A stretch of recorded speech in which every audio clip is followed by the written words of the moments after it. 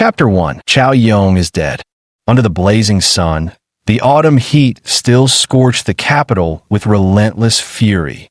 Car exhaust mingled with dust in the air, stirring up waves of heat that formed a strange, sultry wind brushing against faces. Liu Yuhao pursed his parched lips, revealing a hint of undetectable determination as he stepped down from the bus platform. With a faint smile, he secretly cursed that crazy old man in his heart. How on earth could he meet those demands in just 10 days? After passing Jinkalong's supermarket, Liu Yuhao knew Panjiayuan was just up ahead. Liu Yuhao had been studying in the capital for over 6 years now. He'd visited this place countless times with that crazy old man. He could find his way here blindfolded. The crazy old man Liu Yuhao referred to as none other than his mentor Qi Ji, dean of Peking University's archaeology department and doctoral advisor. Because he particularly valued Liu Yuhao's dedication to learning and comprehension, he exceptionally agreed to become Liu Yuhao's master's advisor. Elder Qi was also a nationally renowned jade carving master, known alongside Elder Qin Chun as Chun of the South and Qi of the North. Just last night, the old man gave Liu Yuhao a simple request. Take these 10,000 yuan and find me a genuine antique within 10 days. Consider your graduation thesis, or treat it as a graduation gift for this old man. Whatever you prefer, but I want it within 10 days. After saying this, the mad old man revealed a peculiar smile. There was a hint of admiration in it, or perhaps a touch of acknowledgement. At that moment, Liu Yuhao was dumbfounded after hearing the old man's words. He stood there stunned, staring at the mad old man's somewhat mischievous smile, and instantly felt a shiver run down his spine. Everyone knows that Panjiayuan is a famous crafts market. Oh heavens, who ever heard of such a way to demand a disciple's thesis? I'm on the verge of tears. Brother Yuhao. Liu Yuhao was lost in thought when he suddenly heard someone call his name. Strange. In this vast city of Beijing, he hardly knew anyone. Liu Yuhao turned around to look.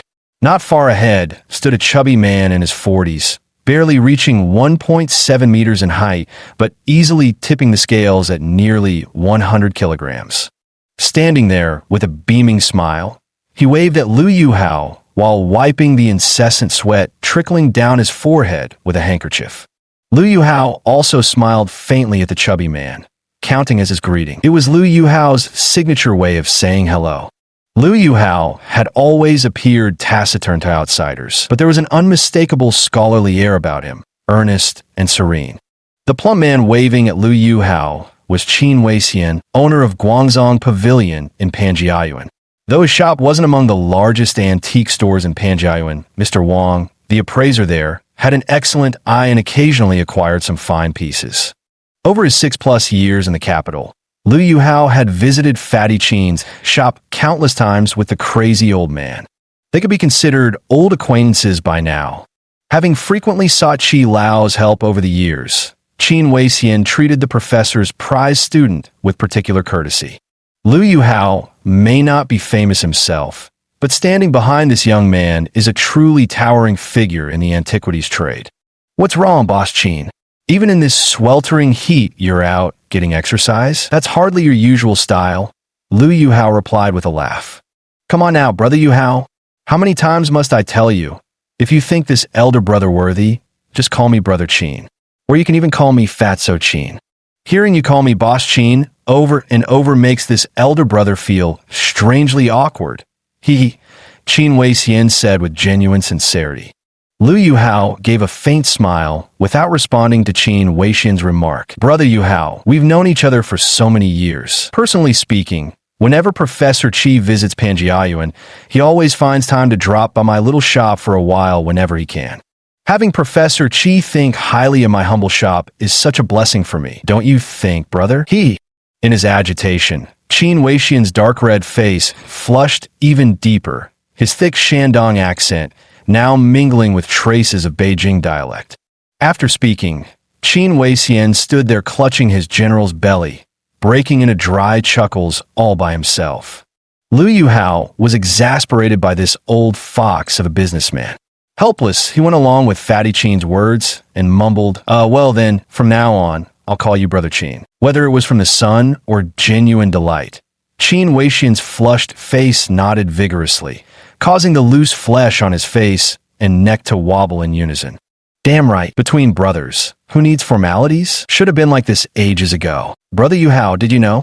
Last night, Chao Yong went up in flames. Glancing around, Fatty Qin lowered his voice with a solemn expression. Old Chao Yong died? How can that be? I heard from a senior that just yesterday, he'd acquired a Ming Xuanda blue and white bowl with Iron Red Sea Dragon design.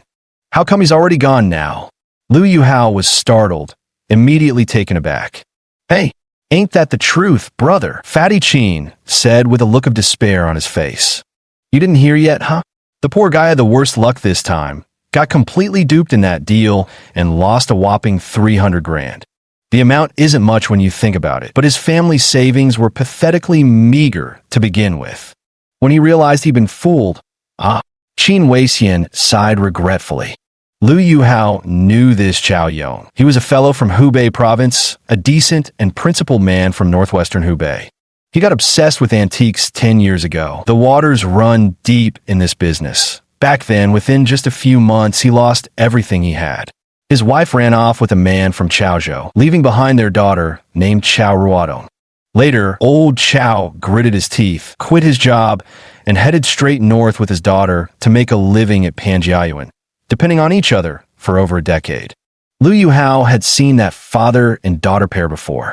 In the world of collecting, you can't just act on hearsay. Spending your own money based on others' words is a major taboo in the antique trade.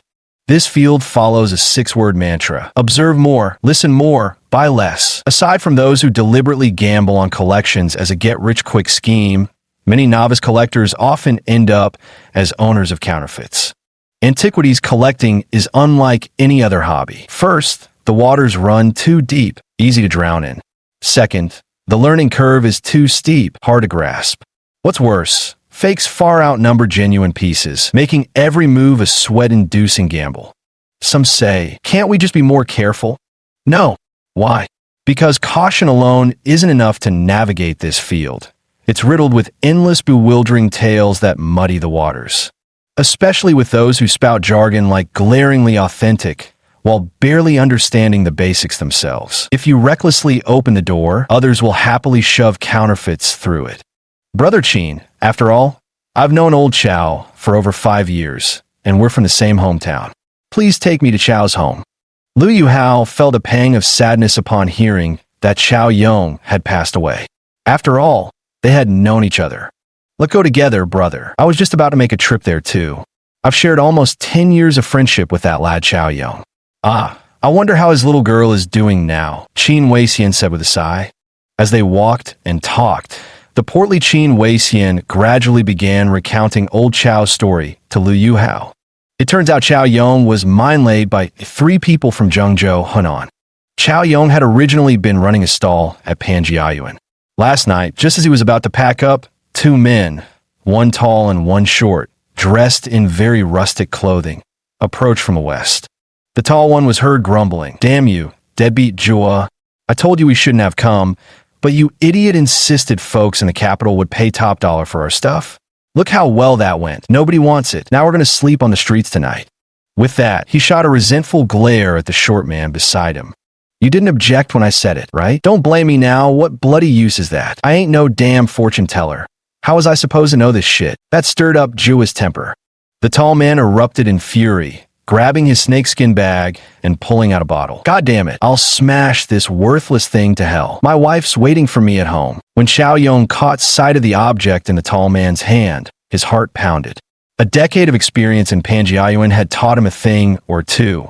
That tall guy must be holding a Qianlong-era cloisonne double-ring vase, right? There's a similar piece in the Forbidden City. At this thought, Chao Yong's heart began racing uncontrollably again. "Hey buddy, are you 2 brothers looking to sell that thing?"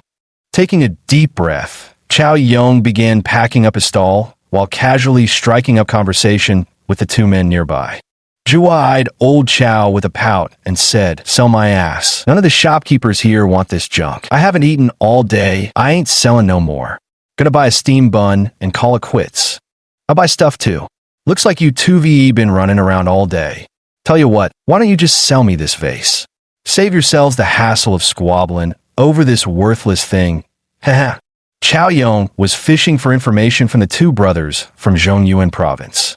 The taller one chuckled and said, "Old timer, we went through hell getting this vase." He made a digging motion with his hand. Chao Yong instantly understood. These two were pot planters, tomb raiders in the underground trade. In the jargon of tomb raiding, pot planters referred to those who excavated burial sites. "How about this, friends? I'll offer 10,000 for this piece. Would you sell?" With that, Chao Yong quietly studied the expressions of Jua and the tall man, keeping his own face unreadable. The taller guy seemed fine with it, but Jua visibly swallowed hard, his Adam's apple bobbing up and down. 10,000. Good lord, Liwa, how much was the dowry our Zhuangzhu in the back village paid to the bride's family last month when he got married? Damn you yelling for? Didn't I tell you not to use names? Calling me out loud like that. What the hell's the point? The tall man glared at Jua with resentment, his eyes narrowing as he growled in a low voice. Just by watching how the two brothers had handled that vase earlier, Chao Yong could tell they weren't professionals in the trade.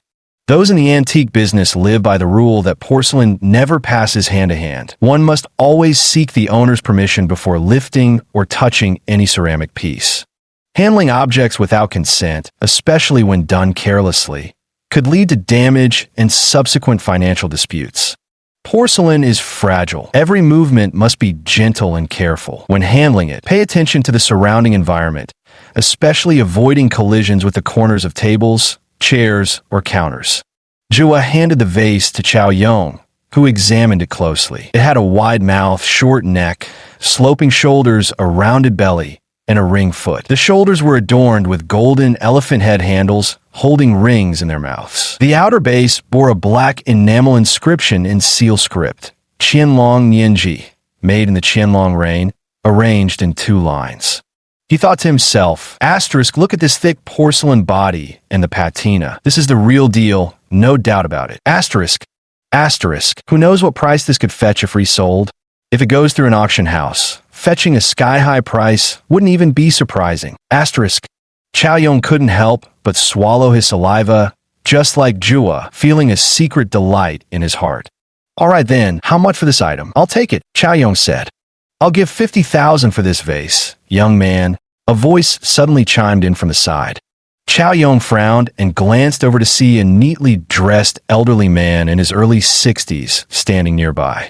Hey, I say you there. How could you break the rules? Chao Yong said angrily. The antique trade has its own protocols. When one person is examining an item and hasn't put it down, others must wait until negotiations fail or the person leaves before they can step in. The old man's actions violated these established rules. The old man flushed at Chao Yong's words and smiled apologetically. Friend, you haven't purchased this item yet, and since I'm quite fond of it too, I have every right to make an offer, he said with a chuckle. How about this? I'll give you 10,000, and you stop bidding. What do you say, pal? I'll raise to 70,000, Chao Yong said through gritted teeth. 80,000, 100,000, 120. Chao Yong found himself dragged deeper into the auctioneer's relentless price hikes. The final bid? The old man had just slapped down 280,000. Glancing at the goods beside him and mentally calculating his savings, Chao Yong finally ground out, the words laced with venom. Damn it to hell. 300 grand. If you go above that, I'm out. He shot the old man one last searing glare. In the antique trade circles, everyone is as sharp as a tack. These folks can talk the dead back to life, then turn the living into something only found in heaven. So in this business, no matter what others say, the only thing you can trust is your own eyes. If you get duped, you'll have to swallow your teeth and blood along with the loss. A discerning eye is the lifeline for people like Chao Yong. The shame is that old Chao had his thunder stolen by a master in the trade this time. Perhaps this is what people often call fate. The old man gave him a strange look, shook his head, and left. Chao Yong exhaled deeply in relief. By this point, Chao Yong's eyes were completely bloodshot, forgetting the word he always kept on his lips. Beware greed. He didn't even notice Jua secretly giving the old man a thumbs up behind his back. Ginger is spicier when old. When I get back, I'll really have to study how to trick people from dad properly. Chapter 2. The left-behind daughter Autumn, that old Chow really blinded by greed. Qin Weixian kept sighing endlessly after recounting the cause of Chow Yong's death. Lu Yuhao kept his head down and remained silent, thinking to himself that if Chow Yong had paid even the slightest attention, given his 10 years of experience in Panjiayuan and common sense, he wouldn't have missed the blatantly flawed scheme. Although the museum had previously displayed items that turned out to be fakes, this double-ring vase was a thoroughly verified piece. If anyone could just pick one up from the streets, it wouldn't have been worthy of collection in the museum in the first place. Lu Yuhao glanced sideways at the stout Qin beside him, his expression one of genuine sincerity, prompting Lu to feel an involuntary warmth toward Qin Weixian from the bottom of his heart. It is often said that merchants chase profits, but even merchants have their own emotions. At the very least, Qin Weixian's sympathy and sorrow for Chow Yong at this moment were genuine, overflowing from the real bond shared between people. Lost in thoughts about old Chow, Lu Yuhao fell into his own memories. In the 6 years he had spent in the capital, what he had witnessed most was the indifference and callousness between people.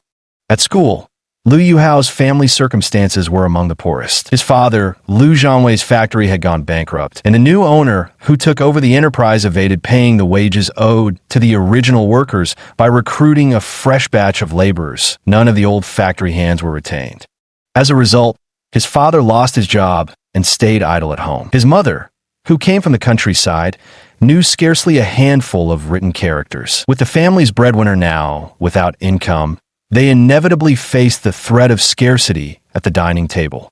To make matters worse, with 2 sons still in school, the mother not only had to worry about feeding the entire family, but also faced the urgent dilemma of covering their tuition fees for the coming semester.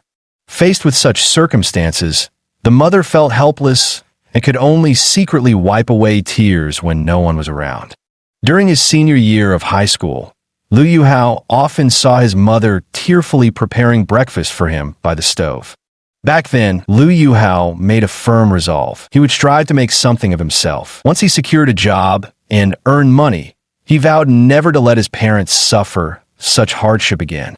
Lu Yuhao clearly remembered that ever since receiving Peking University's admission letter, his father's furrowed brows had never relaxed, all for the sake of scraping together his tuition.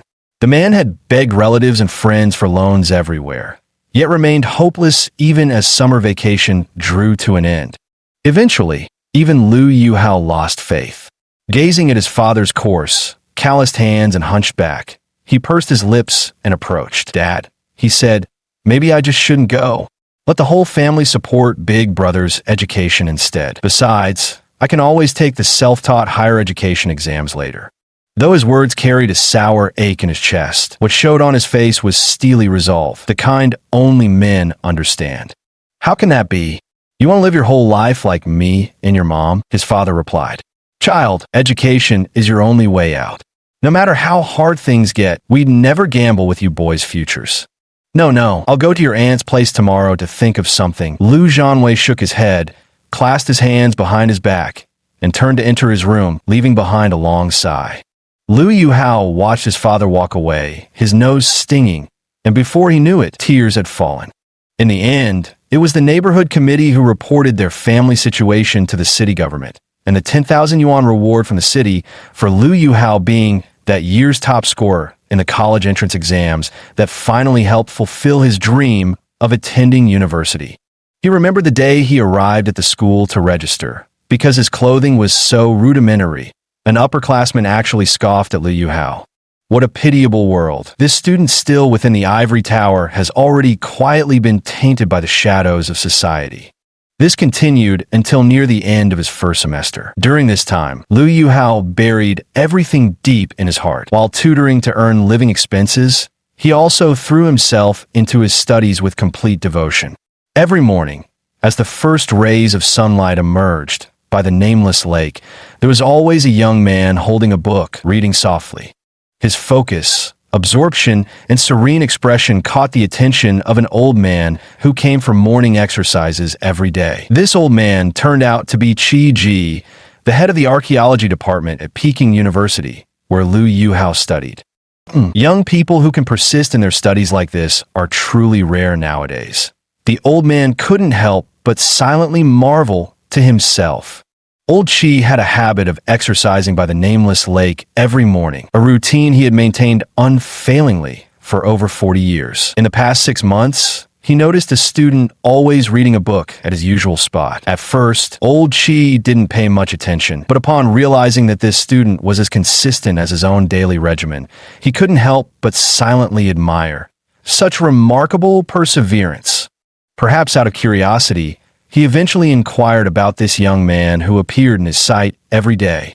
In truth, Old Chi had long known that among his students was the top scorer from Hubei province in the national college entrance exams, a diligent lad who excelled in his coursework. What he hadn't expected was that this very student was the same young man who read during his morning exercises. This discovery deepened his curiosity about Liu Yuhao. One morning, Liu Yuhao appeared by the lakeside, as usual. Just as he took out his book, a white-haired old man with his hands clasped behind his back and a cheerful smile appeared beside him. "Student, may I ask what book you're reading? Could I take a look?" Chi Ji asked Liu Yuhao. Liu Yuhao slowly looked up, startled at the sight, and hastily stood up. "Dean Shi, I was reading your book Casual Talks on the Ceramic Sea." "Oh, may I see the notes you've taken, student?" Chi Ji glanced down at the book in Liu Yuhao's hands, densely covered with handwritten notes, and couldn't help but feel intensely curious. Taking the book handed over by Liu Yuhao with both hands, Old Chi began to examine it. It must be said that Liu Yuhao had put in serious effort. The pages were densely covered with study notes. Though his insights were still somewhat naive compared to the average student, Liu Yuhao was truly exceptional. After reading a few passages of Liu Yuhao's notes, Old Chi nodded appreciatively and looked up at the young man standing beside him. At this moment, our young scholar Liu was nervously rubbing the hem of his shirt with his right hand, his face flushing crimson. "Student Liu," Old Chi remarked after glancing at the name written in the book, "could you share your own views and understanding of the golden 3 generations of porcelain?" When it came to theoretical knowledge, Liu Yuhao hesitated slightly, but visibly relaxed as he looked at Professor Chi and began to explain slowly. "Director Chi, the golden trio of porcelain refers to the ceramics from the 3 Qing dynasty reigns: Kangxi, Yongzheng, and Qianlong. The main varieties of porcelain from the Qing dynasty's 3 major reigns include Doucai, Wucai, and Suzhenkai, all of which were fired to exceptionally high standards. Moreover, during the Kangxi reign, new varieties such as enamel colors, famille rose, and underglazed tricolor ceramics emerged, while monochromatic glazes like celeste, sacrificial blue, and wintergreen also continued to flourish unabated. The forms of Qing dynasty porcelain from its first 3 reigns were the most diverse, blending both antiquarian revivals and innovations, with decorative porcelain varieties vastly surpassing those of the Yuan and Ming dynasties. During the Kangxi era, there were guanine vases and club-shaped bottles. In the Yongzheng period, there were ox-head zuns, quadruple vases, lantern-shaped bottles, and rui-eared zuns, while the Qianlong era saw the emergence of various delicate small objects, such as snuff bottles, bird-feeding jars, and ivory imitations. The porcelain from these 3 Qing dynasties boasted the most diverse decorations, themes, and techniques, with each reign having its distinct characteristics. The Kangxi period featured decorations dominated by landscapes, flowers and birds, figure stories, and lengthy inscriptions. The Yongzheng period leaned towards pattern designs, with peaches, peonies, magnolias, and cloud dragons being particularly popular. Scenes of fishermen, farmers, woodcutters, and scholars mostly depicted men, while those of music, chess, calligraphy, and painting predominantly featured women, with the decorative lines being slender and soft. The Qianlong period had the most intricate and varied decorations, all centered around auspicious themes, with each motif carrying symbolic meaning, such as 100 deer, symbolizing prosperity, 100 bats, happiness, 100 suns, fertility, and blessings of longevity. None of this knowledge came from textbooks, yet Liu Yuhao recounted it fluently without pause, a testament to the genuine effort he had put into his studies over the years. Hearing this, Elder Chi secretly nodded in approval once more, thinking, "This boy is indeed teachable." Brother, Qin Weixian's call snapped Lu Yuhao out of his prolonged reverie. Well, sorry about that, Brother Qin. Got lost in thought for a moment. Hith. Lu Yuhao let out an embarrassed chuckle, sheepishly scratching his head. Qin Weixian waved his hand and responded, Brother, if you put it that way, you're being too polite. Look, we're almost at Chao Yang's house already. I only called out to you because you seemed lost in thought. Didn't mean to startle you. Oh, we're here? Come on, brother. If anything, I'm the one who should feel awkward. In truth, Xiaowamyor Hudong was very close to Panjiayuan, less than 500 meters away, yet oddly enough, few people knew of it. The place was mostly rented by small-time vendors from Panjiayuan and impoverished families who had come north seeking livelihood. Lu Yuhao had actually been there once before, that time when Chao Yong had invited his young fellow townsmen over to get acquainted with the place. It was during that occasion that Lu Yuhao met Lao Chao's daughter, Chao Ruoto. Though it was already late summer, the air was still thick with sweltering elements. It also seemed to carry an unpleasant odor, something like the stench of rotting vegetable leaves, the fermented stink of a dung pit, or perhaps the overpowering reek of stinky tofu. It was as if they had stepped into some sort of pungent workshop, making one unbearably uncomfortable. Gazing at the misshapen buildings in this urban village and the uneven, dilapidated low-rise structures on either side, mud-covered children occasionally darted out from the puddle-strewn dirt road, casting curious glances at the duo before scampering away. The foul stench in the air grew even more pungent. Qin Weixian shook his head with a smile. This place has always been like this. They've talked about rebuilding it for years, but somehow it keeps getting delayed. Qin Weixian grumbled loudly as his rotund figure struggled along the narrow path. Such terrain was truly disadvantageous for his build. After winding through several narrow alleyways, the two finally arrived at the home rented by Chao Yong. Looking at the chaotic scene before them, the waterlogged, ruined furniture left unsalvaged after the fire, the women bustling in and out to gather their belongings, and the men sitting on the rubble smoking. Lu Yuhao seemed to understand why Chao Yang's house hadn't been saved from the flames. There was simply no way a fire truck could have made it into this place. Lu Yuhao immediately recognized a middle-aged man among the ruins helping to gather belongings. His surname was probably Jean, Chao Yang's only friend in the capital. Old Jean had a faded blue sailor-striped shirt on top and a pair of gray trousers underneath, with the cuffs rolled up. Old Jean also recognized Lu Yuhao and gave him a simple, honest smile, revealing a row of white teeth. "You're here," he said. Coming, Lu Yuhao nodded slightly in acknowledgement. After all, a friend of a friend could be considered somewhat of a friend too. Old Jean sighed. "Brother Lu, what kind of thing is this? He was perfectly fine last night, just a bit stunned from the shock. I even tried to comfort him, but the moment I left to go home, he drank himself into a stupor, and that cigarette in his hand set the quilt on fire. A perfectly good man. Just like that, he was gone." Lu Yuhao and Qin Weixian both remained silent. Nothing could be said at that moment. The burly man in his 40s couldn't help wiping away tears as he spoke, his voice choking with emotion. The three of them stepped into old Chao's house, now reduced to charred ruins by the fire. In one corner crouched a disheveled young girl, clutching a photograph of Chao Yong in her arms. Her small hands and delicate face still bore traces of soot from the night's blaze. Her hollow eyes stared blankly ahead, as if seeing nothing at all, while two distinct tear trails carved stark furrows beneath them. "Chao Dong, two uncles are here to see you." Old Jean ushered the two men inside. A sudden fire and her father's abrupt departure struck deep into the young girl's tender heart. In the span of a single night, the 14 or 15-year-old girl was left utterly lost and bewildered. Chao Ruotong glanced up at the two who had entered, her lips twitching momentarily without uttering a word before lowering her head again. Lu Yuhao clearly saw a string of tears cascade down the little girl's cheeks. At this moment, even Fatty Qin's eyes widened in shock. The situation was far worse than he had imagined before arriving. Seeing the situation before him, Lu Yuhao's eyes reddened. He quickly turned his head away and walked out of the room, with Qin Weixian and Lao Jin following closely behind. Chapter 3. The mysterious Blackstone. Taking a deep breath to steady his emotions, Lu Yuhao said, Brother Lao Jin, as far as you know, does Xiaodong have any other relatives?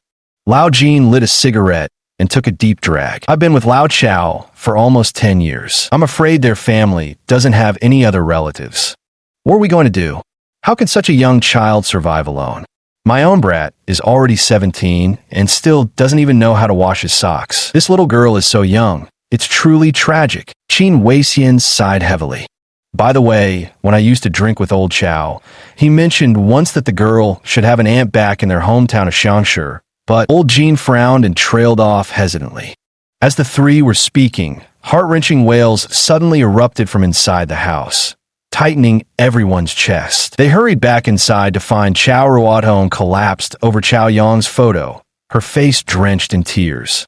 Witnessing this scene, Qin Weixian also wiped away tears. Those desperate, grief-stricken sobs struck Lu Yuhao's heart like relentless hammer blows. Unable to contain his emotions, Lu Yuhao found tears streaming down his own cheeks. Approaching, Lu Yuhao squatted in front of Chao Ruotong and gently tugged her little hand. The little girl sobbed as she timidly looked up at him, her shoulders still trembling with emotion. Old Jean, Brother Qin, could you step outside for a moment? There's something I'd like to discuss with you. After glancing at Chao Ruotong, Lu Yuhao stood up as if he had made some kind of decision. Qin Weixian blinked in surprise, exchanged a glance with old Jean, and followed Lu Yuhao out of the room. Brother Qin, you see, you're well connected here. Could you arrange for Xiaodong to attend a boarding school first? After all, the semester has already started, and we can't let the child waste time at home like this. It's not good for her future development. As he spoke, he reached into his pocket and pulled out the 10,000 yuan old Qi had given him. Take this money for now. If it's not enough, just let me know, and I'll cover the rest. I'll pay you back as soon as I can. Qin Fatty immediately pushed the money back with his hand. No, Brother Yuhao. This is like slapping your old brother in the face.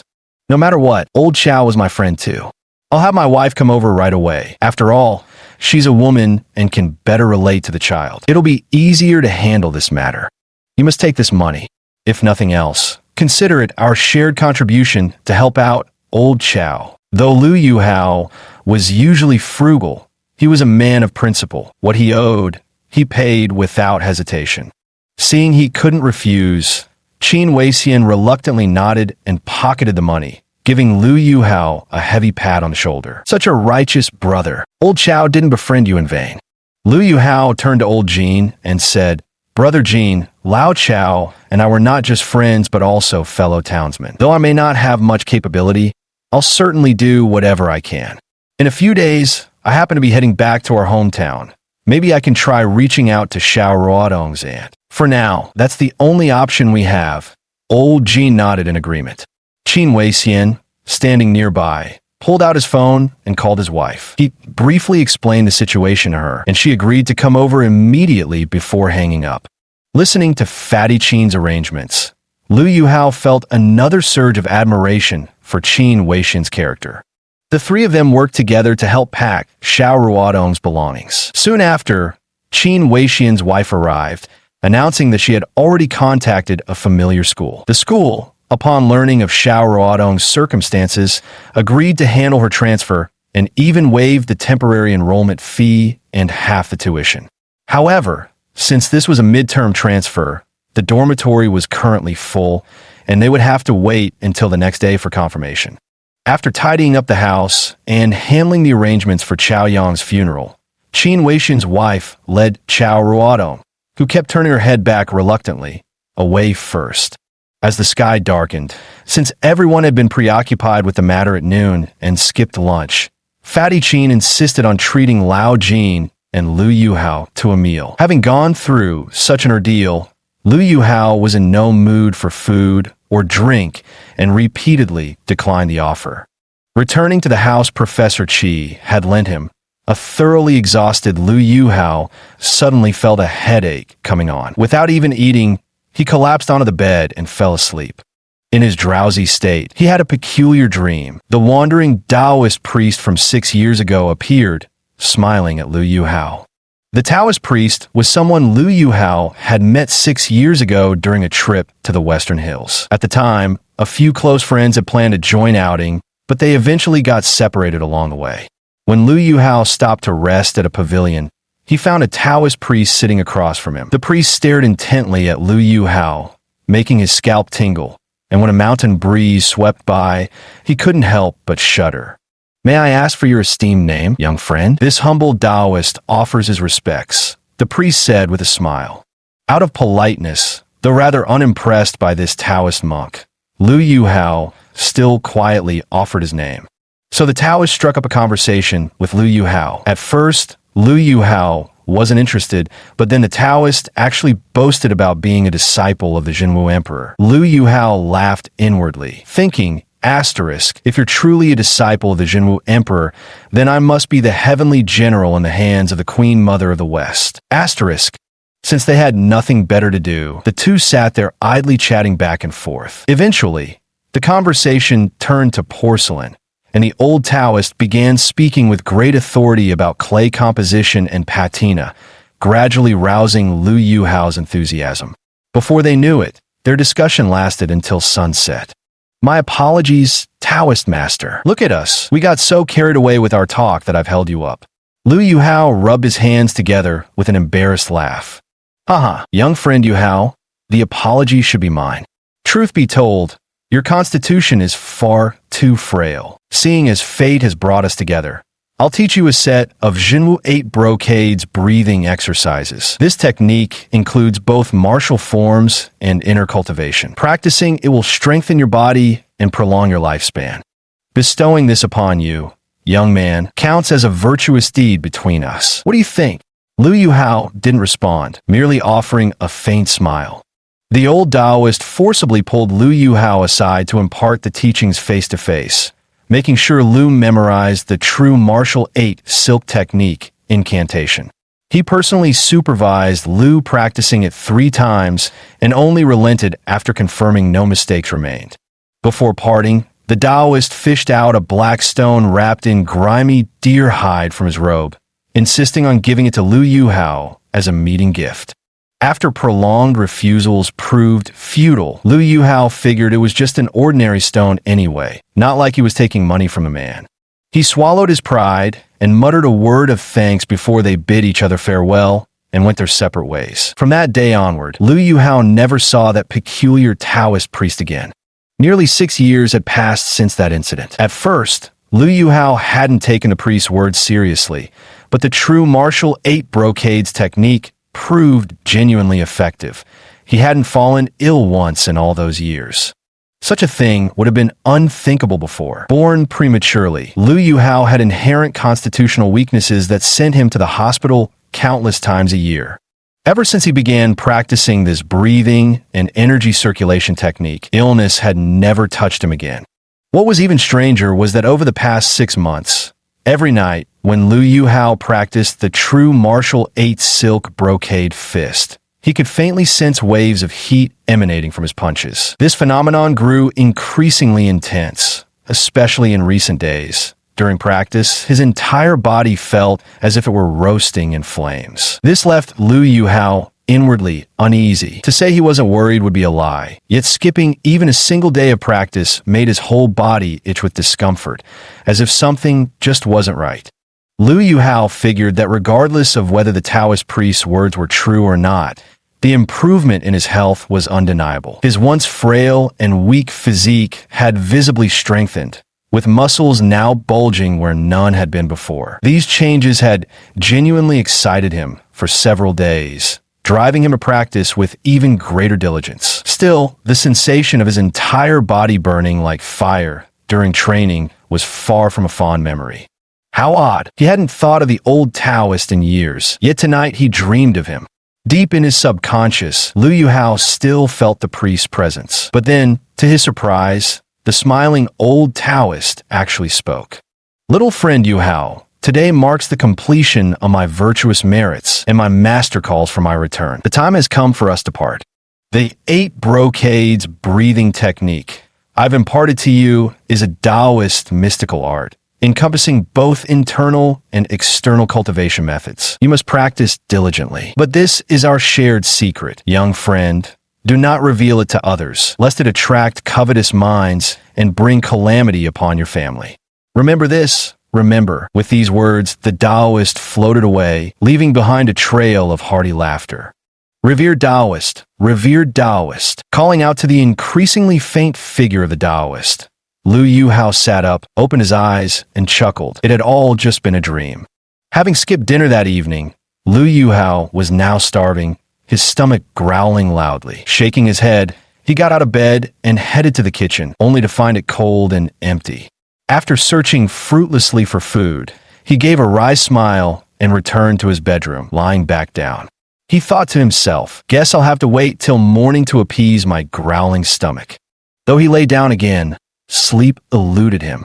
Moonlight streamed through the window, spilling like water onto his bed. Gazing at the bright moon, Lu Yuhao murmured softly, "Waves mirror the moon, where the jade rabbit pounds its mortar. Most joyous is the radiant orb hanging high. Moonlight sheer as silk under heavens and on earth. Flowers bloom, and the moon shines full." After tossing and turning for ages, Lu Yuhao still couldn't fall asleep. He thought to himself, since sleep wouldn't come anyway, he might as well find something to do. Thinking of the old Taoist priest, Lu Yuhao rolled over and took out the small black stone from the bedside drawer where it had lain untouched for nearly 6 years, turning it over in his hand. What exactly is so special about this stone that the old priest would present it to me with such solemnity? Truth be told, this unremarkable jet-black pebble was far heavier than ordinary stones of its size. Despite being only about as big as an egg, it probably weighed close to 5 pounds. It's really strange. Lu Yuhao chuckled to himself, still utterly baffled. He slipped the small stone into his breast pocket, close to his heart. He turned the deerskin wrapping over in his hands again. Hey, there seem to be characters written on this deerskin. How could I have never noticed these markings before? At this point, Lu Yuhao abruptly sat up with a start. It looks like writing, yet it's not writing. It resembles a picture, but it isn't a picture either. Despite applying the professional knowledge imparted by Old Qi, Lu Yuhao couldn't make head or tail of the markings on the deerskin. After pondering for a long time without making any progress, Lu Yuhao eventually gave up. He decided to bring the deerskin with him when visiting his teacher in a few days. To teach and resolve doubts is the teacher's way. So, of course, a student with questions should seek out his teacher. Glancing at the alarm clock by the bed and noticing that dawn was approaching, Lu Yuhao, now wide awake, simply sat cross-legged on the bed and began practicing the Junwu 8 brocades boxing. By the time he reached the 5th punch, the scorching sensation surged through him again. Lu Yuhao silently persisted, meticulously continuing his practice with unwavering precision. Though usually unassuming and reserved, Lu Yuhao possessed an extraordinary willpower. Otherwise, he wouldn't have earned Old Qi's approval. 6th punch, 7th punch. The burning heat grew heavier, enveloping Lu Yuhao. Each strike seemed to drain all his strength, while his body burned as if set aflame. Every breath felt like it could spew fire, his entire being on the verge of combustion. 8th punch. HHHH. A searing fiery wave engulfed Lu Yuhao. Unbeknownst to him, the black stone pressed against his skin, illuminated by the bright moon, gradually began to glow, pulsing with flickering crimson light. Gradually, the red light grew fainter, and the black stone liquefied, seeping through Lu Yuhao's open pores into his body, slowly permeating every part of him through his flowing blood. Fortunately, Lu Yuhao lived alone. If anyone had seen him in this state, they would surely have been scared out of their wits. Now, his entire body emitted a sinister red glow, and his breathing became increasingly labored. Lu Yuhao felt as though his body was about to explode. Wanting to stop, but unable to, it seemed his body no longer belonged to him, completely beyond his control. Chapter 4. The Secret of the Junwu 8 Brocades Technique.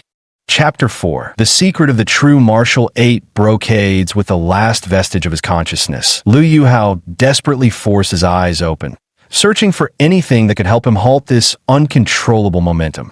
Unfortunately, the only object within reach now was that piece of deer hide.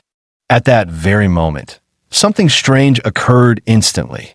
The deer hide, seemed to come alive, with the characters on its surface beginning to flow, swirling before Lu Yuhao's eyes. Suddenly, Lu Yuhao felt he could read the characters above him. They spun faster and faster, whirling into a blinding golden light that pierced his vision until everything went black. Then, Lu Yuhao fainted. For what seemed an eternity, Lu Yuhao drifted in a strange dream, a hazy vision of floating through time, traversing civilizations from the Stone Age onward. 5,000 years of history flickered before his eyes like scenes from a film. At last, Lu Yuhao awakened, parched beyond measure. His throat burned as if seared by a branding iron. Straining to swallow even a drop of saliva, each gasp of air leached what scant moisture remained in his mouth. Every breath scraped through his scorched gullet with an audible rasp, his cracked lips pressed tight, as if fearing any movement might tear them apart. Summoning his last shred of strength, Lu Yuhao hauled himself upright and staggered toward the living room, desperate for water. His head throbbed, as if it might split open. Shaking his head vigorously, Lu Yuhao caught sight of a basin of water on the table out of the corner of his eye. He didn't even think before dunking his whole head and face into it. A cool, refreshing sensation rushed over him. Wow! An indescribable freshness enveloped his entire body, as if he were standing by a lotus pond on a summer night. Lu Yuhao greedily savored the sensation, almost losing track of time. 5 minutes, 10 minutes, 15 minutes. In truth, he had already regained clarity just 5 minutes after submerging his head. What astonished him was his newfound ability. How can I stay underwater this long? Why don't I need to come up for air? And why don't I feel the slightest bit suffocated? Wide-eyed, Lu Yuhao replayed the bizarre events from the night before and the inexplicable phenomena now happening to his body. Am I dreaming? What on earth happened to me? Lifting his head from the water, Lu Yuhao pinched his own cheek hard. Ah, damn it, that hurts. Everything that just happened was real. This wasn't a dream. Lu Yuhao turned his head to glance at the bedroom door, then without hesitation took 3 strides and 2 steps and strode inside. Before his eyes, the deerskin on the bed had turned completely to ashes, not a single intact piece remaining. When he reached into his inner pocket, Lu Yuhao's head buzzed. The black stone was gone too. Sitting down, Lu Yuhao made a strenuous effort to calm himself first, carefully piecing together his memories in his mind, hoping to find some answers from every little detail. What was the reason behind this phenomenon happening to him? He had only been practicing the true martial 8 brocades, after that, he remembered nothing. Yes, it was the 8 brocades. Lu Yuhao sprang to his feet excitedly, as if he had found the answer. This time, Lu Yuhao played it smart. He kept his eyes open, watching his hands as he silently recited the true martial 8 brocades mantra in his heart. Then, an astonishing scene unfolded before him. His hands actually began to emit a faint red glow in sync with the 8 brocades chant, and once again, that searing heat surged from his palms. This frightened Lu Yuhao so much that he hastily withdrew the 8 brocades fist technique and sat on the bed, his heart pounding uncontrollably. He clutched his chest, trying his best to calm his emotions. After taking a deep breath, he wondered, what on earth was that just now? And what was that red glow on my hand? So many questions left Lu Yuhao utterly baffled at the moment. To be honest, human curiosity has the power to override one's rationality. Sitting on the edge of the bed, Lu Yuhao kept debating with himself inwardly. Try one more time, just once will do. If it hurts, I can immediately retract the 8 brocades fist. Better not. Who knows if I'll be as lucky as just now? What if I lose control like last night? That would be terrible. Surely trying once won't hurt. After all, I need to understand what exactly has changed in my body. I can't just let it go. Keeping myself in the dark isn't the answer, is it? After struggling with himself for half an hour, Lu Yuhao's curiosity finally overcame him.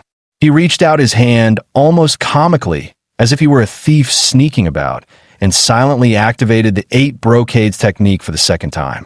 Once again, Lu Yuhao's hand began to glow with a red light. This time, the effect lasted a bit longer than before. However, the good times were short-lived. After just over a minute, the burning sensation in his palm surged once more, forcing him to hastily withdraw the 8 brocades technique. He stared at his hands curiously and wondered, is this the legendary martial arts internal energy? Yet Lu Yuhao quickly shook his head, dismissing the thought. What kind of martial arts master would burn themselves to death? At this thought, Lu Yuhao couldn't help but laugh. How ridiculous! Something so strange has happened to me, yet I can't explain it or even know its purpose. Instead, it makes me feel like I've been burned. If I can't control it properly, wouldn't I end up like a barbecue? That wouldn't be good at all. The usually composed Lu Yuhao revealed a childishly mischievous smile at the thought of potentially turning into grilled meat. After all, Lu Yuhao was only 25, firmly in the spring of his youth. It was just the hardships of recent years and the pressure of tuition fees that had forced him to suppress his true nature. This moment's reaction might actually be his real self showing through. In the 6 years since Lu Yuhao arrived in the capital without a single relative to rely on, he had only returned home twice. It wasn't that he didn't miss home, it was just that a single round trip would cost him nearly 500 yuan. To others, this small sum might not matter, but to Lu Yuhao, it was a fortune. 500 yuan was enough to cover a month and a half of his living expenses at school. Every penny he earned from tutoring had to be carefully budgeted. Besides food and basic necessities, his next semester's tuition depended on it. How could he not be meticulous?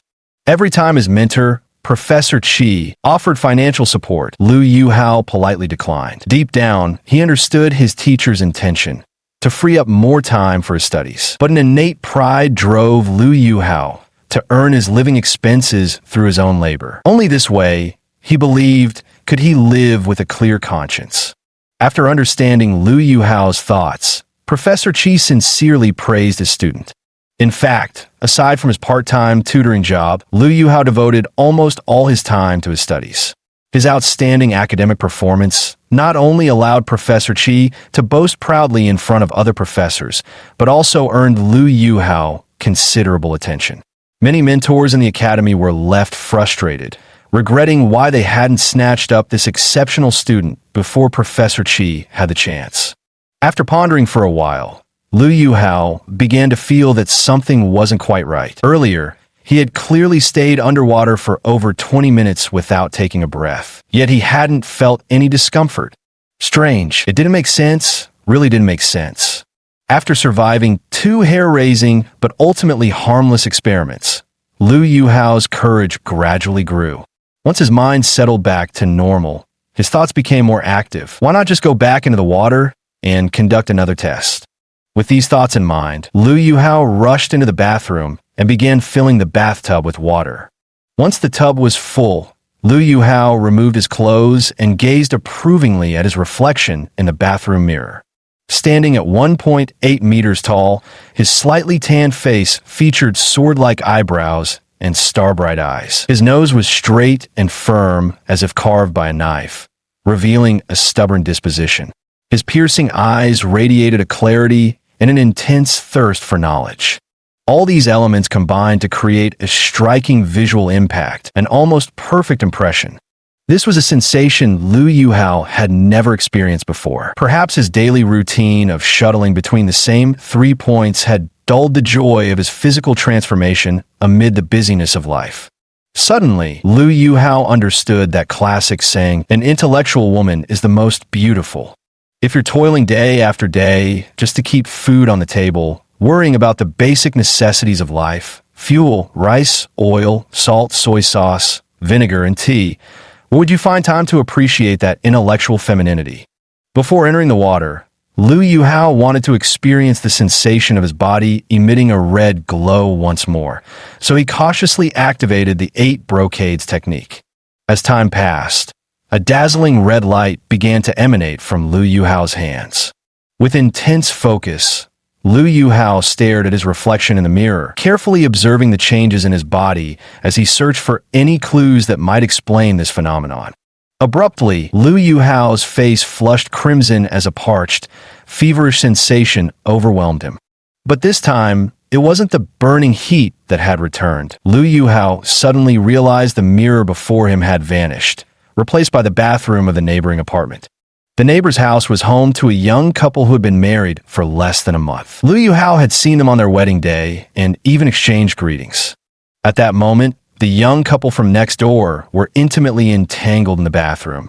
This unexpected sight shocked Liu Yuhao so much that he fell backward onto the bathroom floor, sitting there dumbstruck, staring blankly for what felt like ages without being able to react.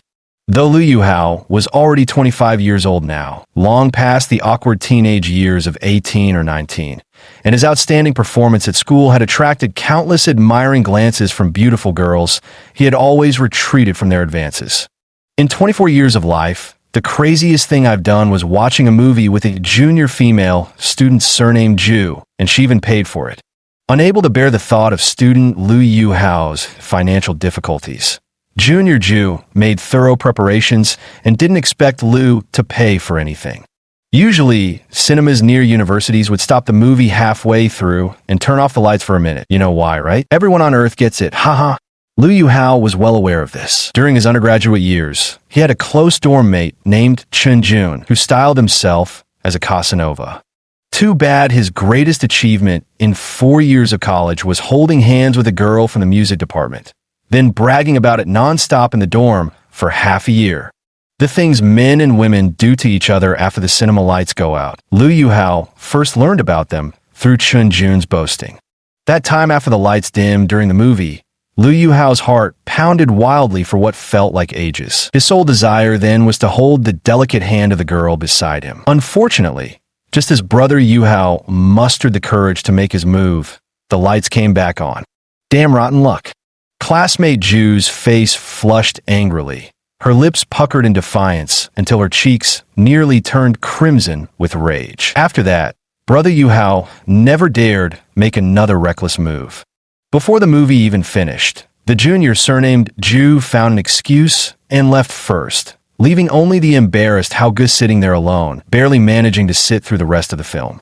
As for what the movie was actually about, our Hao Ge genuinely had no idea. This incident filled Liu Yuhao with deep regret for quite some time. In the days that followed, Liu Yuhao completely gave up on such pursuits and threw himself wholeheartedly into his studies. Little did he expect that his story would become a notorious classic of failure at the capital's university, accompanying him until his departure from the school 3 months ago. As for whether this story would continue to be told in the future, it was not something our classmate Liu Yuhao needed to concern himself with. Chapter 5, Private Auction Cough Cough Cough. Liu Yuhao was truly frightened this time. His originally somewhat sun-darkened face turned a deep purplish red. What's going on? How can I see through the wall? Liu Yuhao rubbed his eyes in disbelief, blinking hard several times. I should try again to see what's really happening. This time, though Liu Yuhao didn't believe what he had just witnessed, he no longer dared to look toward the opposite side of the bathroom. Before, he hadn't known, but now that he did, wouldn't it be downright shameless to keep staring? This behavior was completely out of character for Liu Yuhao. Just then, he suddenly heard noises coming from the stairwell. Liu Yuhao swiftly rushed to the living room door and activated his 8 brocades technique to peer outside. It turned out to be a middle-aged woman carrying groceries, preparing to go upstairs. To prove there was nothing wrong with his eyes, Liu Yuhao gritted his teeth and resolutely opened the living room door. Although he had mentally prepared himself earlier, knowing someone was passing by outside the door, Liu Yuhao's little heart still betrayed him with a wild thump upon seeing the middle-aged woman about to go upstairs. I saw it through. The exhilarated Liu Yuhao couldn't help but clench his fist tightly in front of himself. Weirdo.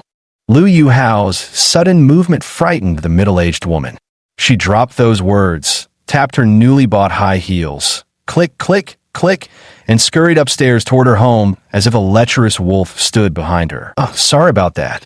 The woman's reaction left Liu Yuhao utterly embarrassed. Whether she heard him or not, he figured he still had to say something. She might catch it after all. If he let this slide without explanation, what if he ran into her again in the neighborhood? Wouldn't she think him some creep? And if word got out, he'd be downright humiliated. He closed the door behind him, and Liu Yuhao, unable to contain his excitement, jumped up gleefully. After checking left and right, he covered his mouth with his hand and burst into laughter.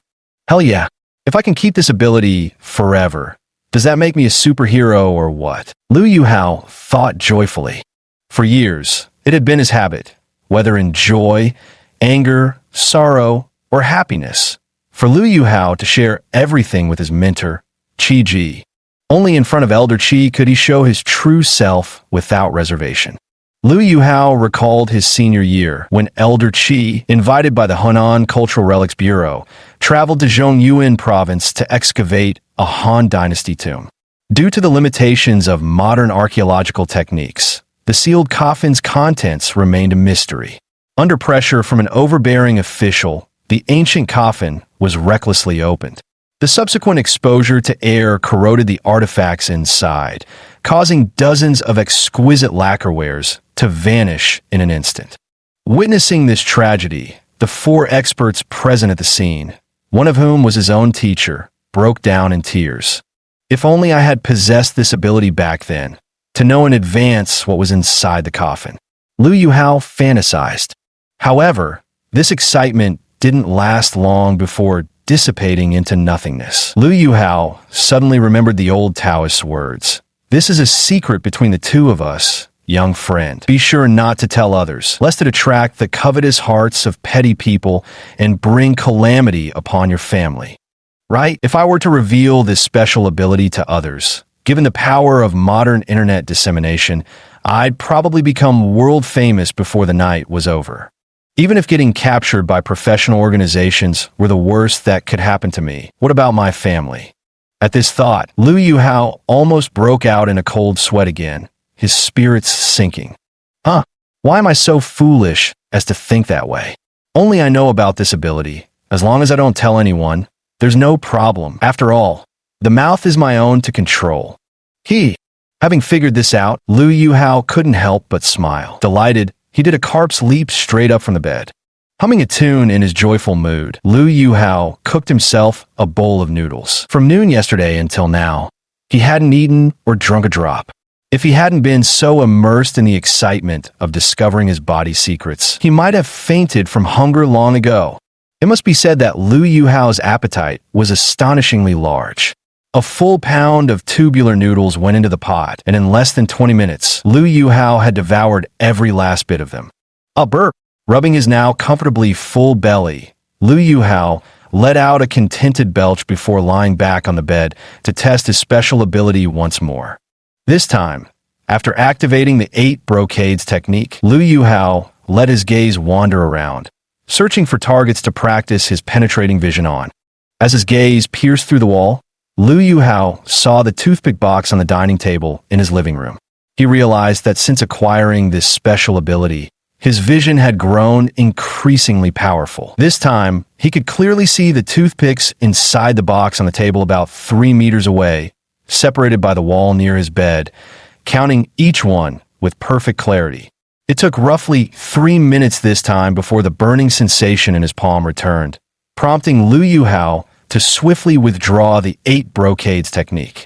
After practicing several times in succession, Liu Yuhao found that his mastery of the 8 brocades of true martiality was improving.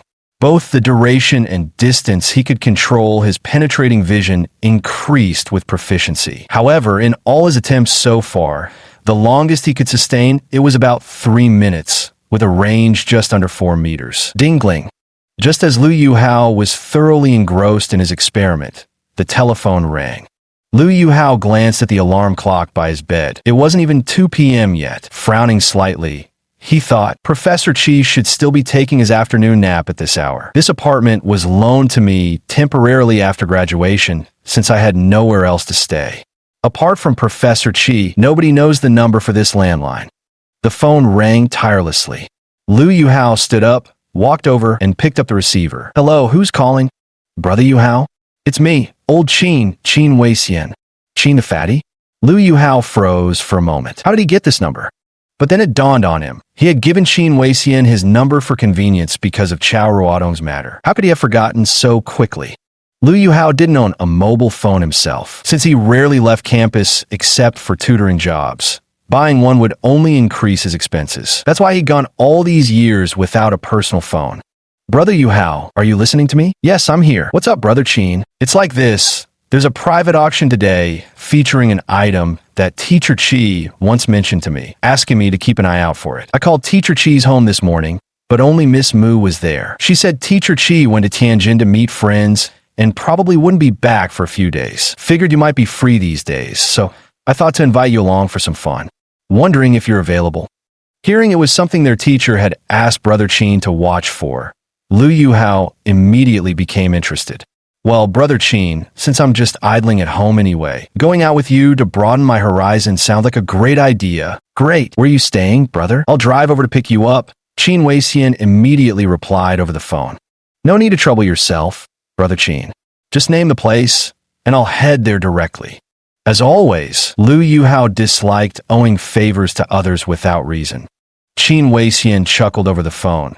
You'll really need me to pick you up for that place. There's no public transport going there. Hearing this, Lu Yuhao stopped standing on ceremony. All right then, I live at Huafeng Community. Sorry to trouble you, brother. What kind of talk is that? Wait there, buddy. We'll meet at the community gate in half an hour. With that, Qin Weixian hung up the phone. After ending the call, Lu Yuhao recalled the Miss Moo that Qin Weixian had mentioned. By family hierarchy, she was Professor Chi's granddaughter, though from a distant branch of the family. Professor Chi's health had been poor these past few years, and his wife had passed away decades earlier during those turbulent times. Peking University had gone to great lengths to locate and invite Miss Moo to come care for the elderly professor. Her grace rivals the splendor of spring blossoms. Her beauty outshines the autumn moon. Cascading hair frames shoulders, long legs stretch beneath, a slender waist curves into full bosoms, every contour breathtaking enough to topple cities and ruin states. This was Lu Yuhao's first impression when he laid eyes on Mu Yuer. Soon after, Qin Weixian called again to say he'd arrived at the neighborhood entrance. Lu Yuhao opened the drawer, counted the remaining money, and couldn't help but wryly smile at the mere 1,000 yuan left. This was the last of his savings. After graduation, to care for his aging parents, Lu had foregone doctoral studies and prepared to return to his hometown for work. Because of this decision of his, Old Qi was so angry that he ignored him for a full 3 days. He wondered how Chao Ruodong was doing now. He should definitely ask Fatso Qin when they met later. The 10,000 yuan from yesterday originally belonged to Old Qi. Lu Yuhao had used it to assist Chao Ruodong, and though he did feel a sting of regret afterwards, he would never truly regret it. Hadn't he himself completed his studies thanks to others' financial support? Helping those in need brought him genuine happiness. Of course, it would be best if he could repay the professor's money, though for Lu Yuhao at this stage, it still felt like a distant hope. Walking to the neighborhood gate, he spotted Qin the fatty from afar, lounging leisurely in his car, listening to music and puffing on a cigarette. Qin Weixian drove an imported white BMW 5 Series, its dignified elegance perfectly accentuated by the pristine body. Lu Yuhao flashed Qin Weixian his signature grin and waved hello, then quietly muttered under his breath, "Must be tough for a guy like him. How does all that 200 pounds of flesh even squeeze into the car?" Huh. Once inside the car, Qin Weixian started the engine and drove west. In the back seat sat another person, Master Wang, the head appraiser of Guangzhong Pavilion. Lu Yuhao had met him before during his visits with Professor Qi and exchanged nods and greetings. Before Lu Yuhao could ask, Qin Weixian briefly informed him about Chao Ruodong's condition from the day before. It was rush hour, with heavy pedestrian and vehicle traffic. After entering the main street, Qin Weixian stopped chatting and focused on driving, while Lu Yuhao quietly listened to music. About an hour later, the car exited the city. Initially, Lu Yuhao could still discern their general direction, but as they continued, he soon lost track of where they were. Big Brother Qin, shouldn't the auction be held at the auction company? Why has it moved to the suburbs? Ever since witnessing how Qin Weixian handled Chao Ruodong's affairs yesterday, Lu Yuhao had genuinely grown fond of this stout man. Hence, the term Big Brother now rolled off his tongue with ease. Qin Weixian was taken aback for a moment, then immediately laughed. "Brother, when it comes to professional archaeology and academic pursuits, you're better than me. But when it comes to business, I've got a slight edge over you." As the streets grew less crowded, Qin Wei-xian opened up and began chatting. While driving, he started explaining the details of this private auction to Lu Yuhao. In the antiques trade, when people have items to sell, they rarely go through auction houses. An item that could fetch $1 million might be bid up to $1.5 million at auction, but after the house takes its cut and taxes are paid, what you actually end up with is just a bid over $1 million. Worse yet, it could take 2 or 3 months before the money even reaches your hands. Then there's the issue of ghost goods sourced by treasure hunters or water goods smuggled in. Those can't go to auction either. Over time, intermediaries emerged in the trade to handle these cases. They gather familiar faces or those introduced by friends, bringing everyone together to exchange knowledge and broaden their horizons. If something catches their eye, they take it home. This is what's known as a private auction. Chapter 6, Second Elder Zhong. So that's how it is. Is this what the professor usually calls the underground black market? Lu Yuhao suddenly asked. Qi Lao had mentioned this kind of underground black market to him before. Though auction houses didn't guarantee the authenticity of their collections, purchases would come with the company's certificates, receipts, and invoices as proof. But in these underground black markets, it's all about spotting fakes or stumbling upon hidden gems, relying solely on one's own eyesight. It was a straightforward cash-on-delivery deal. Once the transaction was completed, whether the item was new or old, the seller bore no responsibility whatsoever. Well, this is just another way of doing business. If everything goes up for auction, brother here would have to buy it back and resell it. In less than 3 days or a couple of mornings, your sister-in-law and nephew would end up sleeping on the sidewalk. Qin Wei-xian cracked a little joke. Along the way, everyone chatted and laughed, and Lu Yuhao gained a deeper understanding of Qin Wei-xian's character. Meanwhile, sitting in the back row, Master Wang's eyelids had been drooping the whole time, as if he were asleep. Fortunately, both men were straightforward characters and didn't bother about him. In fact, throughout the trip, Lu Yuhao still managed to learn a great deal about the antiquities trade from his conversations with Qin Wei-xian. Those casual exchanges often carried subtle wisdom, precisely the kind of knowledge that was hard to glean from books or even from old Qi. Before this, he had spent his days learning from old Qi. Although occasionally assigned tasks to excavate ancient tombs elsewhere, archaeological work and antique appraisal were entirely different matters. The limited knowledge Lu Yuhao had was all taught by old Qi during leisurely moments when the elder would take out his personal collections and instruct him hands-on. Master Qi is truly a top-tier expert when it comes to ancient jade artifacts, bronze ware, and porcelain, objects of that caliber. He is also a nationally renowned master of jade carving. However, every field has its specialties, and Master Qi rarely invests much effort in studying other areas. After all, archaeology remains his greatest passion. Sometime later, the car arrived at a gated villa community. Beside the entrance lay a massive boulder, upon which 3 radiant cursive characters shimmered in gold. Xian Fu Di, Immortal's Blessed Land. The car slowly passed through the gate, revealing tree-lined roads on either side, while a gently flowing stream encircled the entire villa area. On the horizon, faint white clouds drifted lazily, evoking the image of distant sails flickering in and out of view upon an endless sea. Between the trees, the crisp chirps of small birds intoxicated Lu Yuhao's heart, compelling him to silently praise, "What a truly divine paradise." The car pulled up to one of the villas, outside of which dozens of luxury vehicles were already parked. Hummers, Mercedes-Benz, Maybachs, and Bentleys dazzled Lu Yuhao's eyes. Although he had occasionally spotted a few luxury cars during his years in Beijing, he had never witnessed such an extravagant display. Good heavens, it was practically a full-scale luxury auto exhibition. Qin Wei-xian's car looked like a dusky duckling lost among a flock of swans by comparison. Several burly men who appeared to be bodyguards stood around the vehicle, despite Lu Yuhao feeling uncomfortably warm in his short-sleeved shirt in this season. These towering figures remained motionless under the blazing sun, dressed in black suits and wearing dark sunglasses. After parking, Qin Wei-xian didn't proceed directly inside, but instead pulled out his phone to make a call. Lu Yuhao got out of the car and waited in a shady spot. Soon, a man in his 30s emerged from the villa. Spotting him, Qin Wei-xian hastily quickened his steps and hurried forward to greet the newcomer. Here I am, brother 6, Qin Weixian called out while hurriedly pulling out a cigarette to offer the man. The man waved his hand impatiently. Hurry up, fatty. If Second Master Zhong arrives later, none of us will get in even if we want to. As he spoke, he glanced over at Liu Yuhao's side. Counting Qin Weixian, there should be 3 people in total. So he took 3 red invitation cards from his trouser pocket and handed them to Qin Weixian. Qin Weixian took the invitations with his left hand and pulled out a wad of cash from his bag with his right. From a distance, Liu Yuhao estimated it was a fresh stack of 10,000 yuan straight from the bank, the paper band around it still intact. The man called Sixth Brother took the money without saying a word and turned straight back into the villa.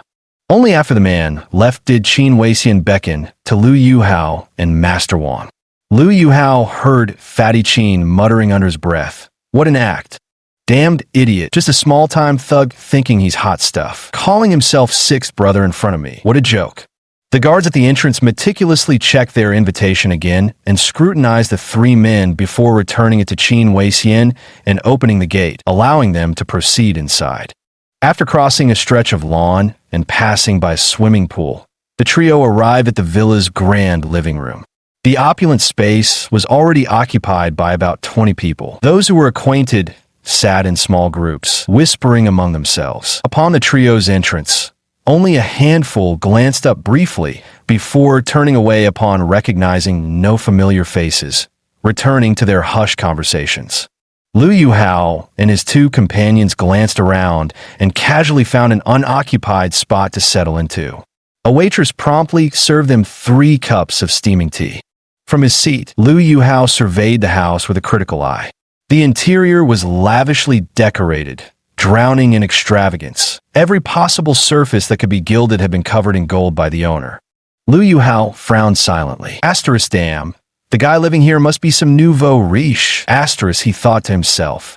At this moment, Qin Weixian, who usually appeared careless and unrestrained, was now playing the gentleman.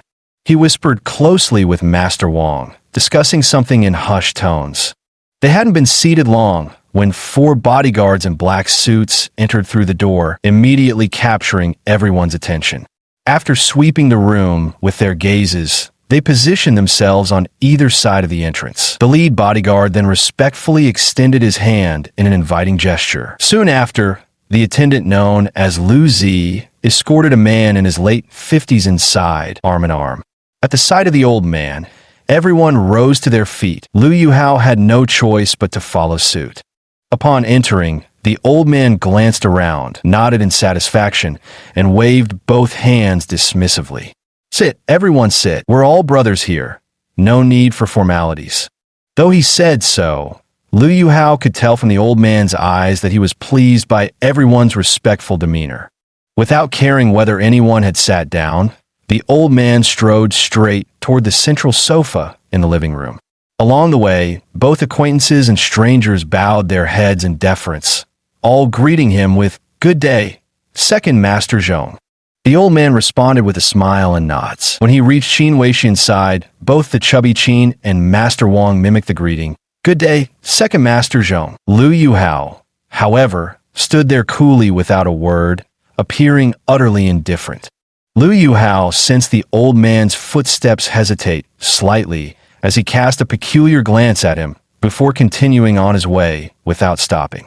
No wonder the old man found it strange.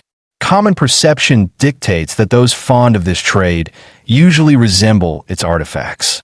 Most enthusiasts are middle-aged individuals in their 40s, either affluent businessmen, government officials, or seasoned appraisers brought along by collectors. Even the least impressive participants, like Fatty Qin, carry an air of experience. The sudden appearance of a fresh-faced young man in his 20s, exuding scholarly refinement, naturally drew curious glances. Once the old man settled in, everyone took their seats. At the center of the living room stood a purpose-built high-legged tea table for the auction. Like a magician, Sixth Brother produced a yellow cloth from behind his back and spread it across the table before gesturing toward the door. Immediately, 4 men carried in a chest. Several hostesses circulated through the crowd, handing each attendee a numbered placard representing their bidding identity. Liu Yuhao glanced at Qin Weixian in confusion. With a quiet chuckle, Qin Weixian lowered his voice and explained, "People who come here don't like to draw attention.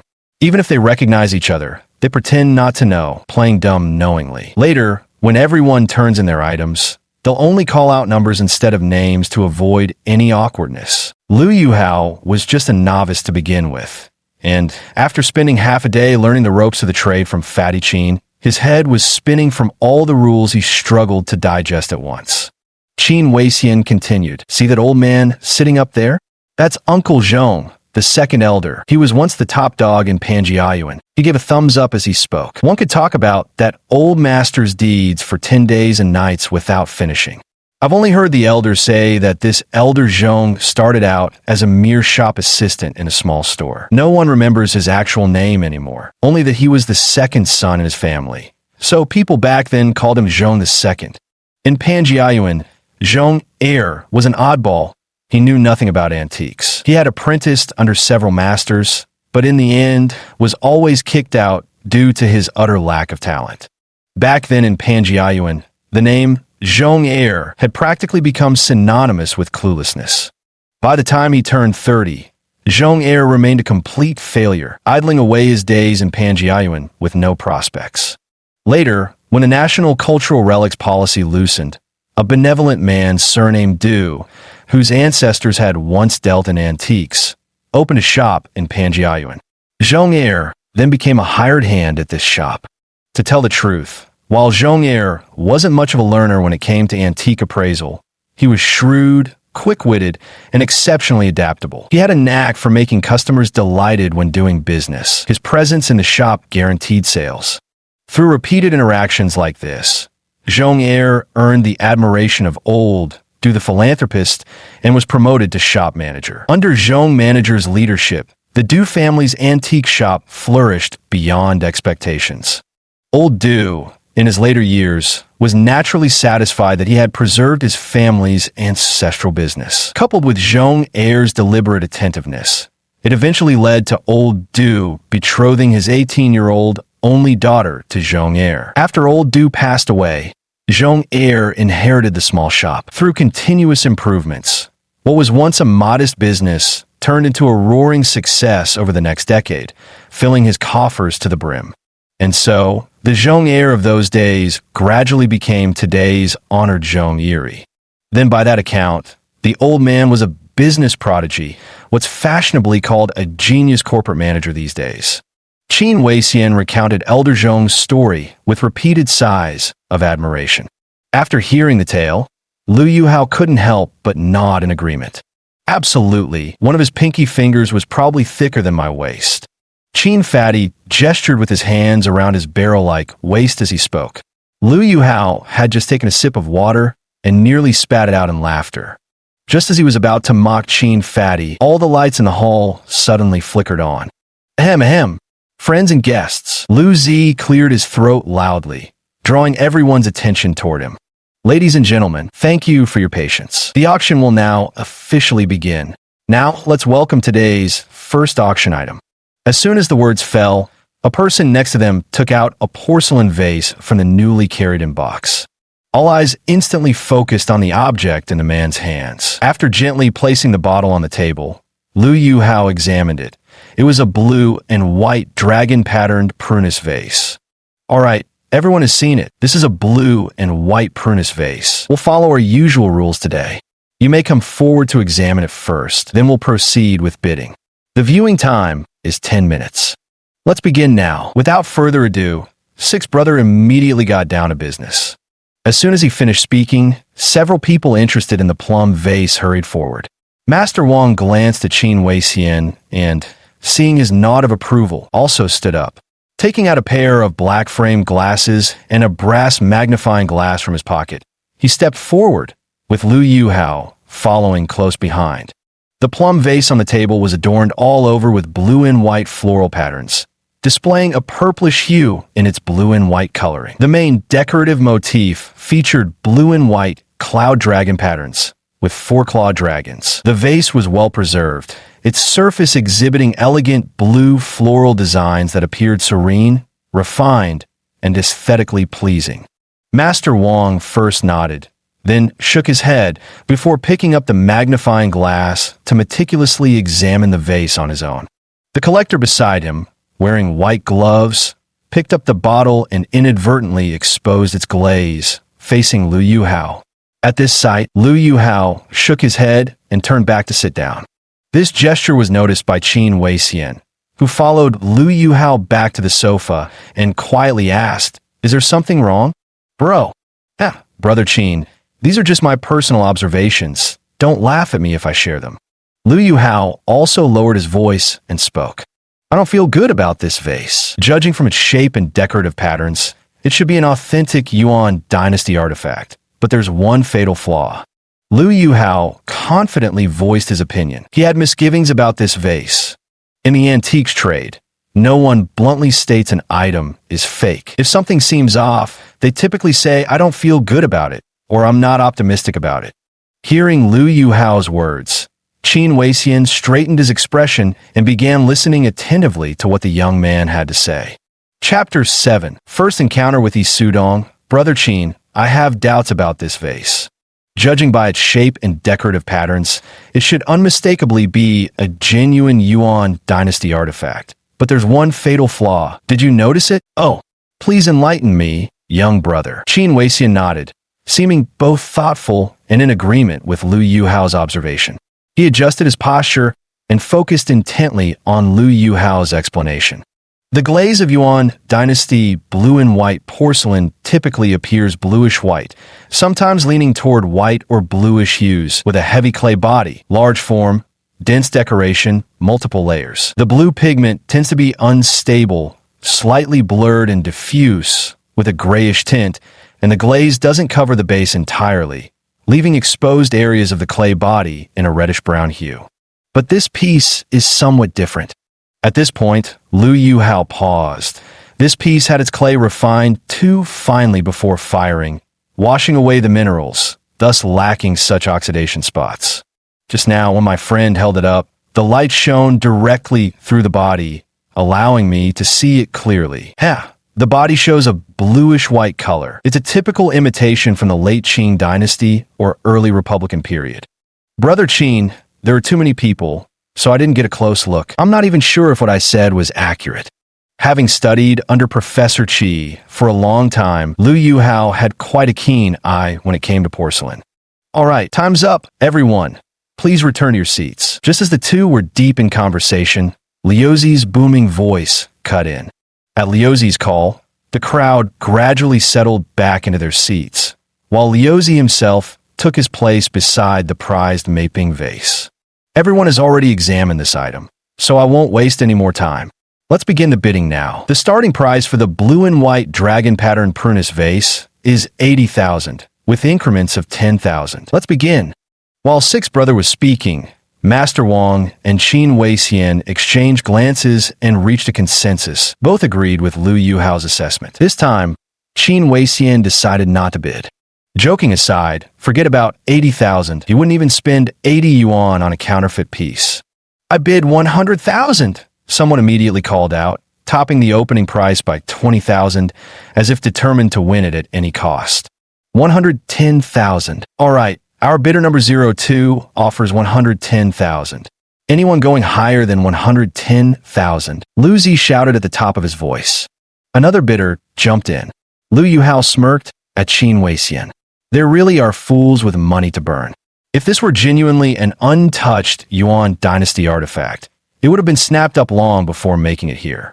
Qin the fatty glanced around and spotted the bidder, a middle-aged man with a slight squint, dressed in a white shirt and black trousers, unmistakably the attire of an official. Even professionals in the trade wouldn't dare touch this piece now. 160,000. I bid 160,000. Friend from seat 018 is bidding 160,000. Any higher offers? 6Z chimed in at just the right moment to set the mood, and instantly the man in the white shirt raised his bidding paddle. 200,000. After raising his bid card, the man who offered 200,000 yuan proudly tilted his head high. Friend number 019 offers 200,000. Is there anyone willing to bid higher than friend number 019? Lu Zi still wanted to push for a higher price.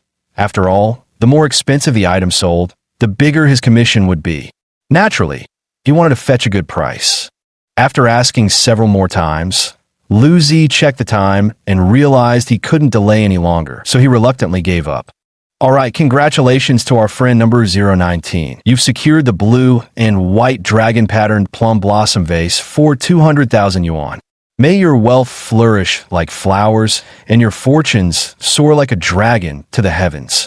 To be fair, despite Lu Zi's unimpressive appearance, he certainly had a way with words. The cross-eyed man paid on the spot, happily cradling his precious vase as he returned to his seat. 6 continued immediately. Next up is our second auction item of the day. Just as he was speaking, a bodyguard hurriedly rushed in.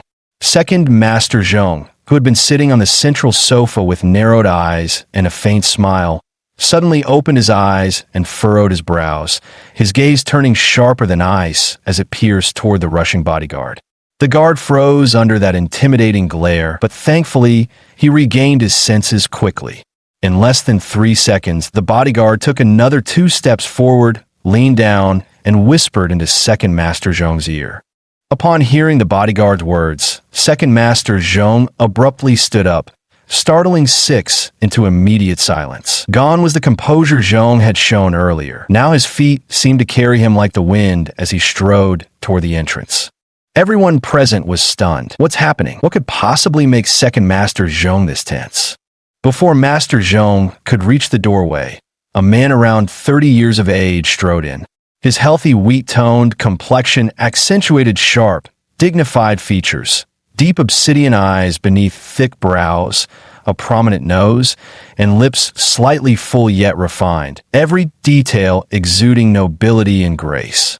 Master Zhong promptly stepped forward, extending both hands. A warm smile flashed across his face before condensing into twin sparks of delight in his eyes, vanishing as quickly as they appeared into the depths of his gaze.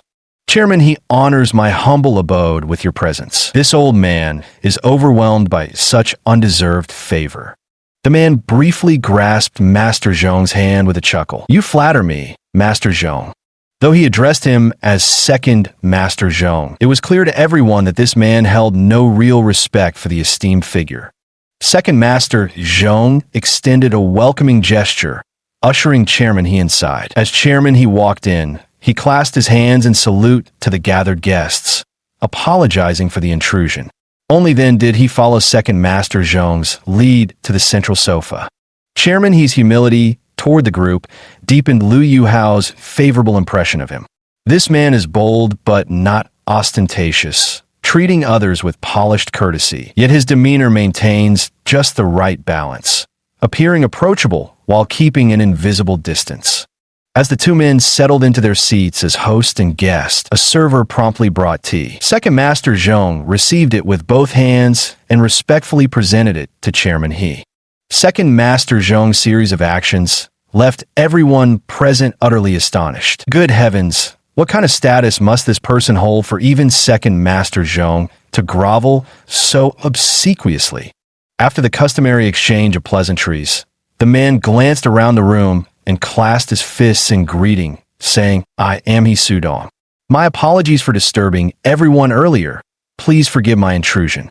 Mr. He, you're too courteous, the crowd chimed in unison. Lu Zi stole a glance at Second Master Zhong, who gave a faint nod of approval.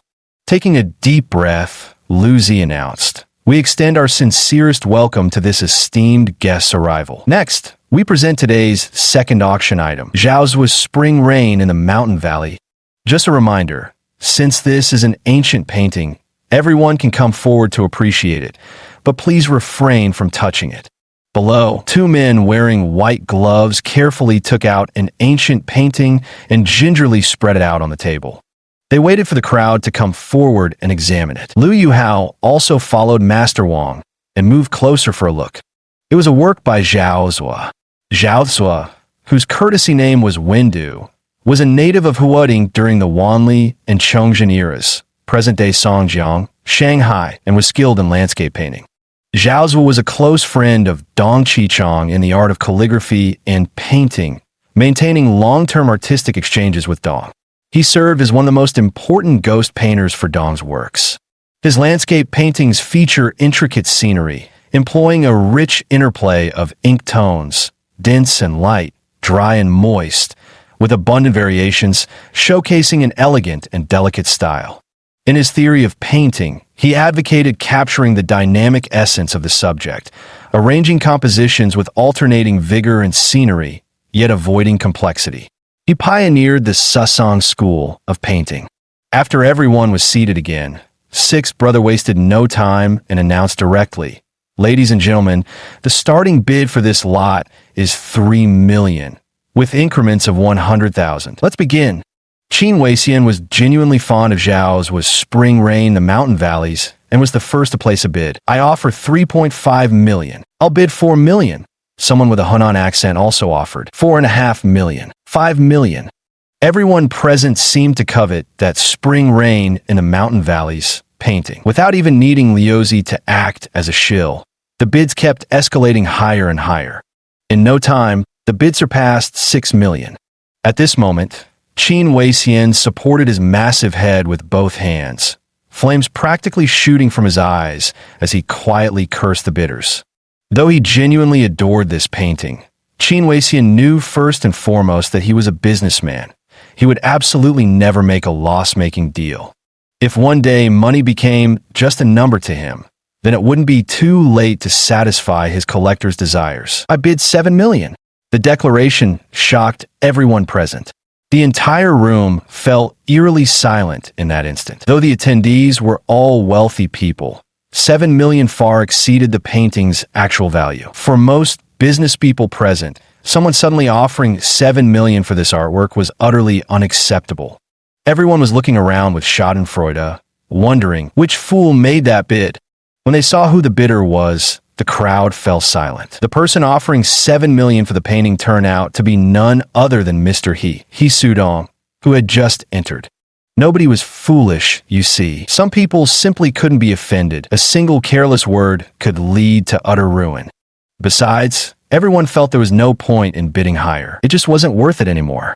On stage, Liuzi was at a loss for words. It wasn't the 7 million that stunned him. He'd once presided over an auction where a single lot sold for 190 million. The truth was that in Lu Zi's mind, the most reasonable price for this painting was 5 million. Earlier, when the bidding reached 6 million, he had genuinely felt excited. But now, this young man, whom even his own boss fawned over, had bought it back for more than double that price. If one day the old man got scolded by his friends for letting a treasure slip away, and if this lord couldn't swallow the humiliation, a single wave of displeasure might send him back for payback. At that thought, Lu Zi's back was instantly drenched in sweat.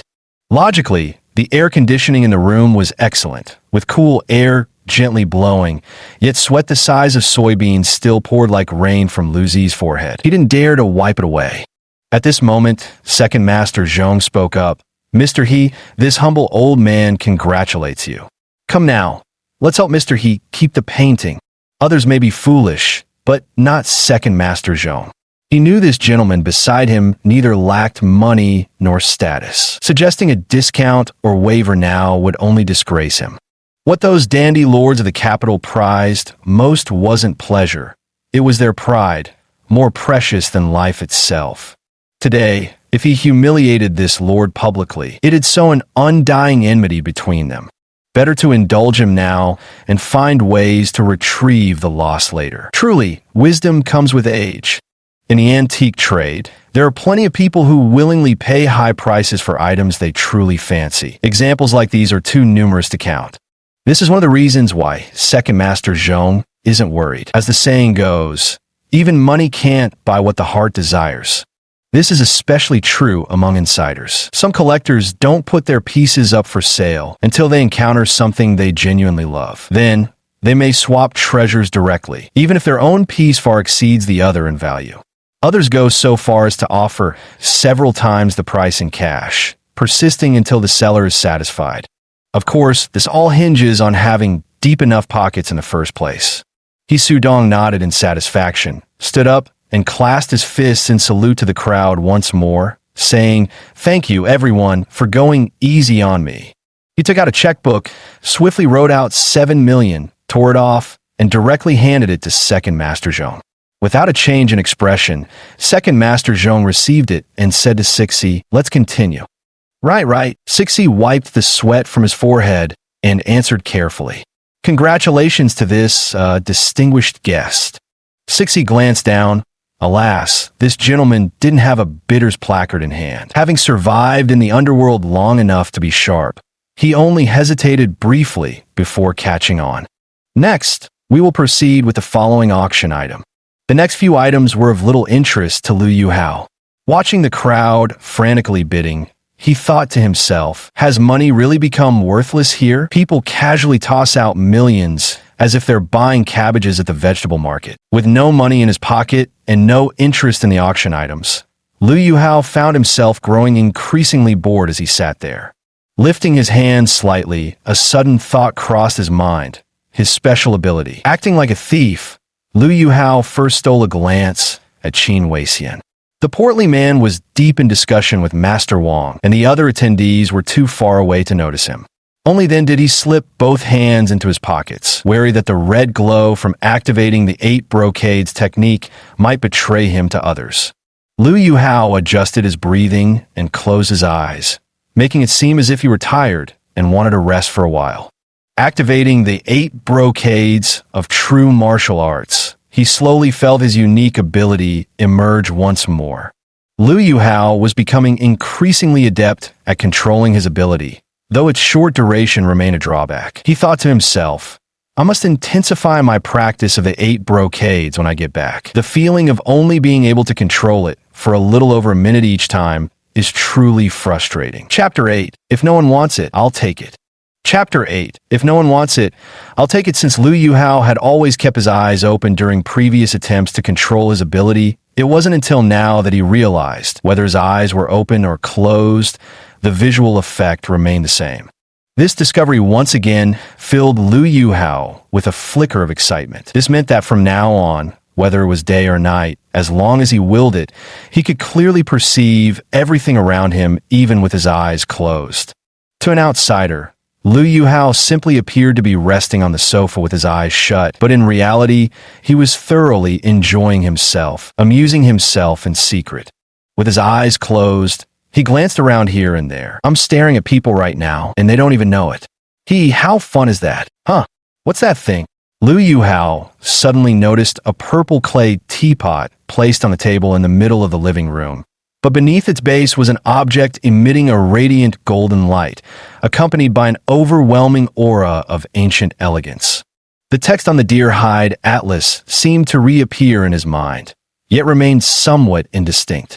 The golden glow seemed to pulse with a life of its own, as if trying to leap into the atlas. Liu Yuhao shook his head vigorously, straining to recall the blurred writings from the mental image. What's the connection between that light and the writings on the atlas? Why do they seem so familiar, yet remain just out of memory's reach? Just what is happening here? Why? Liu Yuhao found himself equally bewildered. Ouch! Liu Yuhao had been struggling to control that golden light, desperately trying to integrate it into the deer-hide diagram in his mind. He'd forgotten his ability only lasted less than 2 minutes, and his palms were burned so badly he couldn't help crying out. The shout drew everyone's attention. Elder Zhong's gaze flickered with a barely perceptible irritation. What's wrong, Brother Yuhao? Qin Weixian asked with concern. Snapping back to reality, Liu Yuhao knew his loud outburst had been terribly rude. He sat there silently, his face flushing crimson. Yet Qin Weixian's words sent a warm feeling rising in his heart, the same warmth he felt from his parents, his older brother, and Professor Qi. Liu Yuhao recognized it as genuine care, that special kindness only shown by those who truly worry about you. I'm fine, just bit my tongue while eating sunflower seeds. Liu Yuhao scratched the back of his head sheepishly and pointed at the plate of sunflower seeds on the table. Brother Qin, what's the deal with that purple clay teapot? Liu Yuhao asked quietly when he noticed no one was paying attention to him anymore. Oh, that teapot. You were resting earlier, so I didn't disturb you. Master Wang and I went up to inspect it. It's a new piece, completely modern replica. The starting bid was 1,000 yuan, but after calling for offers for a long time with no takers, it's probably going to go unsold. In the antiques trade, items aren't categorized as real or fake, only as old or new. Lu Yuhao immediately understood that teapot was a modern replica with little collectible value. But what was the connection between that golden glow at the bottom of the teapot and the deer pattern? Lu Yuhao couldn't make head or tail of it no matter how hard he thought. Despite 6 best efforts, no one placed a single bid. It seemed the teapot was truly destined to go unsold. Dejected, 6 announced, "If no friends are interested in this purple clay teapot, we'll proceed with today's final lot." "Wait, I'll take that item if nobody wants it. It's 1,000 yuan, right?" Just as Lu Zi was about to put away the purple clay teapot, someone in the audience hastily raised their paddle and declared. The voice that suddenly emerged from below the stage. Without even looking, it was clear that the speaker had to be Lu Yuhao. If he truly spent 1,000 yuan to acquire this new teapot, Lu Yuhao might find himself in the awkward predicament of going hungry. Yet, he couldn't bring himself to abandon his curiosity about the golden light emanating from the teapot's base. Moreover, the most critical factor was that Lu Yuhao still hadn't fully grasped the nature of the ability within his own body. If it turned out that the object at the bottom of the teapot had some connection to his power, it would be yet another unexpected discovery. Qin Weixian grew anxious upon hearing Lu Yuhao's sudden outburst and yanked his sleeve with force. "That pot's worth $100 at most, buddy. Come on, money shouldn't be spent like this." "Hey!" Once the bid paddle was raised, there was no turning back. That was the ironclad rule of these underground auctions. Everyone had to play by the same ruthless code. Qin Weixian smacked his own thigh in frustration, regretting that he hadn't stopped Lu Yuhao in time. "Excellent. Congratulations to our friend with paddle number 023. This Yixing teapot now belongs to you." Sixer grinned and pointed at the tally in Lu Yuhao's hand, offering congratulations aloud while thinking to himself, "What a sucker. These pots go for $80 a piece at Panjiayuan, and they'll even throw in extras if you buy in bulk." Lu Yuhao pulled out his entire life savings, $1,000, from his pocket and handed it over. Sixer casually took the money and tossed it into the cardboard box at his feet. Every penny counts. After all, who turned down easy money right under their nose? Even for a measly 1,000 yuan deal at this auction, they went through the motions of signing a sales agreement per regulations, both parties scrawling their names. Truth be told, the so-called agreement was dead simple. Just boilerplate about both parties entering the transaction willingly, payment and goods exchanged with no backsies. Picking up the purple clay teapot that now belonged to him from the table, Lu Yuhao didn't rush back to his seat. Instead, he turned to Lu Zi and asked, "Brother Lu, do you happen to have a small knife or screwdriver here?" Earlier in the car, Qin Weixian had informed Lu Yuhao that weapons and blades weren't allowed inside the venue. To avoid any trouble, Lu Yuhao had left a small fruit knife from his keychain, along with other personal items, in Qin Weixian's car. A screwdriver? A knife? Lu Zi froze for a moment, puzzled. What did this kid need them for? "Here's the fruit knife for you." With the sound, a fruit knife appeared before Lu Yuhao's eyes. It had been brought by the waiter earlier at Zhong Yiri's signal, intended for peeling fruit for the young master Yisudong. Lu Yuhao happened to be standing right beside the sofa where Yisudong sat. Yisudong found the young man rather intriguing. Aside from being the only bidder for that unsold new teapot, he even demanded some small knife as well. He casually passed the fruit knife over to Lu Yuhao. Lu Yuhao glanced at Yisudong, giving him a faint smile of gratitude before taking the fruit knife. This sudden turn of events made everyone present forget there was still another auction item to follow, and that group certainly included Lu Zi. Everyone wanted to see what this young man was actually planning to do. At Second Master Zhong's signal, several of his bodyguards grew visibly tense. After Lu Yuhao took the knife, 2 of the bodyguards positioned themselves behind him while another pair deliberately, yet casually, placed themselves between Lu Yuhao and Yisudong. Lu Yuhao first tapped the bottom of the pot a few times with a knife handle, then shook it vigorously and held it to his ear, a series of actions that left everyone present bewildered. Had they all been fooled? Was the pot genuine after all? Impossible. Trying to score bargains in a place like this was pure folly. After pondering for a moment, Lu Yuhao tightened his grip on the knife handle and gave the bottom of the pot a firm tap. Clang! The pot's base shattered. What the hell is this guy doing? Who brought him in here? Protests erupted immediately, with some bold voices shouting outright. Only Hisudong watched Lu Yuhao's actions with undiminished interest. Lu Yuhao pushed aside the fragments at the bottom of the teapot with his hands. Suddenly, Hisudong's eyes flicked upward, casting a peculiar glance at Lu Yuhao. Then, startlingly, a jade huang, a type of arc-shaped pendant, emerged before everyone's sight.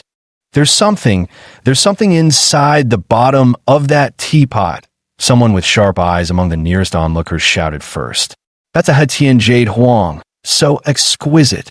Everyone was stunned by this miraculous sight, surging forward in an excited clamor. The sudden crowd alarmed the bodyguards, who desperately shoved their way between the bystanders and Hisudong. One of them even pulled out a pistol carried on his person, but was immediately stopped by Hisudong's stern glare, sheepishly holstering the weapon again. However, only Second Master Zhong saw this scene clearly. Everyone else was preoccupied with examining the jade pendant inside the purple clay teapot. The Second Master Zhong also wanted to inspect the contents of the teapot right away. Hisudong's safety mattered far more than the jade under such circumstances. The world was full of bizarre and unexplainable phenomena, but there was only one Hisudong.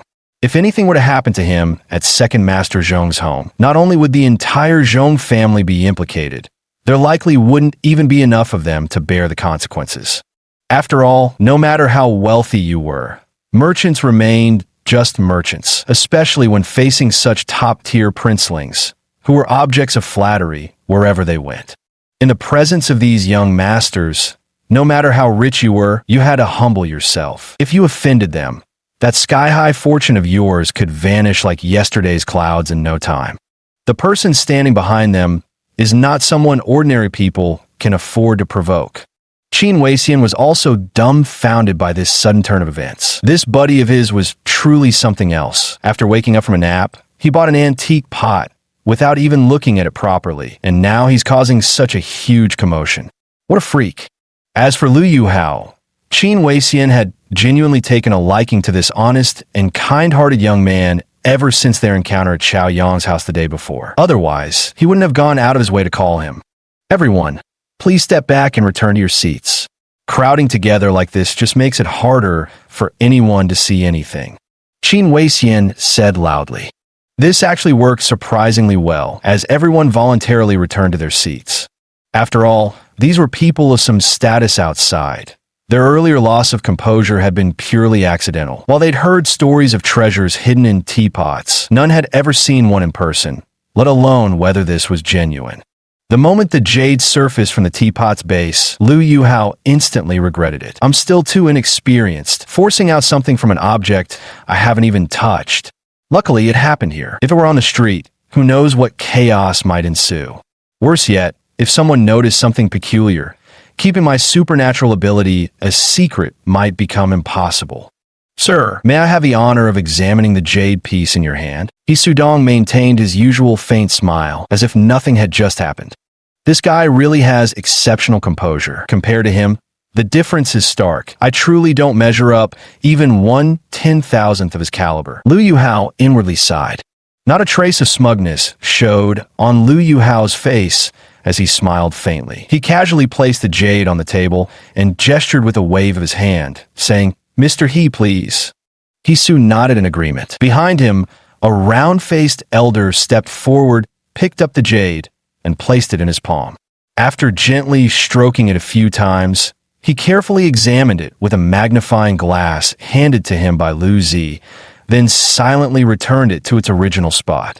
With trembling hands and visible excitement, the elder said, "This is truly a fine piece of jade. But alas, I cannot determine the origin of this antique jade. Sir, how exactly did you know this teapot had something hidden in its base? Could you enlighten us so we might all learn?" The elder's question made Lu Yuhao blush with embarrassment, leaving him momentarily at a loss for words. He instantly regretted his actions. Things seen beneath the 8 brocades technique should be kept secret from others. Showing off led to trouble, just as expected.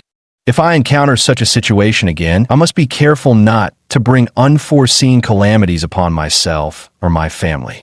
Though these thoughts crossed his mind, an explanation was still necessary. After a brief pause, Lu Yuhao chuckled and said, "Ah, look what this venerable elder is saying.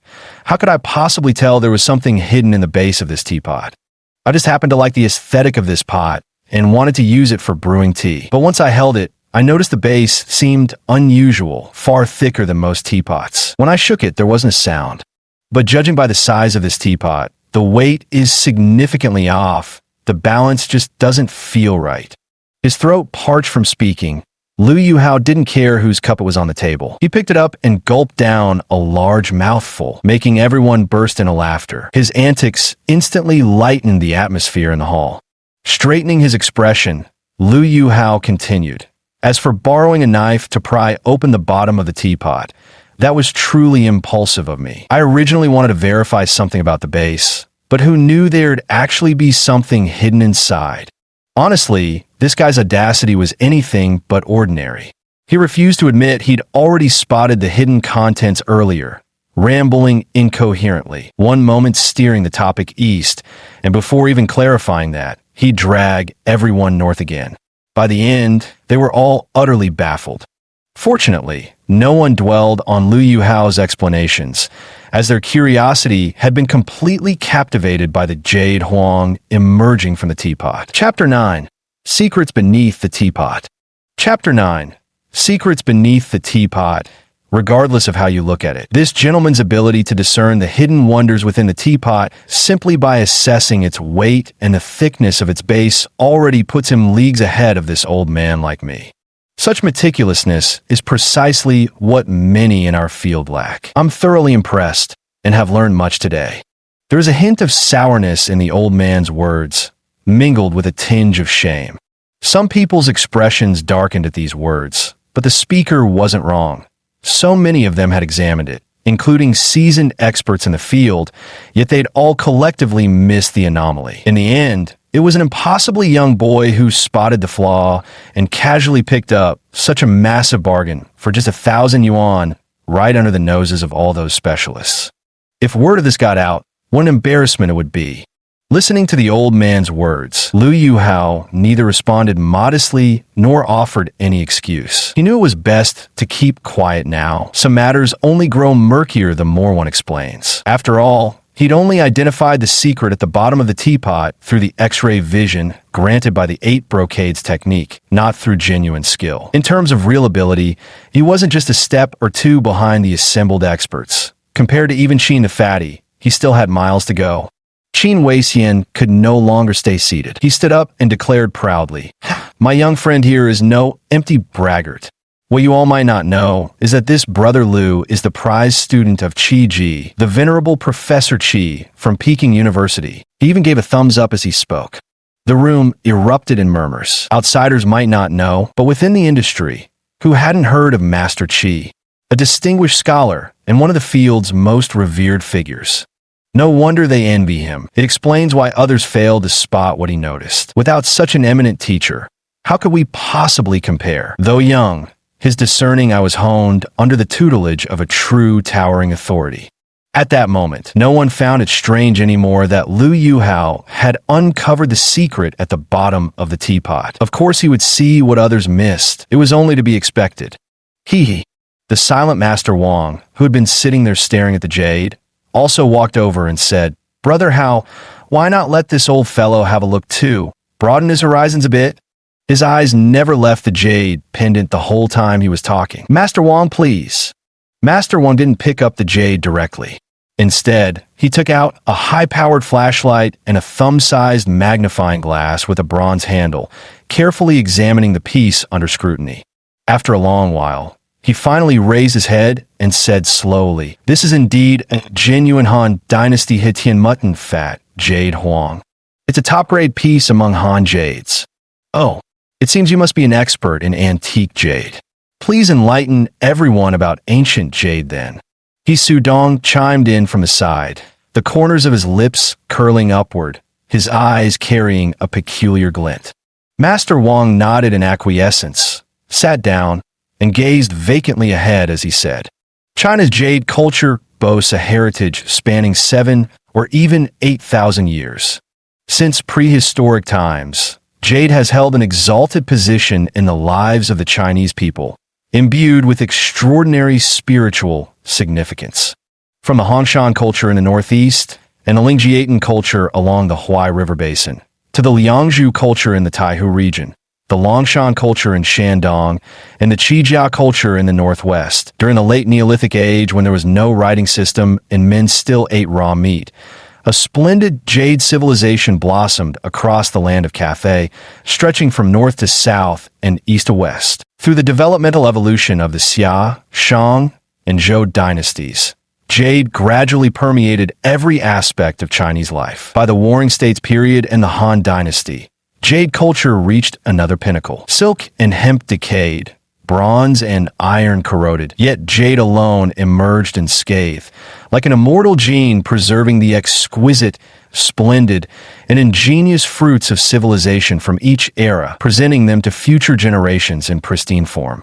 Pursing his lips, Master Wang continued, the jade's warmth, resilience, subtlety, and immortality have been revered by generations of our people as benchmarks for cultivating virtue and moral character. The dragon totem of China, transmitted through jade as its medium, has been passed down through the ages to this very day. One could say that, to some extent, the diverse ethnic groups of China are united beneath this singular dragon totem precisely through the bond of jade. At this point, Master Wang paused and glanced around. We all collect jade here, and I myself am quite fond of it. I've picked up some small insights along the way. To truly appreciate jade, remember these 12 words. Observe its form from afar, examine its texture up close, and scrutinize its craftsmanship in detail. The subtle pleasures of this art must be savored slowly. Only then will you grasp its essence. When it comes to this antique jade, having been handled by human hands over a long period, its exterior develops an exceptional quality, displaying an extraordinarily warm and smooth luster. Moreover, it has accumulated such profound historical sedimentation that its cultural significance far surpasses newly carved jade. Hao Ji, have you heard the story of the Heshabi jade? Liu Yuhao nodded and looked at Master Wang. The master smiled and said, since ancient times, jade has been said to possess 5 virtues. The ancients revered jade as the embodiment of virtue. A gentleman without jade lacks virtue. So why did ancient people cherish jade to express virtue? It turns out the answer lies in the story of Heshabi. According to Hanfizi's He's Jade records, during the spring and autumn period, a man named He from Chu obtained an uncut jade and presented it to King Li of Chu. The king thought it was just a rock and accused He of deceiving him. As a result, He Shu's left foot was cut off. Later, He Shu presented the uncut jade to King Wu of Chu, who again mistook it for mere stone, leading to He Shu's right foot being severed as well. When King Wen of Chu ascended the throne, He Shu embraced the jade and wept bitterly at the foot of Mount Jing. King Wen, passing by, heard the cries and inquired about the reason. He Shu then recounted the tribulations of the uncut jade to King Wen. King Wen commanded artisans to split the stone open, revealing a magnificent piece of jade. This tale has been celebrated for millennia, not for the beauty of the stone, but for how He Shu's sincere virtue elevated people's spiritual understanding. Thus, jade culture represents human virtue. Today, jade symbolizes the transmission of historical cultural values and moral ethics. Master Wang's words fell in a hushed hall, everyone enthralled by his tale. Listening intently, He Sudong nodded thoughtfully by the side. Old men do ramble on. Hope you'll pardon my tiresome chatter. Master Wang chuckled to the gathering. Clap, clap, clap. Exceptionally well said. Truly enlightening today. He Sudong applauded several times, praising Master Wang with a smile. Master Wang acknowledged this with a slight bow before He Sudong continued speaking. Mr. Liu, I presume. Would you be willing to part with this jade? I'm prepared to offer a substantial price.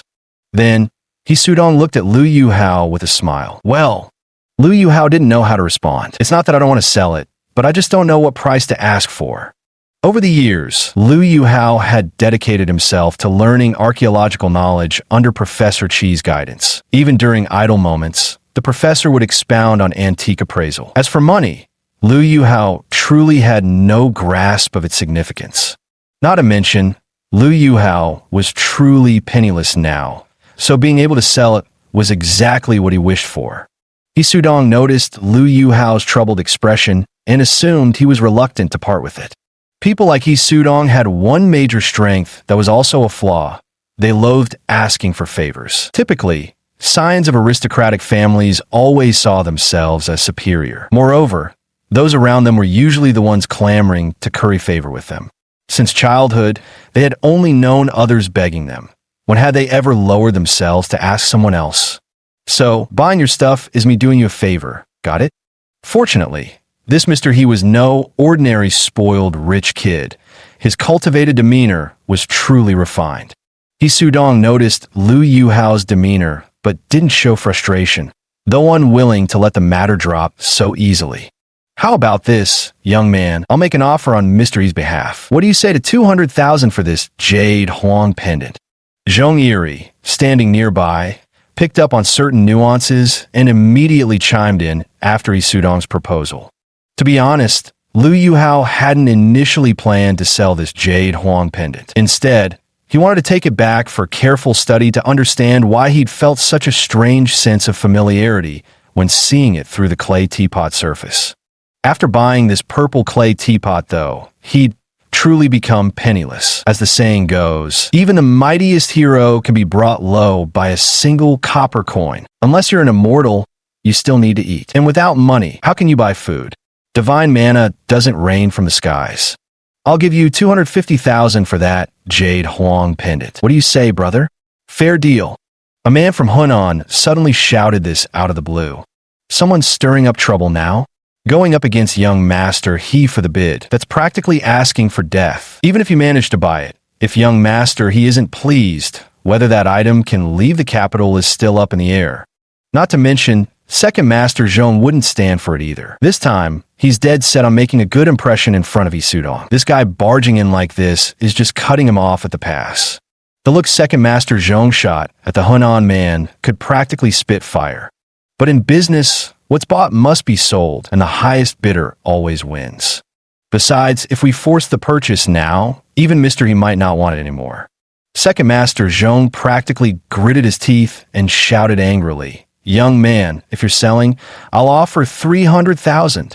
Boss, I'll give 350,000, all right? The Hunan man raised his bid again. Whether due to misunderstanding the meaning behind Second Master Zhong's gaze, or simply disregarding him altogether, this Hunan man directly locked horns with Second Master Zhong. This is how it always goes with rare items. Left unattended, nobody bats an eye. But once someone shows interest, a frenzy ensues. Truth be told, from the outset, Second Master Zhong had already offered an inflated price for the jade Huang pendant to curry favor with He Sudong. Had Qin Weixian been the one appraising it, the ceiling would have been 500,000 at most. Provoked beyond measure, Second Master Zhong snapped, I'll bid 650,000, a staggering leap of 300,000 in one go. At first glance, bidding seems to be all about who offers the most money, but in reality, it's not that simple. Generally speaking, when someone wants something, the price is secondary. What matters most is their desire for it. However, even the most coveted items have a psychological limit, and if the price exceeds that limit by too much, people won't consider it. But bidding is completely different. It's no longer just about wanting something. It's also fueled by a competitive drive where each participant tries to outbid the other. If you raise by 10,000, I'll raise by 15,000. Old Zhong, a shrewd fox, understood this well. So when the opponent raised by 10,000, he countered with 100,000, immediately pushing the bid to the other party's psychological limit. In doing so, he forced them to reconsider whether the purchase was even worth it. And believe it or not, This tactic actually worked, because for a full half-minute, the man from Hunan fell completely silent. His face flushed red as he stood there, chest heaving up and down, glaring fiercely at Second Master Zhong. Second Master Zhong smirked cunningly, just as he thought he had the Jade Huang securely in his grasp. The Hunan fellow suddenly blurted out, "I'll bid 700,000. Damn it." This had old Master Zhong so furious his liver and gall were about to shatter, his hair standing on end and eyes splitting with rage. The bitterness in his heart. What torment. This is just stirring up trouble. Better have someone check this guy's background later. In Second Master Zhong's mind, bidding on an item you've taken a fancy to is one thing. But if you're trying to mess around on his turf just for kicks, you've definitely picked the wrong place. This underground black market, painstakingly operated for over 20 years, was Second Master's treasure domain where not a single grain of sand could be tolerated. Though it was an illicit market, even one incident of disorder would drive away swathes of clients. An utterly unacceptable outcome. Zhong Yiri had made up his mind. Without hesitation, he directly shouted, "I bid 1 million. Hearing the two men's offer skyrocketing, Lu Yuhao's heart raced. 1 million, a sum he wouldn't have dared contemplate in the past. Lu Yuhao's greatest wish was to save up enough money after returning to his hometown, 100,000 yuan, so he could buy an apartment in the city and bring his parents to live with him, properly taking care of them to repay their years of raising him. Now, with the sudden chance to earn 1 million, Lu Yuhao silently repeated the number in his mouth, his tongue twisting as if unable to pronounce it smoothly no matter how hard he tried. Chapter 10. A windfall from above. Lu Yuhao never imagined that a moment of curiosity would bring him 1 million yuan. Just hours ago, this would have been unthinkable. Though he appeared calm on the surface, inwardly, his heart was racing with excitement. 1 million yuan. How much would that pile up on a bed? Dad, Mom, my eldest brother, and we should never have to worry about money again in this lifetime, right? Thinking back to those days before the start of each school term, when my father would wear such a troubled frown, the thought of that million makes my blood race. In stark contrast to Lu Yuhao's current mood was Lu Zi, who most wanted to slap himself across the face right now. Every bit his boss, and that Hunan man felt like a knife cutting into little Lu's heart, making it ache so badly it trembled. Oh, the agony of it! The money used to acquire these items belonged to their boss, Zhong Eryi, but it was Lu Zi himself who handled every transaction personally.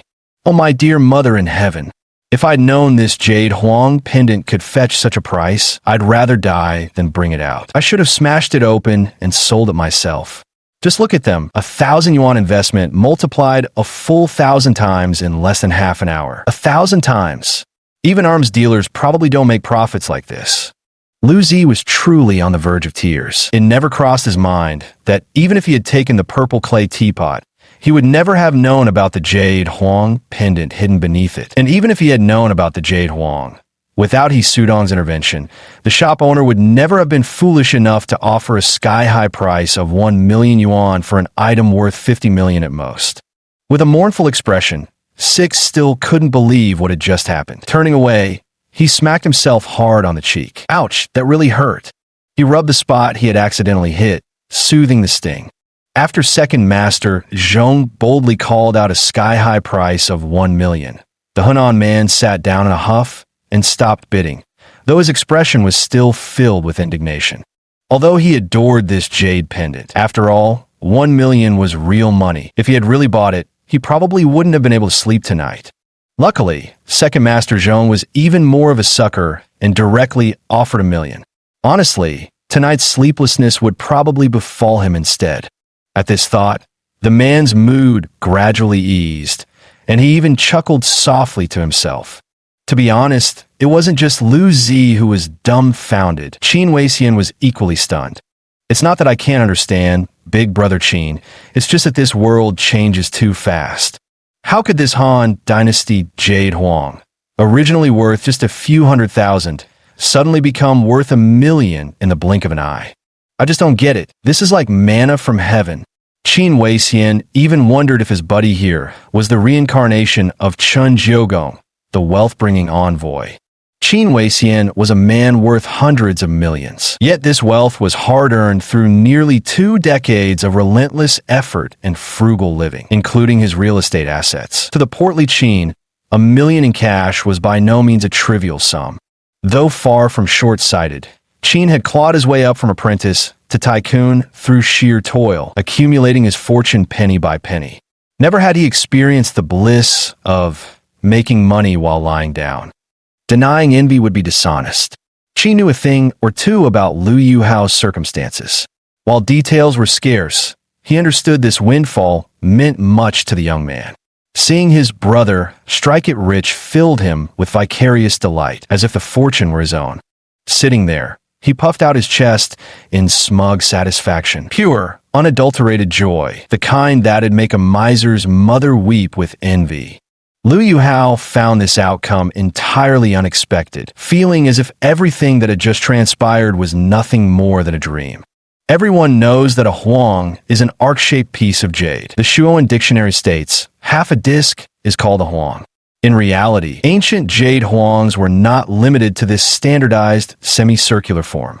The huang was listed among the 6 ritual jades as ceremonial objects. The rites of Zhou, offices of spring states, used the dark huang to worship the northern direction.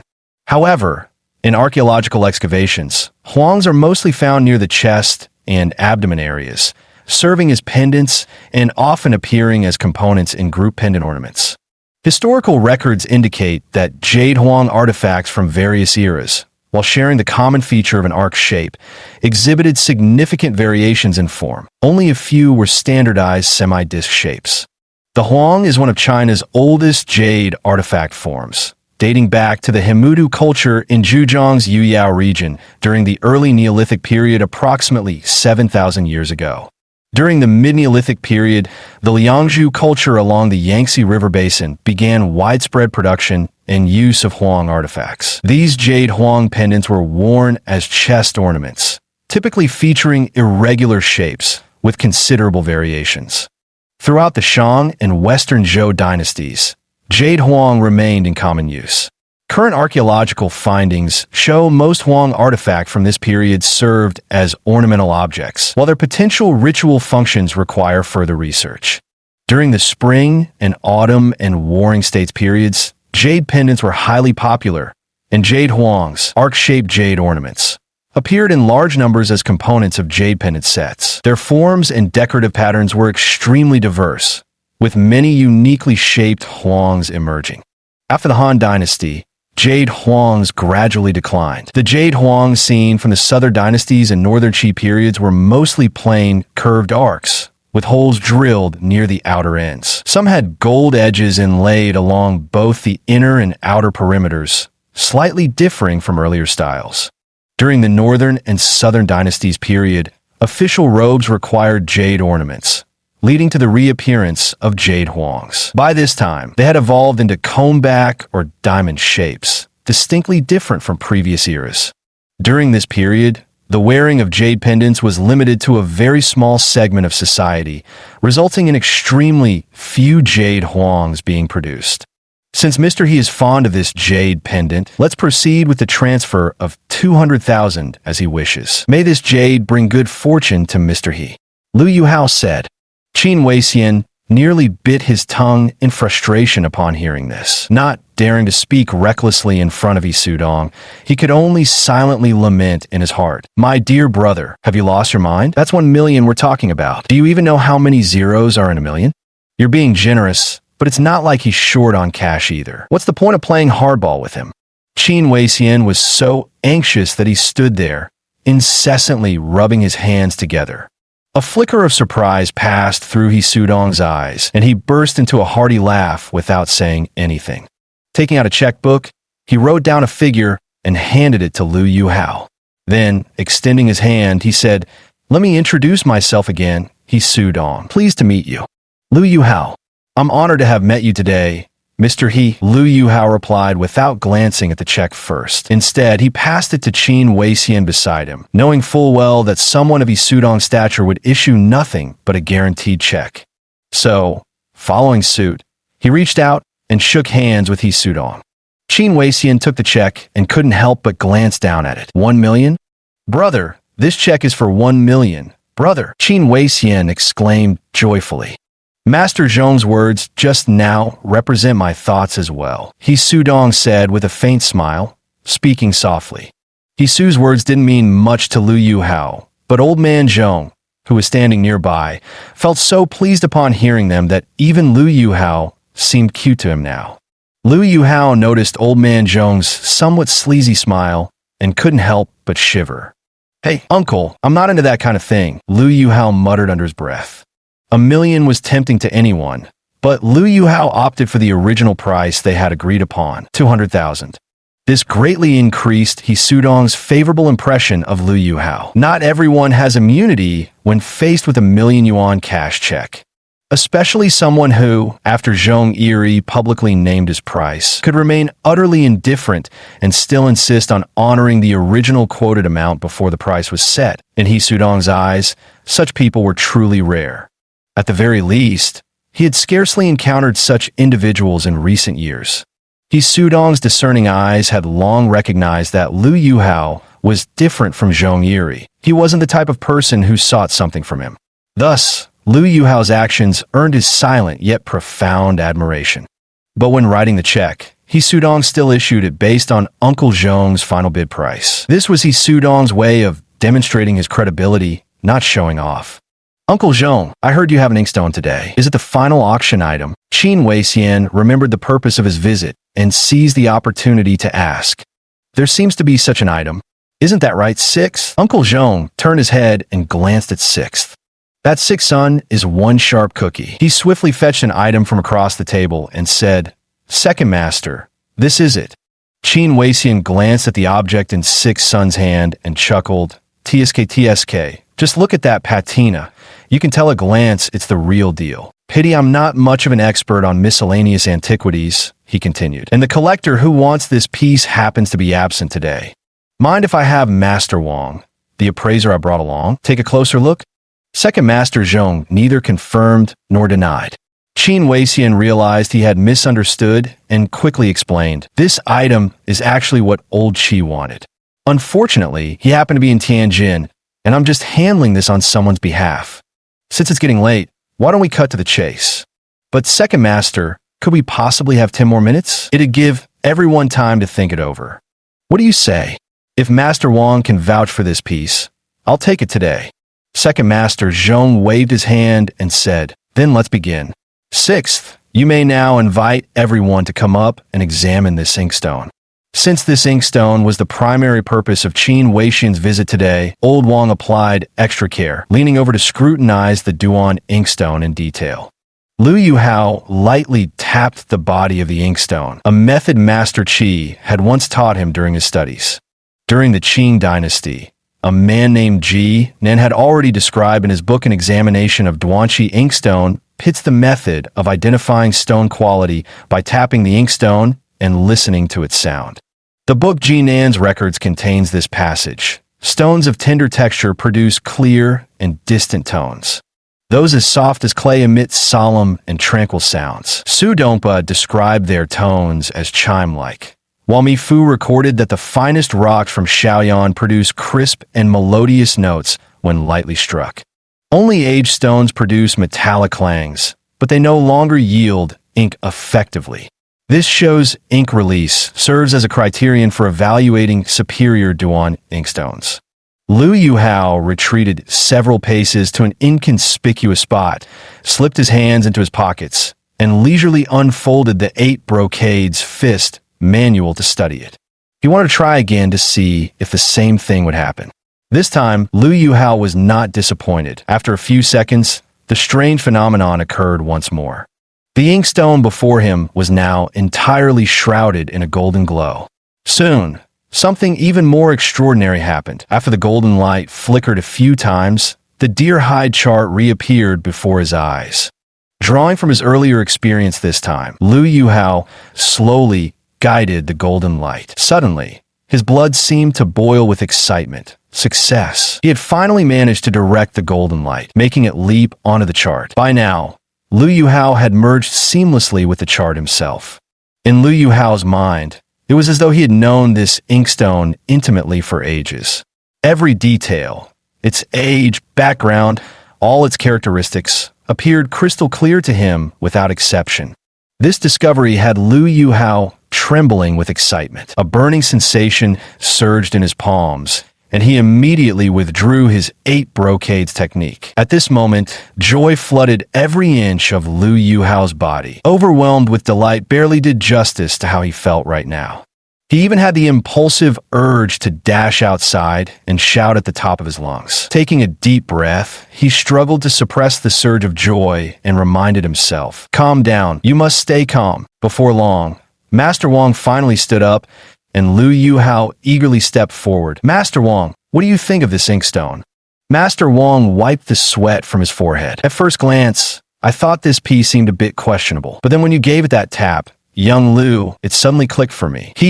Judging by its character, I reckon it's the real deal, a genuine artifact from the early Qing dynasty's golden era. Since brother, how can perceive the universe within that teapot? It shows you have some expertise in this field. Tell me what you know about Duan inkstones." How would I dare wield my clumsy axe before a master like you? At best, I can barely claim to know a little, far from being truly knowledgeable in this field. Truly, I'm unfit to speak of it. Lu Yuhao awkwardly waved his hands in dismissal. When it came to archaeology, his actual specialty, he could certainly hold forth on topics like excavating ancient tombs or the chemical solutions used to preserve artifacts. But when it came to antique appraisal, he really didn't have even half a bottle's worth of knowledge. Chapter 11. Duan Inkstone. Last time he discovered that jade pendant, it wasn't because of keen eyesight, but because of that unique ability he possessed, one no one else had. This time, though, was different. Lu Yuhao knew full well the details of that inkstone. Lu Yuhao had vowed to himself, no matter who the other person was, he would never reveal his supernatural ability. This secret could only rot in the depths of his gut forever. "Hao Ji, tell me what you know about Duan inkstones," Master Wang said with a smile. "How could I dare to disobey your command?" Lu Yuhao smiled modestly.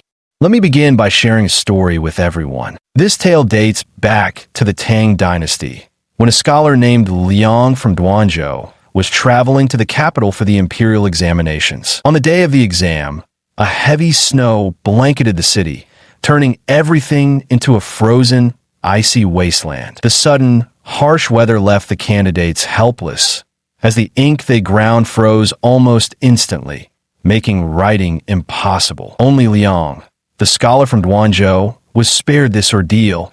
His ink, ground from his family's treasured Duan inkstone, remained unfrozen. But just as he needed more water to grind fresh ink, he found his water flask had frozen solid. In despair, rubbing his cold hands, Liang muttered to the inkstone, "Oh, Duan inkstone, they say you are one of the 4 treasures of the study. Yet now, where does your treasure lie?" No sooner had he spoken than a mist rose from the inkstone surface. Sensing salvation, Liang frantically blew warm breath onto it. Miraculously, the Duan inkstone allowed him to complete his exam, giving him the unique advantage that led to his success as a scholar. From then on, the legend of this inkstone spread, how it could produce ink from mere breath, and how, amid the bitterest winter, when all other inkstones froze, the riverbank stone alone remained unfrozen. The fame of Duan inkstones soared across the land and beyond, ushering in an era where they became prized tributes and imperial gifts. The story captivated everyone present, with He Sudong even crossing his legs and watching Lu Yuhao with a delighted smile. The crowd seemed to have forgotten they were here to buy things, as the scene had somehow turned into a storytelling session. Second Master Zhong wanted to assert his authority, but after a glance at He Sudong's demeanor, he sat silently by with a darkened face. Lu Yuhao leisurely drank some water before continuing. Duan inkstones stand supreme among all ink slabs due to their stone quality.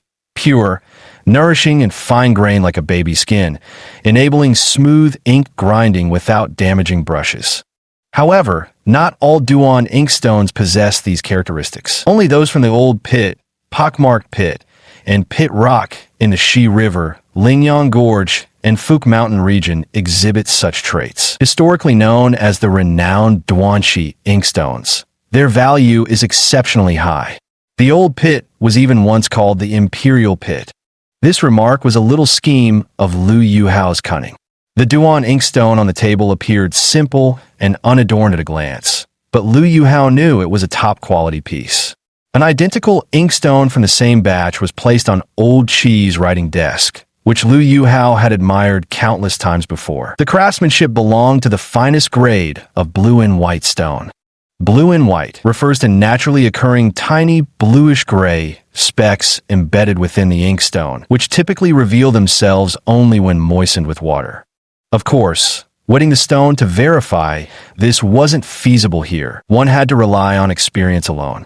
Blue and white porcelain is valued for its delicate, lively, and deep hues, while coarse, dull, and overly exposed colors are considered inferior.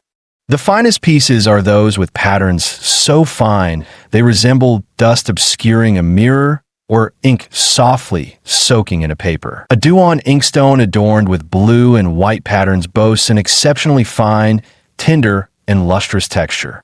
Liu Yuhao avoided elaborate explanations, intending to later help Qin Weixian secure this antique. "Hey buddy, you've talked at length. So how does this inkstone actually fare?" Someone couldn't resist asking. The answer is actually what I just said earlier. Perhaps this friend didn't catch the story I just told. Liu Yuhao replied with a smile. Two people couldn't help but nod approvingly at Liu Yuhao's answer. One was Master Wang, and the other was He Sudong. Liu Yuhao's answer to the question was truly ingenious. If you say it's genuine, you're handing Qin Weixian another competitor when bidding starts. But if you declare it fake, you'd be directly provoking Elder Zhong to no end. Besides, when it's clearly an authentic piece, insisting it's counterfeit would be downright illogical. The questioner grumbled in frustration. If simply hearing a story could determine authenticity, I wouldn't need to spend money hiring an appraiser. Damn, this fool really has a screw loose. Not only did he fail to get his answer, but in one sentence he insulted the expert he hired. Doesn't he realize that offending the very person who's supposed to help means they won't give their best effort? The moment these words were spoken, many people burst into laughter. Sitting next to Qijingshan was a man around 50 years old, his face flushing purple with suppressed anger, yet he remained silent. Liu Yuhao guessed that the man must be the appraisal expert Qijingshan had invited. Helpless, he could only nod apologetically at the expert. To call that man Qijingshan, lacking a string, idiom for being a bit slow-witted, was truly fair. In fact, Liu Yuhao's anecdote earlier did contain a simple method for verifying authenticity, though it couldn't be treated as primary evidence, nor could it be disclosed directly in such a setting. That was why Liu Yuhao had chosen to respond the way he did. As for whether he has that level of insight, that depends entirely on his destiny. In any case, Liu Yuhao discovered that He Sudong was a remarkably perceptive person. After Liu Yuhao finished telling the story, from the corner of his eye, he noticed that He Sudong happened to be seated quite close to the inkstone. Not long after listening, he gave a faint smile, as if suddenly understanding something, and blew a gentle breath onto the inkstone. Of course, among those present, He Sudong was probably the only one who dared to do such a thing. Of course, blowing wasn't strictly necessary. This little trick actually has two methods. One method is to press a finger on the inkstone for 1 to 2 seconds. If it's a Duan inkstone, a finger mark formed by moisture will appear on the surface. Another method is to exhale onto the inkstone. If it's a Duan inkstone, a thin layer of water droplets will condense on it. Wiping a finger across reveals the amount of condensation, with more droplets indicating higher quality. Both of these phenomena are related to the unique, fine-grained texture of Duan inkstones, which easily gathers water vapor. Master Wang and Liu Yuhao had entirely different approaches. Liu Yuhao relied on his special ability to first determine authenticity, only afterward using his observational skills. For seasoned connoisseurs like Master Wang, they typically examine Duan inkstones by observing their color, assessing whether the stone texture is smooth, evaluating the tactile feel, listening to the sound when tapped, testing with finger pressure and breath condensation, and combining these methods with years of experience to make their judgment. There's no room for any deception. It all comes down to that extraordinary eye for detail. After all, Inkstones mined from different years and different ancient quarries vary greatly. Without genuine skill, you're just asking to be fooled. Alright, time's getting late. Let's begin with this Duan Inkstone. The starting bid is 8,000, with increments of 1,000 each. Friends, you may begin. Today was certainly an unlucky day for Old Six. Perhaps he forgot to check the almanac before leaving home.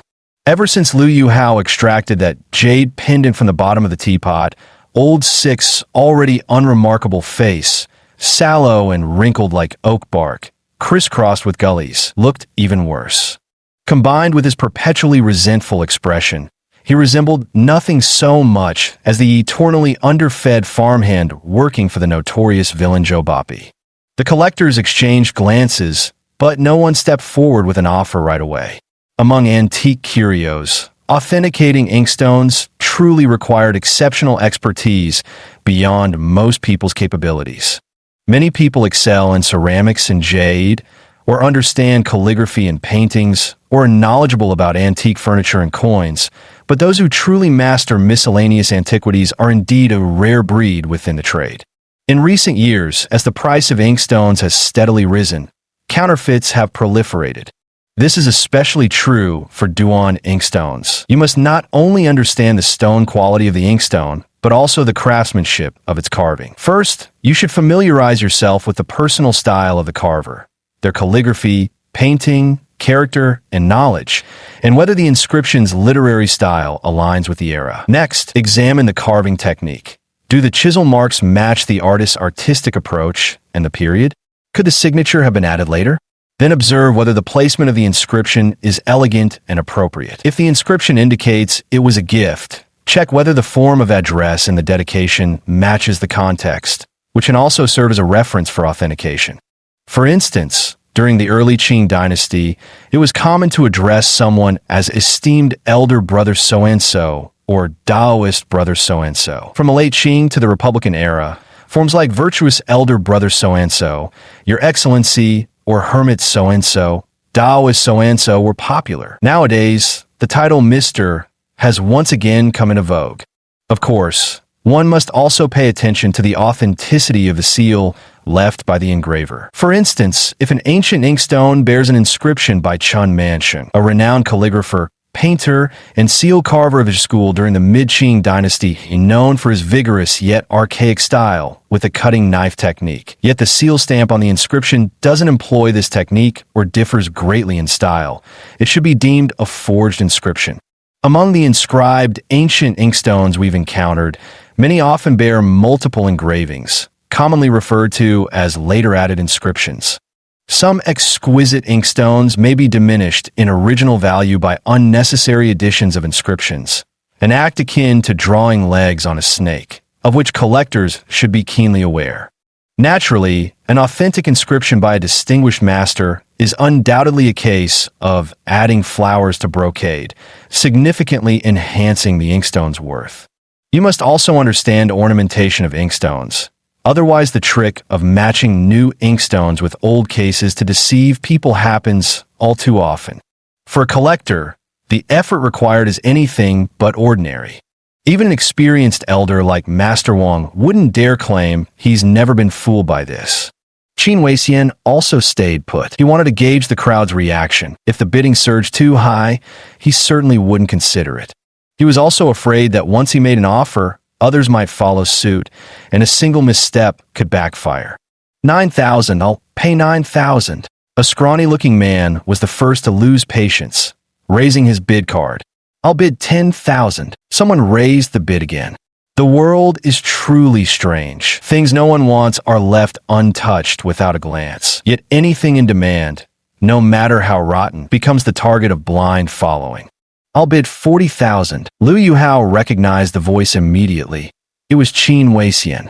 The plump man even tilted his massive head upward proudly after shouting his price, nearly causing Liu Yuhao to spit out his mouthful of water in laughter. All right, friend number 017 offers 40,000. Anyone bidding higher than 40,000? Sixty got excited.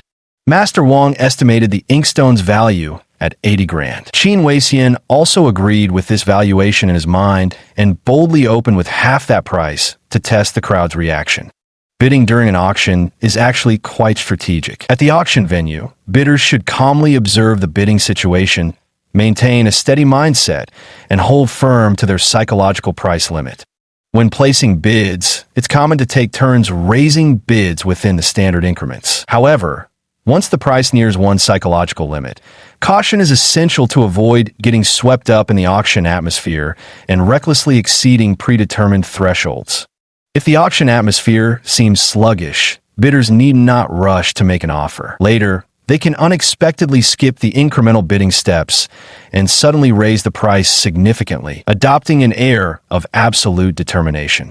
After a few rounds of bidding, this tactic often frightens off less experienced bidders, leading to a successful bid. Perhaps it was Qin Weixian's bid exceeding everyone's psychological threshold, or perhaps it was his imposing demeanor. Whatever the reason, no further bids emerged for a full 2 minutes. Liuzi by the table was sweating profusely in anxiety. No one knew why he sweated so much day in and day out, whether from nervousness or fear. Bidder number 017 offers 40,000. Any higher bids than number 017. Liuzi wiped the beads of sweat from his forehead, still hoping to push the price even higher. 40,000 for the first time. 40,000 for the second time. Ladies and gentlemen, what we have here for auction is a remarkably elegant Duan inkstone, exquisitely crafted with understated sophistication, a true rarity among its kind. Currently, bidder number 017 offers 40,000 yuan. Do I hear any bids above 40,000? Sixth was using his raspy voice, which he believed to be irresistibly seductive, to lure others in. I'll offer 50,000. Someone suddenly called out a bid. All right, friend number 04 has bid 50,000. Any higher offers than 50,000? For some reason, Sixth boy was getting increasingly excited, his face glowing red and his voice even changing tone. But neither Liu Yuhao nor Qin Weixian was interested in that. What they cared about was the inkstone. 70,000. I bid 70,000. Qin Weixian raised his price again. Finally, he saw the auctioneer, Lu Zi, bring down his small hammer and call out the final bid. Qin Weixian secured the inkstone for 70,000 yuan. Even a usually composed Qin Weixian couldn't help but wonder if Lu Zi's voice had suddenly turned particularly melodious at that moment. 70,000 yuan for this Duan inkstone. Quite a bargain indeed. Chapter 12. Xia Yuqing. Chapter 12. Xia Yuqing. The auction concluded. Those who secured their items hurried off, eager to seek expert opinions on their newly acquired treasures. Those who left empty-handed strolled leisurely toward the exit, unfazed, many of them frequent visitors who didn't feel compelled to buy something every time. He would only make a move when encountering items he liked or those with relatively low prices, likely driven by a bit of a bargain-hunting mentality. Liu Yuhao remained seated on the sofa, waiting for Qin Weixian to pay and collect the Duan inkstone before they would head back together. Such auctions generally didn't accept checks. Transactions were typically cash only. Of course, He Sudong was the exception, given that genuine red tape princelings like him were few and far between. Qin Weixian had come well prepared. Liu Yuhao glanced at the chubby man's suitcase, filled to the brim with cash. The person who gained the most from today's auction would undoubtedly be Liu Yuhao. It wasn't just because the jade huang hidden beneath the purple clay teapot earned him $1 million, transforming him from a penniless young man into a certified millionaire. More importantly, he discovered that his 8 brocade technique, combined with the stagskin diagrams, could grant him unparalleled ability to authenticate antiquities, a talent no amount of money could compare to. Imagine, with such capability, who in the entire antique world could ever surpass him from now on? To put in the trendiest terms today, getting fooled? Getting fooled in front of me is nothing but a legend. Who would have thought that Liu Yuhao, who had just tagged along to fetch soy sauce, would unexpectedly discover his extraordinary abilities and even earn his first pot of gold, a whopping 4 million. He Sudong, who was also preparing to leave, headed toward the exit accompanied by Elder Zhou. Out of courtesy, Liu Yuhao gave a slight nod to He Sudong. To his surprise, after glancing at him, He Sudong stopped in front of Lu's sofa and nodded back. "Mr. Lu, your esteemed teacher, Elder Chi, is a friend of my grandfather's. I'm very pleased to meet you today. When you return, please extend my regards to Elder Chi on my behalf. I hope we meet again soon." Lu Yuhao had studied under Elder Chi for 6 long years, yet had never heard him mention a friend with the surname He. Of course, since someone made such a claim, there must be a reason behind it. Besides, having just earned $1 million from him, it wouldn't hurt to show some goodwill. Lu Yuhao might not go out much, but that doesn't mean he's completely ignorant of social niceties. Lu Yuhao stood up, straightening his posture. When someone inquires about his mentor, rising to his feet wasn't merely a matter of courtesy. It was also a gesture of respect toward his teacher. "Thank you, Mr. He. I will definitely relay your regards to my teacher." Lu Yuhao had no idea why this He Sudong would say something like that to him. But one thing was certain. If neither he nor his mentor had ever mentioned this person before, they must not have had much interaction with his teacher in the past. They might have just been casually polite, no need to take it too seriously. As long as you've done your part with proper courtesy, that's enough. It also avoids future reprimands from old Chi later. I haven't thanked Mr. Lu yet. It was Mr. Lu who helped me find the other half of that jade pendant. He Sudong's words made Lu Yuhao freeze momentarily, yet he couldn't quite grasp what He Sudong truly meant. Being unfamiliar with each other, it wouldn't be appropriate to press further, so he simply let it go. "Brother Yuhao, let's go." Qin Weixian walked over cheerfully and, noticing He Sudong's presence, politely waved a greeting. He Sudong didn't seem to pay attention to Qin Weixian's politeness, giving him a bland look before turning to leave. Lu Yuhao shrugged to express his innocence, finding it somewhat awkward to explain to Qin Weixian. After all, He Sudong's attitude toward his friend had made things a bit uncomfortable. Thankfully, Qin Weixian was usually carefree by nature and didn't mind He Sudong's earlier behavior at all. Personal phones weren't allowed at those private auctions, so Qin Weixian had shut his off and left it in the car. The moment he turned it back on after getting in, his phone rang. The phone call was from Qin Weixian's wife, and Lu Yuhao vaguely overheard it was about Chao Ruodong's matter. It wasn't that Lu Yuhao wanted to eavesdrop on others' calls, but Qin's loud voice matched the volume of his phone. It was impossible not to hear. "Bro, my wife just got back yesterday from the school we contacted for little Ruodong. The school said tuition and other expenses are manageable, but accommodation is indeed a problem. The school beds are pre-allocated based on enrollment numbers before the semester starts, so there aren't any extra beds available right now.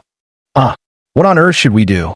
Her father is already gone, and she's just a poor little girl left all alone in the world. This is truly distressing."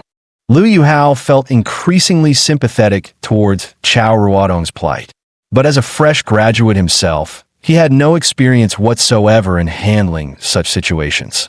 Qin Weixian also found himself in a difficult position, with his work requiring frequent travel and his wife already managing their shop while caring for their son. It would be nearly impossible to spare extra time to look after little Ruodong. "Brother Yuhao, that school happens to be near your residential area. After dinner when I drive you back, let's stop by the school to plead with the principal again on our way. Near the neighborhood where I live." Lu Yuhao frowned in thought for a while. "Brother Qin, how about this? No matter what, Ruodong absolutely must continue her education first. Since the school is near where I live, I'll go back and discuss with my professor to see if Ruodong can temporarily stay at my place. Anyway, I live alone in a 2-bedroom apartment, and I can even tutor her with her homework after school." If this conversation had happened just one day earlier, Lu Yuhao wouldn't have dared say such words. After all, before now, he could barely afford to support himself.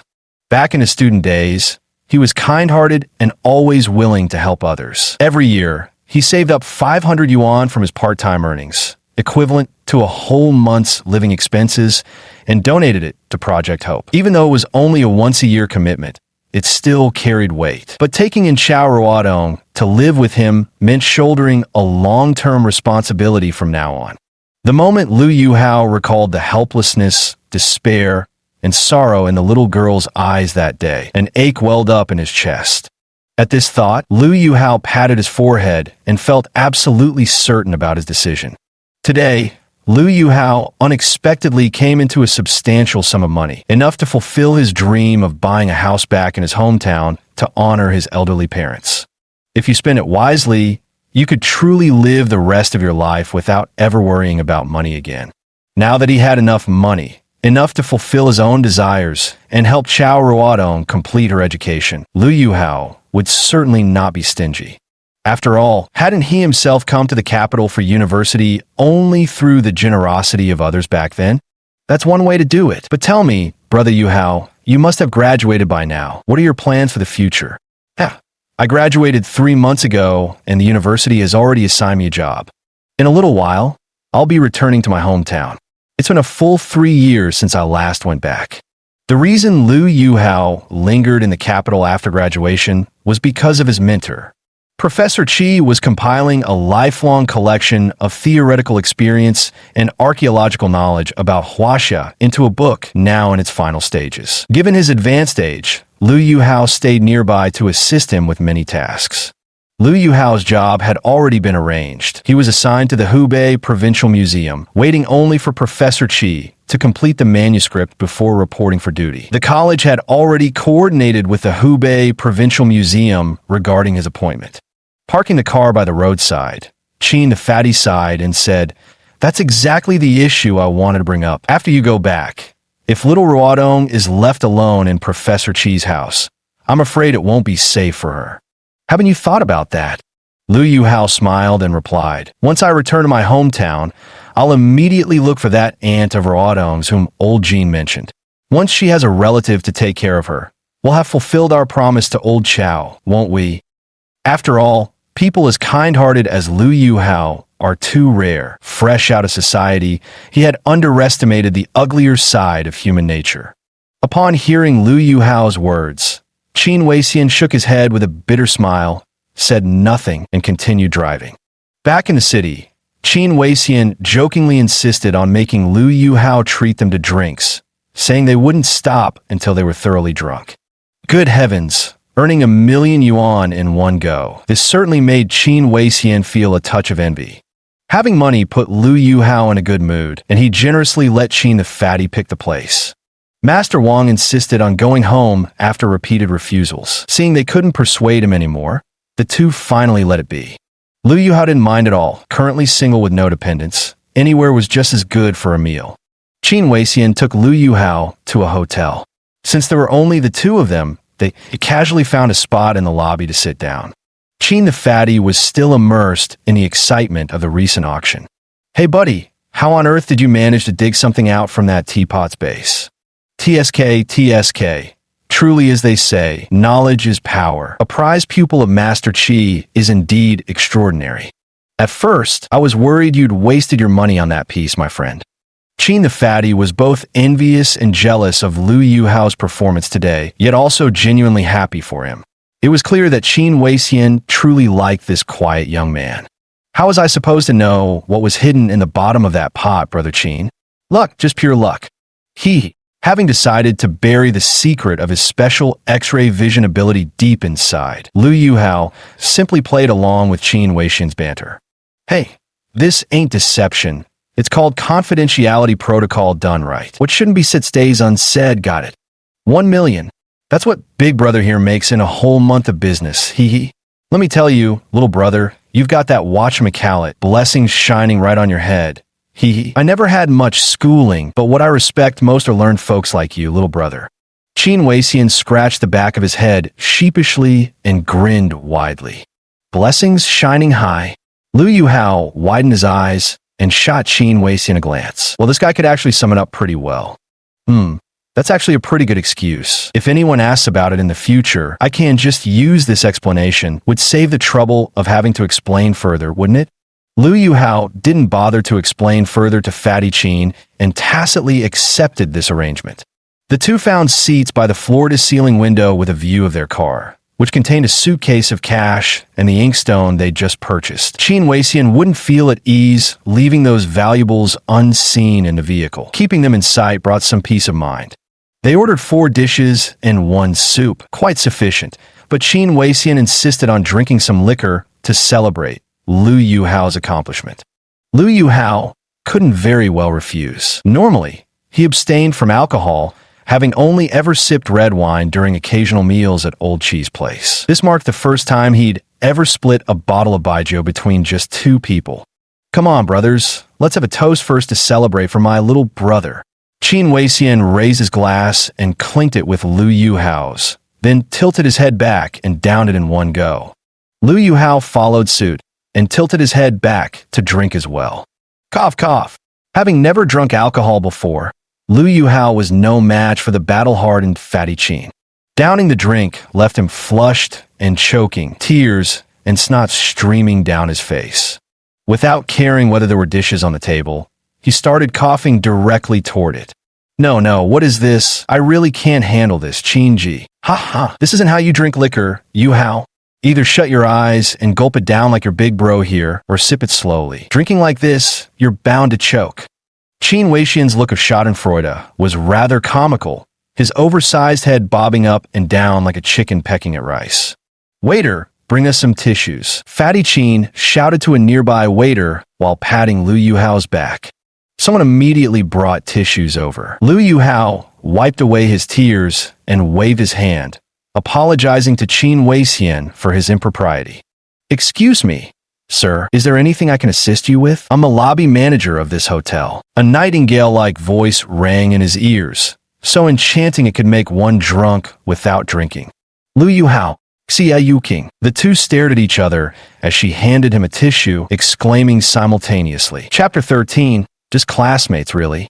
Chapter 13, just classmates. Really, Qin Weixian gave them a puzzled look, but caught on immediately. So you two already knew each other. Wow, it's you, old classmate. I heard from Chun Xiaojun not long ago that you were working down in Lingnan, about to get married. Never expected to run into you here. How many years has it been since I last saw you? 3 or...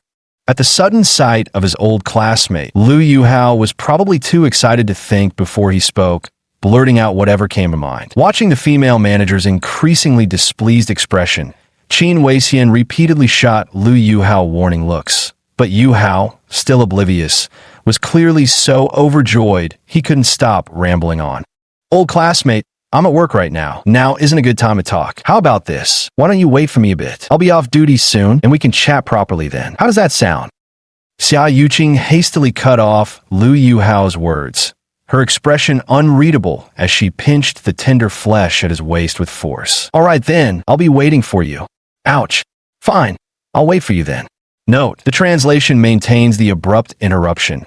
Xia Yuqing's ambiguous expression mixed with physical reaction and a slightly annoyed yet expectant tone in her speech. The two versions presented offer alternative phrasing for the dialogue while preserving the conversational dynamics. The first more refined, the second more colloquial with the added exclamation. Both capture the slightly exasperated intimacy between the characters. Lu Yuhao forced himself to wave at Xia Yuqing, who had already walked away, suppressing his pain. That twist was vicious. Lu Yuhao sucked in a sharp breath, his face contorted in a pained grimace, caught between laughter and agony. Qin Weixian smirked slyly at Lu Yuhao. Tis TSK, a female classmate, eh? Look at that doll face, fresh as a dewy petal. And what a figure. Ha ha ha. Looking at the smug expression on Fatty Qin's face, Lu Yuhao's face flushed so red it looked like it might start dripping blood. He shook his head with a bitter smile. Don't even start thinking that way, brother Qin. I swear, Xia Yuqing and I were just good buddies back in college. Pure friendship, got it? Is there pure friendship between a man and a woman? Qin Weixian remarked. Lu Yuhao's attempt to explain only made Qin Weixian smirk even more mischievously. He even gestured with his hand toward the direction Xia Yuqing had gone. Lu Yuhao, frightened, hurriedly grabbed hold of Fatty Qin's hand. Is there pure friendship between men and women? This is a highly sentimental question, and surely everyone has their own perspective. But in the end, there are only two possible answers, yes or no. In my personal opinion, it does exist. But I don't think the friendship between men and women can be described as pure, regardless of whether they're involved with each other or not. What does pure even mean? It's an exceptionally noble word. A pure friendship represents one person's genuine respect and admiration for another. It's a very elevated state of being that most ordinary people would find difficult to attain. Perhaps it's easy between people of the same gender, but the challenge arises when it's between opposite sexes. Because when you admire someone of the opposite sex, you inevitably develop feelings of affection toward them. They already hold a certain allure for you. Perhaps you might say, I know very well he doesn't like me, so I'll always respect him and never speak of it my whole life. Yet even so, the friendship between the two can no longer be described as pure. This is why the word pure can only apply to same-sex relationships. Regardless of the depth of their friendship, their bond will always remain pure. Xia Yuqing, Liu Yuhao, and Chen Xiaojun were classmates during their undergraduate years. Since Chen Xiaojun hailed from the same hometown as Xia Yuqing, coincidentally, the two had been classmates since childhood and later attended the same university. Thus, it was only natural for Chen Xiaojun to take on the responsibility of looking after Xia Yuqing. Liu Yuhao was Chen Xiaojun's closest friend, sharing the same dorm room. The two were inseparable on campus, like peas in a pod. Shortly after the semester began, Liu Yuhao and Xia Yuqing also became good friends thanks to Chen Xiaojun's introduction. The trio spent nearly every waking moment together, whether it was meals, classes, or outings. This naturally infuriated the predominantly male students in the archaeology department. Peking University's archaeology program that year had only 2 classes, totaling fewer than 60 students, with a mere 4 female students in the entire cohort. In such a fiercely competitive environment where men vastly outnumbered women, these 2 guys had swooped in at the start of the semester and claimed ownership of the most beautiful girl in the department. How could the pack of hungry wolves not be seething with envy? At the start of the semester, the trio had created a classic joke together. Liu Yuhao and Chen Xiaojun once volunteered to fetch hot water for Xia Yuqing during lunchtime, letting her go ahead to queue for meals in the cafeteria first. When the 2 boys finally arrived with the thermoses, they were utterly dumbfounded by what they saw.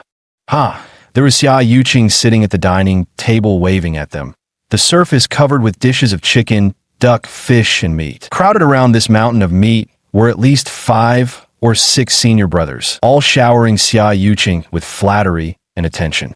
From that day onward, Liu Yuhao learned another famous Peking University saying, "Beware of fire, theft, and senior brothers." Of course, in the end, that whole table full of fish and meat became a feast for Chen Xiaojun and Liu Yuhao. Between mouthfuls, Chen Xiaojun kept muttering, this is really good.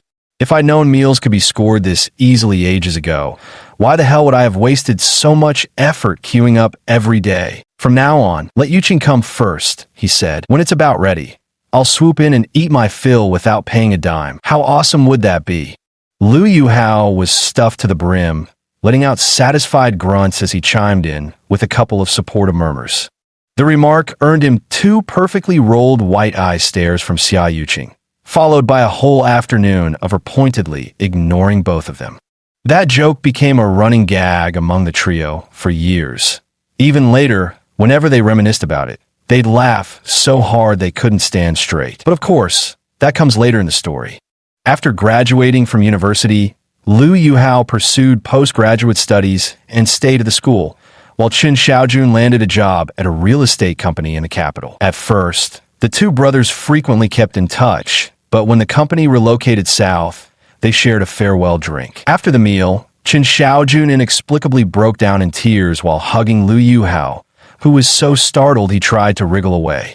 At that moment, Liu Yuhao genuinely questioned his friend's sexual orientation. As time passed, and they drifted apart, their communication dwindled to occasional online chats whenever they happened to cross paths. Liu Yuhao didn't own a cell phone, making him nearly impossible to track down. Most of what Liu Yuhao knew about Xia Yuqing came from Chen Xiaojun's stories. Xia Yuqing was the first to leave the capital, returning straight to her hometown after graduation. It was said her uncle owned a small construction company, and she started working there. Chen Xiaojun even mentioned that Xia Yuqing was about to get married. In the blink of an eye, over 2 years had passed. Liu Yuhao never expected to run into this old classmate here today. After coughing from a sip of liquor, Liu Yuhao flatly refused to drink anymore. Qin Weixian didn't insist either and continued drinking by himself. Liu Yuhao was notorious for his big appetite. At first, the two casually chatted while one drank and the other ate. But before long, Qin Weixian stopped drinking altogether and just stared dumbfounded at Liu Yuhao. Well now, this Liu Yuhao has already polished off 4 full bowls of rice, leaving Qin the fatty gaping with his mouth hanging open, completely forgetting to close it. Counting in his head, good heavens above, that much rice would probably take me 3 days to finish, and I'd have to stuff myself near to bursting. Don't be alarmed, sir. He's always had a prodigious appetite. Strangers seeing him eat for the first time always get the same shock as he. At this point, a pair of delicate, lotus root pink hands took Liu Yuhao's empty bowl, added another scoop of rice, and passed it back to him. Qin Weixian looked up to see Xia Yuqing, now off work, having changed out of her uniform. Her beautiful golden curls cascaded in waves from her smooth forehead down her shoulders. Casually dressed in a red tracksuit that showcased her striking figure to perfection, she radiated fiery vitality. Her full chin tilted slightly upward, beneath which a pert little nose and 2 rosy lips completed the picture framed by those captivating eyes. Suddenly, Qin Weixian felt as if he was overheating. His nose was about to bleed. This was downright catastrophic. With great difficulty, he managed to tear his gaze away from Xia Yuqing. Qin, who had always boasted of having seen all the beautiful women in the world, couldn't help but grow flushed with excitement. Please sit, Miss Xiano. Oh dear, listen to me. What am I even saying? The flustered Qin was practically tongue-tied as he reached both hands out towards Xia Yuqing. Xia Yuqing smiled softly, reaching out to touch lightly before quickly withdrawing her hand. She then sat down without ceremony and unhesitatingly picked up her chopsticks, serving Liu Yuhao some food straight into his bowl. Liu Yuhao gave Qin Weixian an embarrassed smile before burying his head in his meal. Truth be told, the young scholar's table manners were far from refined, which somehow made Qin Weixian vicariously self-conscious as well, prompting him to flash Xia Yuqing an awkward, apologetic smile. Seems like this guy forgot those two aren't just ordinary acquaintances. Otherwise, how could he have served the rice without even greeting first? Liu Yuhao appeared long accustomed to Xia Yuqing's gentleness and striking beauty, not even glancing up as he took the bowl and continued eating. Heartlessly, he mumbled something incoherent under his breath. Xia Yuqing didn't catch it because he spoke too fast, while Qin Weixian had been dazed the entire time since the girl sat down, making it even less comprehensible to him. Finally swallowing the mouthful of rice, Liu Yuhao grinned. Hey, Yuqing, lend me some cash. I'm broke right now. I promised this meal was my treat for brother Qin.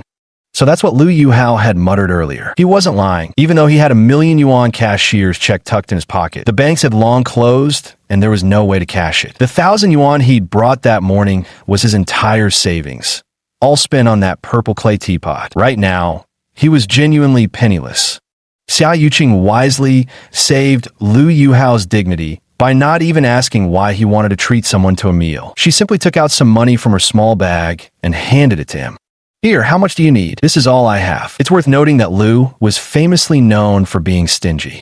If this tight-fisted fellow was treating someone to a meal, there must surely be a reason. Between us, who's keeping score? Even if I treated you to meals every day, it wouldn't bankrupt me. No need for you to pay.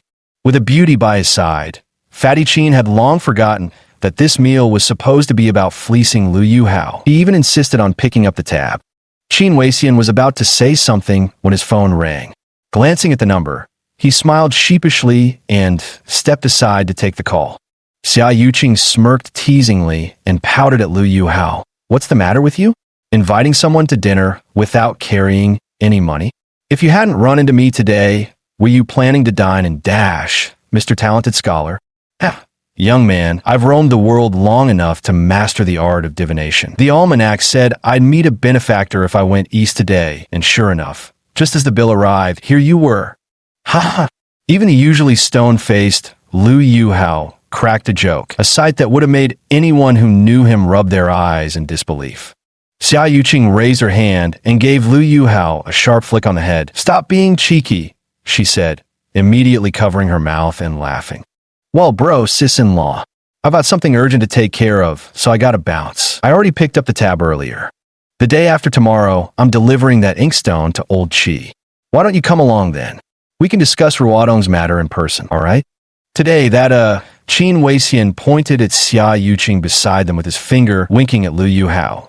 Lu Yuhao's cheeks flushed red as he thought for a moment before replying. Alright, whatever Brother Qin says. I'll wait for you at the professor's place the day after tomorrow. Xia Yuqing remained silent, quietly gazing at Lu Yuhao with eyes full of infatuation. After returning to the capital, she had indeed gone to the university looking for Lu Yuhao, but the school was already on break. While many knew of Lu Yuhao, nobody could tell her whether he was still assisting Professor Qi in the city, nor did he leave any contact information behind. Only an elderly gatekeeper mentioned that Lu Yuhao had been assigned to work at his hometown's museum. Disappointed, Xia Yuqing left the campus, never expecting their paths would cross again here.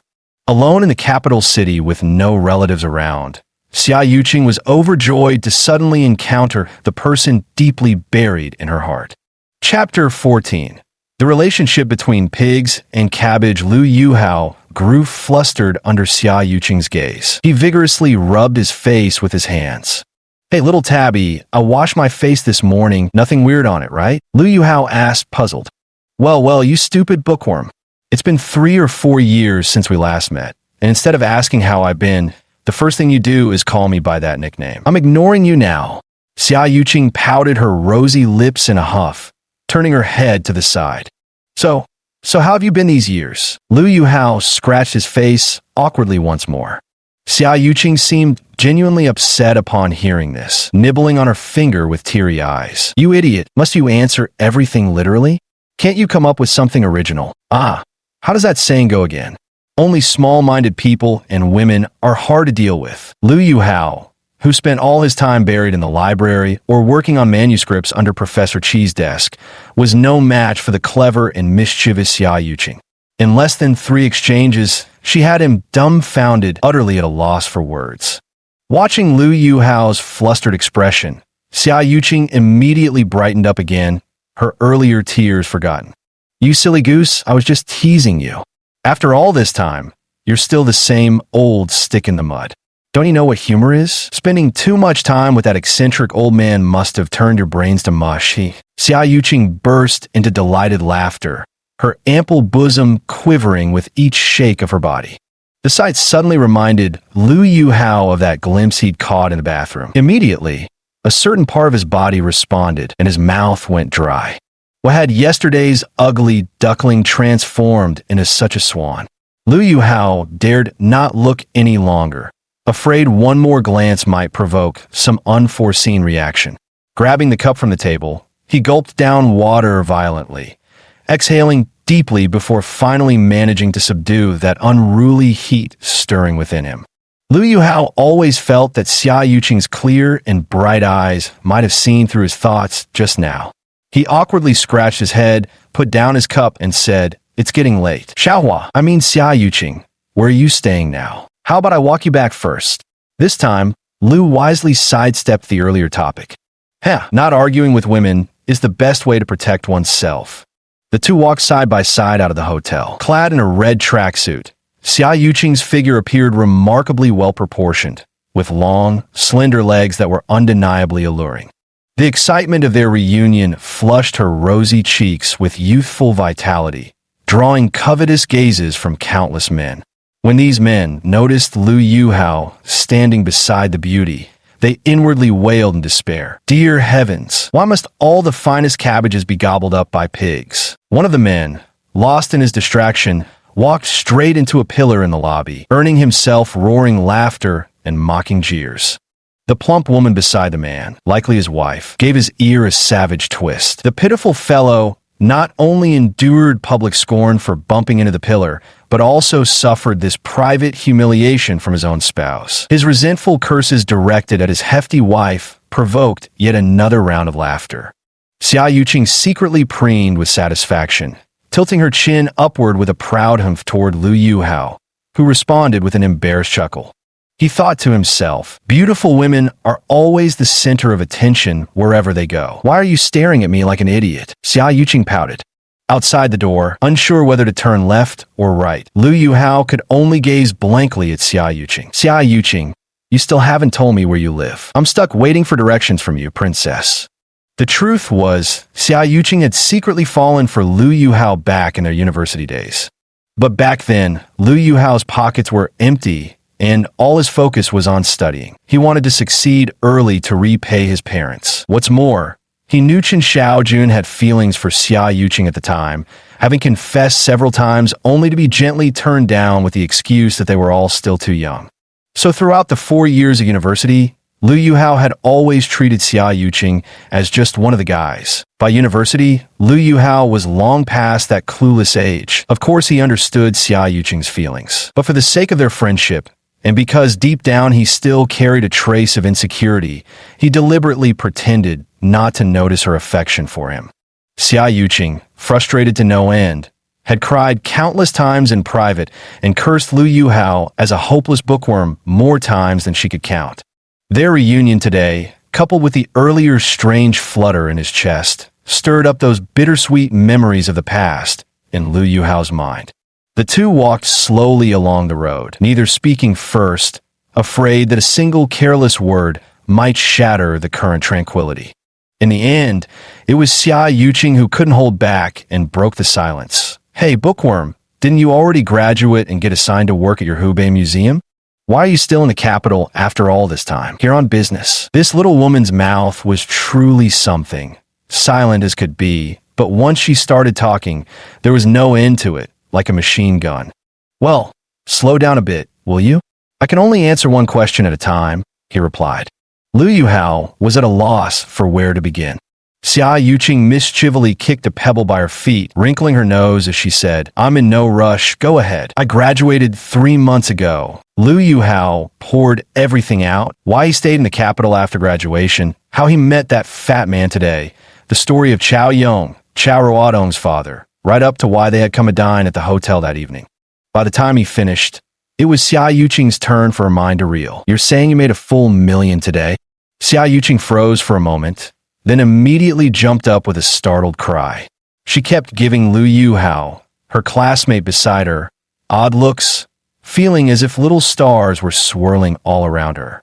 How did this man, whom she'd studied alongside for 4 years, suddenly become so incomprehensible to her? Could knowledge truly change destiny? How had 3 years of postgraduate studies allowed Lu Yuhao to acquire such profound knowledge? Lu Yuhao nodded sheepishly and even showed Xia Yuqing the 1 million yuan check as proof. Lu Yuhao definitely wasn't trying to show off the check with 5 zeros in front of Xia Yuqing.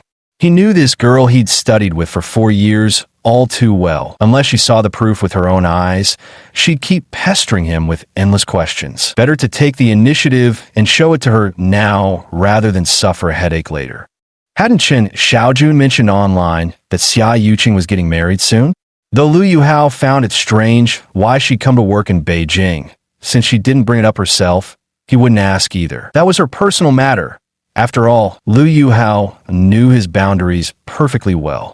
Of course, Lu Yuhao didn't explain to Xia Yuqing how he'd spotted the secret at the bottom of the purple clay teapot either. The truth about his 8 brocades technique was something he decided never to reveal to anyone, not even his own family. He didn't want to bring trouble upon his relatives and friends because of himself. If any problems were to arise in the future, he'd rather bear them alone. Percent. Xia Yuqing, who was walking ahead, suddenly stopped and turned to Lu Yuhao. Lu the miser, since you've made so much money, you absolutely have to treat me to a nice meal. No way. Tomorrow's my day off, and I want you to spend the entire day accompanying me to have fun. After 4 years of studying here, I still haven't properly explored this vast capital city. Having said this, Xia Yuqing tilted her head slightly, pursed her lips, and gazed playfully at Lu Yuhao. The position and posture Xia Yuqing assumed made Lu Yuhao distinctly uncomfortable, because from his vantage point, with her leaning slightly forward, he caught an inadvertent glimpse of a flash of snowy white skin that seemed to deepen into a tantalizing cleavage. Combined with Xia Yuqing's bewitching smile, the sight instantly petrified Lu Yuhao, leaving him frozen in place, as if turned to stone. A woman with both elegance and beauty, posing gracefully with a fresh and tender appearance like a spring onion. Oh my God, what an absurdly dramatic story. Any man would be dumbfounded in that instant. Liu Yuhao's mind reeled, his head buzzing as if struck by lightning. His treacherous heart pounded wildly, while his blood raced through his veins like a raging torrent. Hey, what are you looking at? Xia Yuqing noticed where Liu Yuhao's gaze lingered, her fair cheeks flushing crimson like a ripe apple. She stamped her foot and ignored him, turning to stride ahead. All that remained to Liu was the alluring silhouette of long, slender legs accentuated by her sportswear. The part of her physique Xia Yuqing took most pride in lay below the waist. That perfectly round and pert derriere, those slender legs that left endless room for imagination. What Liu Yuhao didn't see was the subtle smile that escaped the corner of Xia Yuqing's lips as she turned away, a fleeting expression mingling shyness with undisguised delight, carrying an intimacy only she could fully comprehend. In truth, Xia Yuqing had words she'd wanted to say to Liu Yuhao. Several times her lips parted, only for the unspoken words to lodge stubbornly in her throat. Liu Yuhao paused mid-step, torn between chasing after her and fearing Xia Yuqing's inevitable scolding. Courage failed him. He remained rooted to the spot. A gust of early autumn wind blew by, bringing waves of coolness that made Liu Yuhao shiver, snapping him back to his senses. He inwardly scolded himself for his earlier lapse in composure. The lingering intimacy from a moment ago left the two somewhat awkward youngsters walking with their heads bowed in silence, neither speaking a word. Yuhao, Xia Yuqing was the first to break the silence again. Fidgeting with the hem of her clothes and blushing until the flush slowly faded, Xia Yuqing finally murmured timidly, "The wind. I feel a little cold." "You're cold. Then, let's take a taxi." Liu Yuhao frantically stretched out his hand to hail an approaching cab. Originally, Xia Yuqing had given Liu Yuhao a chance, but who knew where Yuhao would panic and start babbling while waving for a taxi. This made Xia Yuqing so furious she was practically fuming with anger. Speechless, she simply got into the car herself and angrily shouted at the driver ahead, "Yoyu Alley." The driver shuddered. "Buddy, I didn't do anything to upset you, miss," and promptly focused on driving properly. Once in the car, Xia Yuqing truly ignored Liu Yuhao, her gaze fixed solely out the window, as if something outside held extraordinary fascination for her.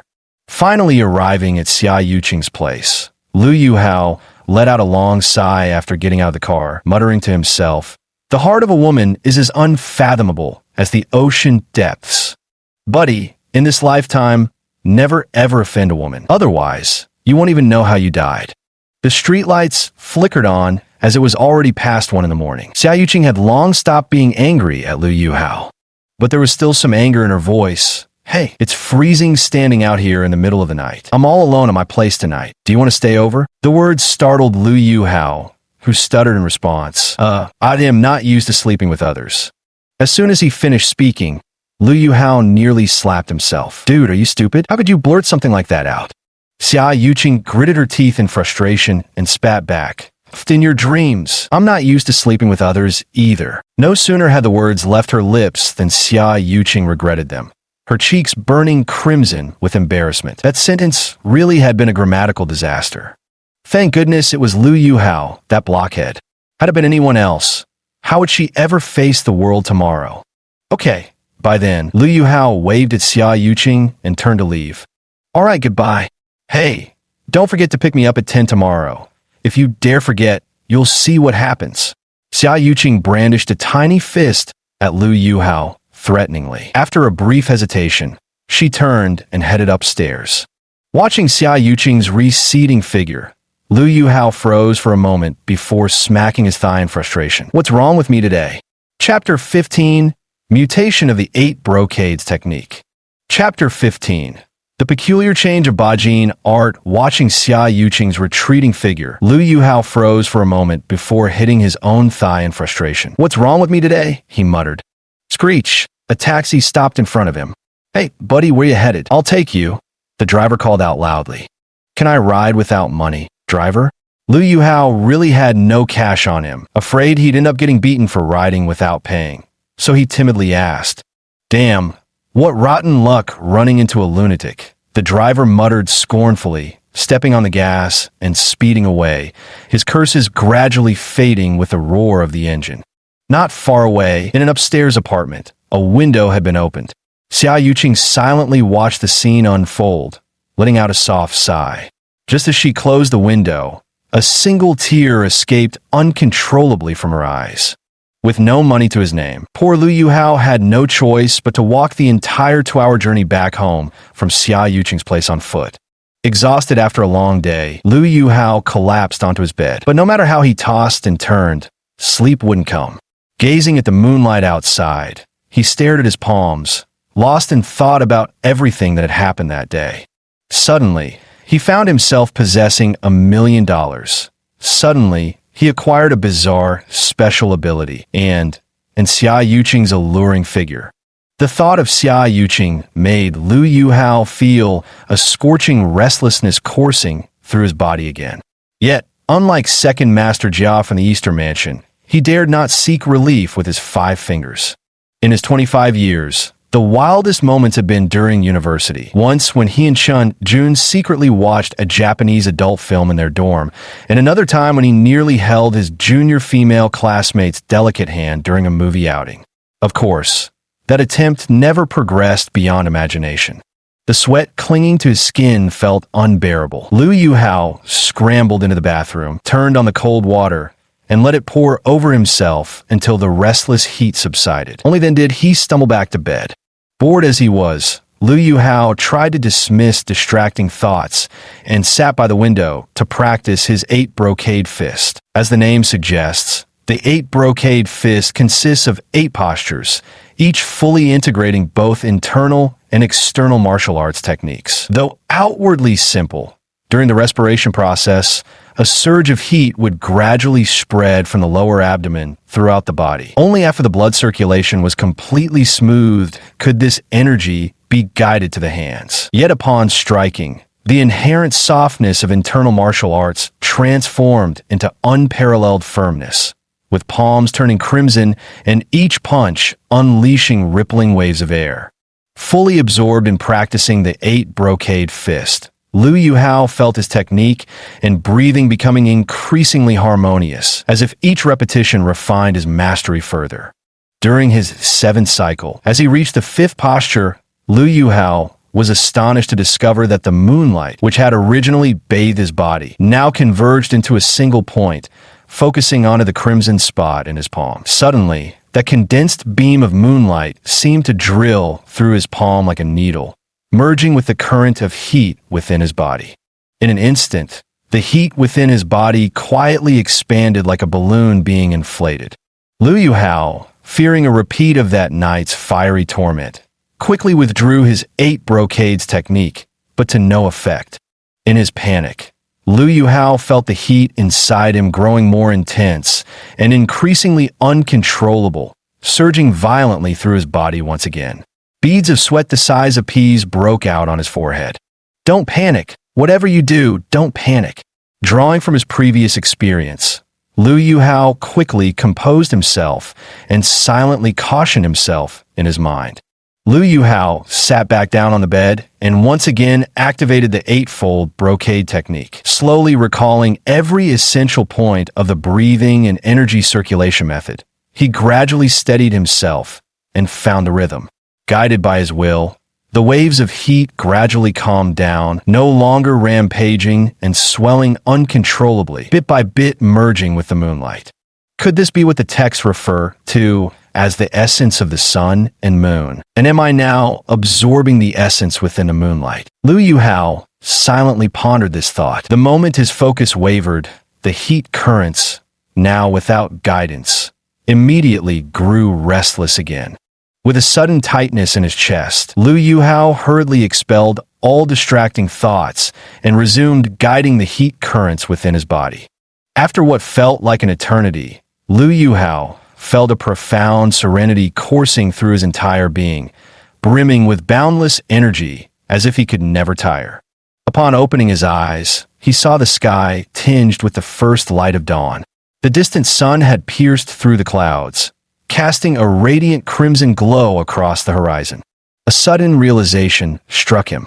As he practiced the 8 brocades martial arts form, Liu Yuhao sensed that his extraordinary abilities had ascended yet again. Now, every object within a 5-meter radius effortlessly materialized in his mind, eliminating the need to focus intently on a single target for his penetrating vision. This revelation sent another wave of exhilaration through him. So, moonlight was his personal charger. With such an inexhaustible source at his disposal, he need never worry about depleting his special abilities again. That's not right. Why is there a layer of white halo within 5 meters? Liu Yuhao realized that while he could perceive his surroundings this time, it felt as if there was some kind of light enclosing him within this 5-meter radius. When he looked down again, Liu Yuhao froze in shock, his hair standing on end. A dim white light emanated from his palm, forming a misty, spherical shape. Like a luminous pearl, it was crystalline and translucent, emitting an eerily faint yet uncanny glow. Liu Yuhao vigorously rubbed his eyes and then his hands, but when he looked back at his palm, the pearl-like mist remained. Liu Yuhao's face instantly fell, all traces of his initial excitement upon waking now completely gone. How am I supposed to show my face in public after this? Anyone who sees my hands will discover my secret. What should I do now? Determined to fix this, Liu Yuhao rushed into the bathroom, grabbed hand soap and scrubbed vigorously. Seeing no results, he dashed into the kitchen and indiscriminately smeared everything usable: oil, salt, soy sauce, vinegar, all over his hands, stopping just short of actually cutting them off with a knife. No matter what he tried, all his efforts were in vain. That faint layer of mist still remained. After sitting in the bathroom with a grimace for over an hour, Liu Yuhao shook his head helplessly. No matter what, life had to go on. At worst, he'd just keep his hands in his pockets when stepping out from now on, or maybe even ditch gloves altogether.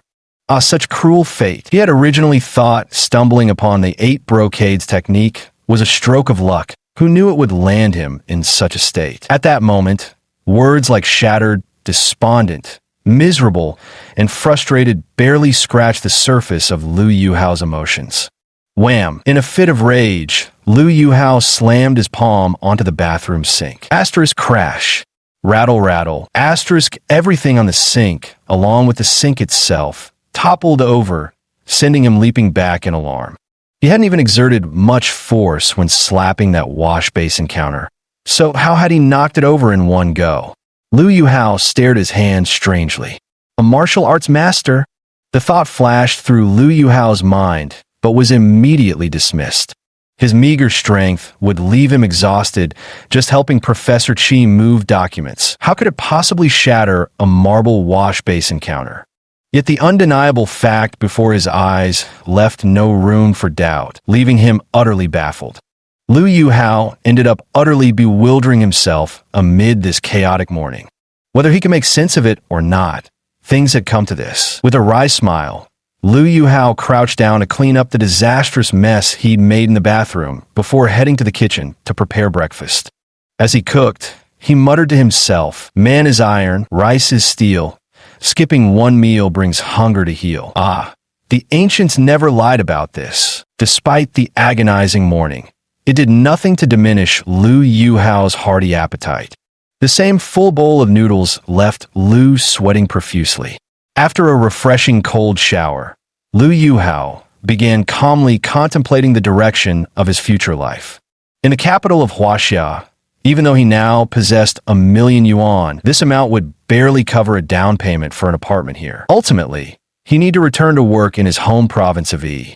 Moreover, in his future life, he'd shoulder the responsibility of caring for little Ruodong, a promise he'd made to himself during his time at Chaoyang's home. Having sorted through these thoughts, Liu Yuhao resolved to finish organizing Professor Qi's manuscript as quickly as possible before returning home. After all, his parents who missed him day and night were waiting there. The issue of finalizing the manuscript had already been reviewed by the university. Once a publisher is secured, The university will organize a dedicated team to assist Professor Chi in his work. This collection not only represents the culmination of Professor Chi's lifelong research, but also stands as an honor for the university.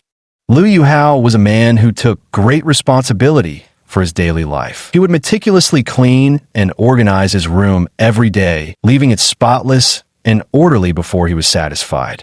After tidying up his room, Liu Yuhao took out the 1 million yuan check, carefully placed it between the pages of a book, and then slipped it into his pocket. He adjusted his clothes in the mirror before finally preparing to head out. Previously, when Professor Chi donated to Project Hope, he also used checks, so Liu Yuhao knew that checks must not be folded. Otherwise, the bank might refuse to honor them. As soon as he stepped out the door, Liu Yuhao immediately put on the gloves he'd found in the wardrobe. Taking a deep breath, he silently told himself, "A new day begins. Keep going." At the bank, since it was a large cashier's check to be cashed, Liu Yuhao was greeted by a well-dressed account manager. After verifying the authenticity of the check, the bank manager smiled and asked Liu Yuhao to wait a moment. Soon, when the manager reappeared, he held a bank card in his hand and politely handed it to Liu Yuhao. The warm smile even gave Liu Yuhao a faint sense of comfort. Liu Yuhao had forgotten that just last month, he had also visited this same bank. Back then, he had gone to withdraw his monthly living allowance, and it definitely wasn't this manager who had served him. He remembered facing an emotionless clerk behind the counter, whom he had mentally dubbed Flat Face. Taking another look at the manager, now handing him his bank card, Liu Yuhao couldn't help but sigh. No wonder this person became a manager. Just look at this service attitude. So warm and welcoming. The moment he took the card from the bank manager, even though he knew it contained 1 million yuan, Liu Yuhao still felt a brief surge of excitement. Such a vast sum of money was stored on this flimsy little bank card. And note, it was Liu Yuhao's very own card. This was something previously unimaginable. "Mr. Liu, starting from now, you officially belong to our bank. Should you require anything in the future, you may directly call this number." The bank manager politely pointed to a set of phone numbers printed on the back of the card as he spoke. "MHM, thank you. If there's nothing else, I'll take my leave now," Liu Yuhao replied with feigned composure. After being politely escorted out of the bank by the manager, Liu Yuhao completely shed his earlier pretense and jumped for joy. He startled an elderly woman who happened to be approaching the bank, making her clutch her bag tightly and immediately turn around to leave. Ahem. Embarrassed, Liu Yuhao slapped his forehead and turned toward the ATM. He wouldn't feel at ease until he saw the money in the account with his own eyes. After withdrawing 20,000 yuan from the card, Liu Yuhao did some quick calculations in his mind. 10,000 of it belonged to old Chi from Chao Ruodong's place. That money had to be repaid. You can consider the remaining 10,000 as pocket money for now.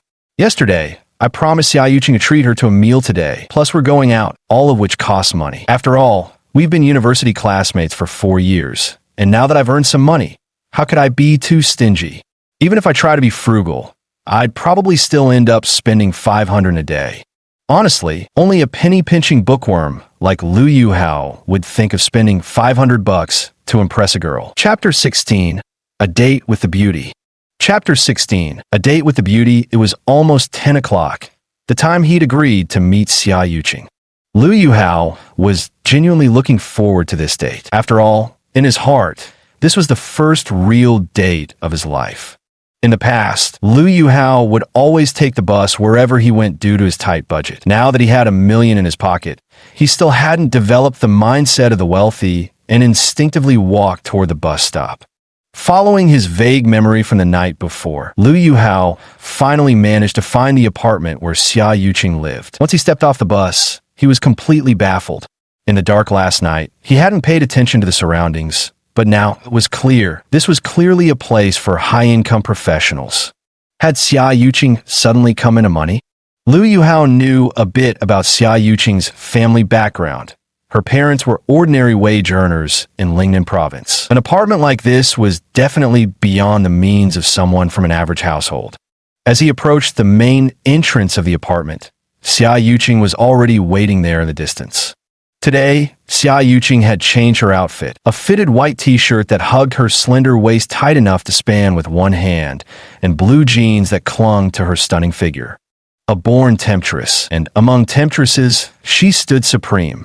Lu Yuhao swallowed hard and walked forward with a faint smile.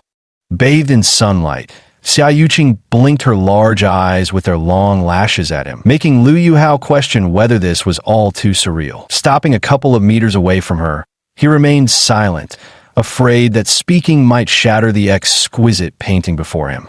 "Bookworm, you're finally here. Do you have any idea? You kept me waiting for 5 minutes. Today is the first time I've ever waited for someone." Xia Yuqing unconsciously revealed a hint of embarrassment while saying this, her delicate and charming expression thrilling Lu Yuhao. "So women can be this alluring. How come I never noticed before? I went to the bank and cashed the check." Lu Yuhao grinned sheepishly, pointing at his pocket. It seems no book ever mentioned that going to the bank justifies making a beauty wait on the street for a guy. Xia Yuqing was far from satisfied with this explanation. Pouting her lips, she retorted, "You stupid bookworm, didn't it occur to you to pick me up first before going to the bank? I'll keep this in mind. If you make another mistake, we'll settle old scores and new ones together." "Hey, wait a minute, bookworm. Have you lost your mind? It's not even winter yet. Why are you already wearing gloves?" Seeing Lu Yuhao actually wearing a pair of gloves left Xia Yuqing utterly baffled.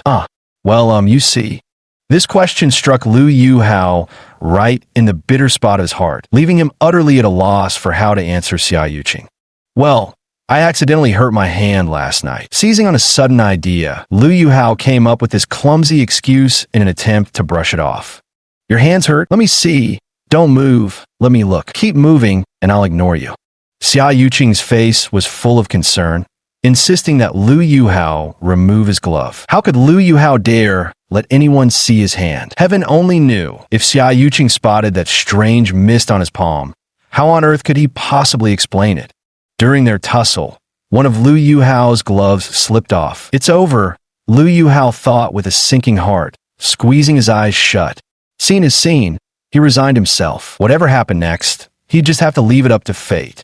"Your hands are perfectly fine. Why did you say they were injured? You're really something, joking like this at your age and making people worry." With a sharp thwack, Lu Yuhao felt a knuckle rap strike his head, and damn, that really stung. "Why can't others see these tendrils around my hands? They're clearly still there, yet Xia Yuqing can't see them." Lu Yuhao stole a glance at Xia Yuqing, confirming she wasn't lying, before timidly raising his own hand to examine it carefully. Wait a minute, that mist was still on his hand. How strange. So this mist was something only I could see. Realizing this, Lu Yuhao finally relaxed with a long exhale. The gloom that had been weighing on his heart since morning vanished like the wind, and even the sky seemed bluer than ever. "Where should we go play today?" Lu Yuhao cleverly avoided directly answering Xia Yuqing's questioning by changing the subject, inwardly thinking, "That was close. Anywhere is fine as long as I'm with you." Xia Yuqing's reply sent Lu Yuhao into a frenzy, especially with that delicate pout of her pink lips and the way she tilted her charming face. It was his first time seeing such a girlish expression from her. Then let's go to Huairou." Back in school, classmates always said the ancient Great Wall there has breathtaking scenery. What a shame I never got the chance to visit all these years. Lu Yuhao couldn't help but chuckle. "Oh yes, I've heard about that too. They say there's a 1,000-year-old ginkgo tree at Baiyun Temple where many couples go to make wishes. They say wishes made there really come true." As she spoke, Xia Yuqing lowered her head in embarrassment.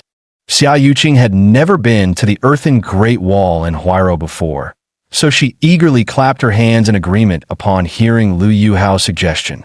However, mentioning the ginkgo tree had slipped out unintentionally, and she only realized the potential ambiguity in her words after saying them.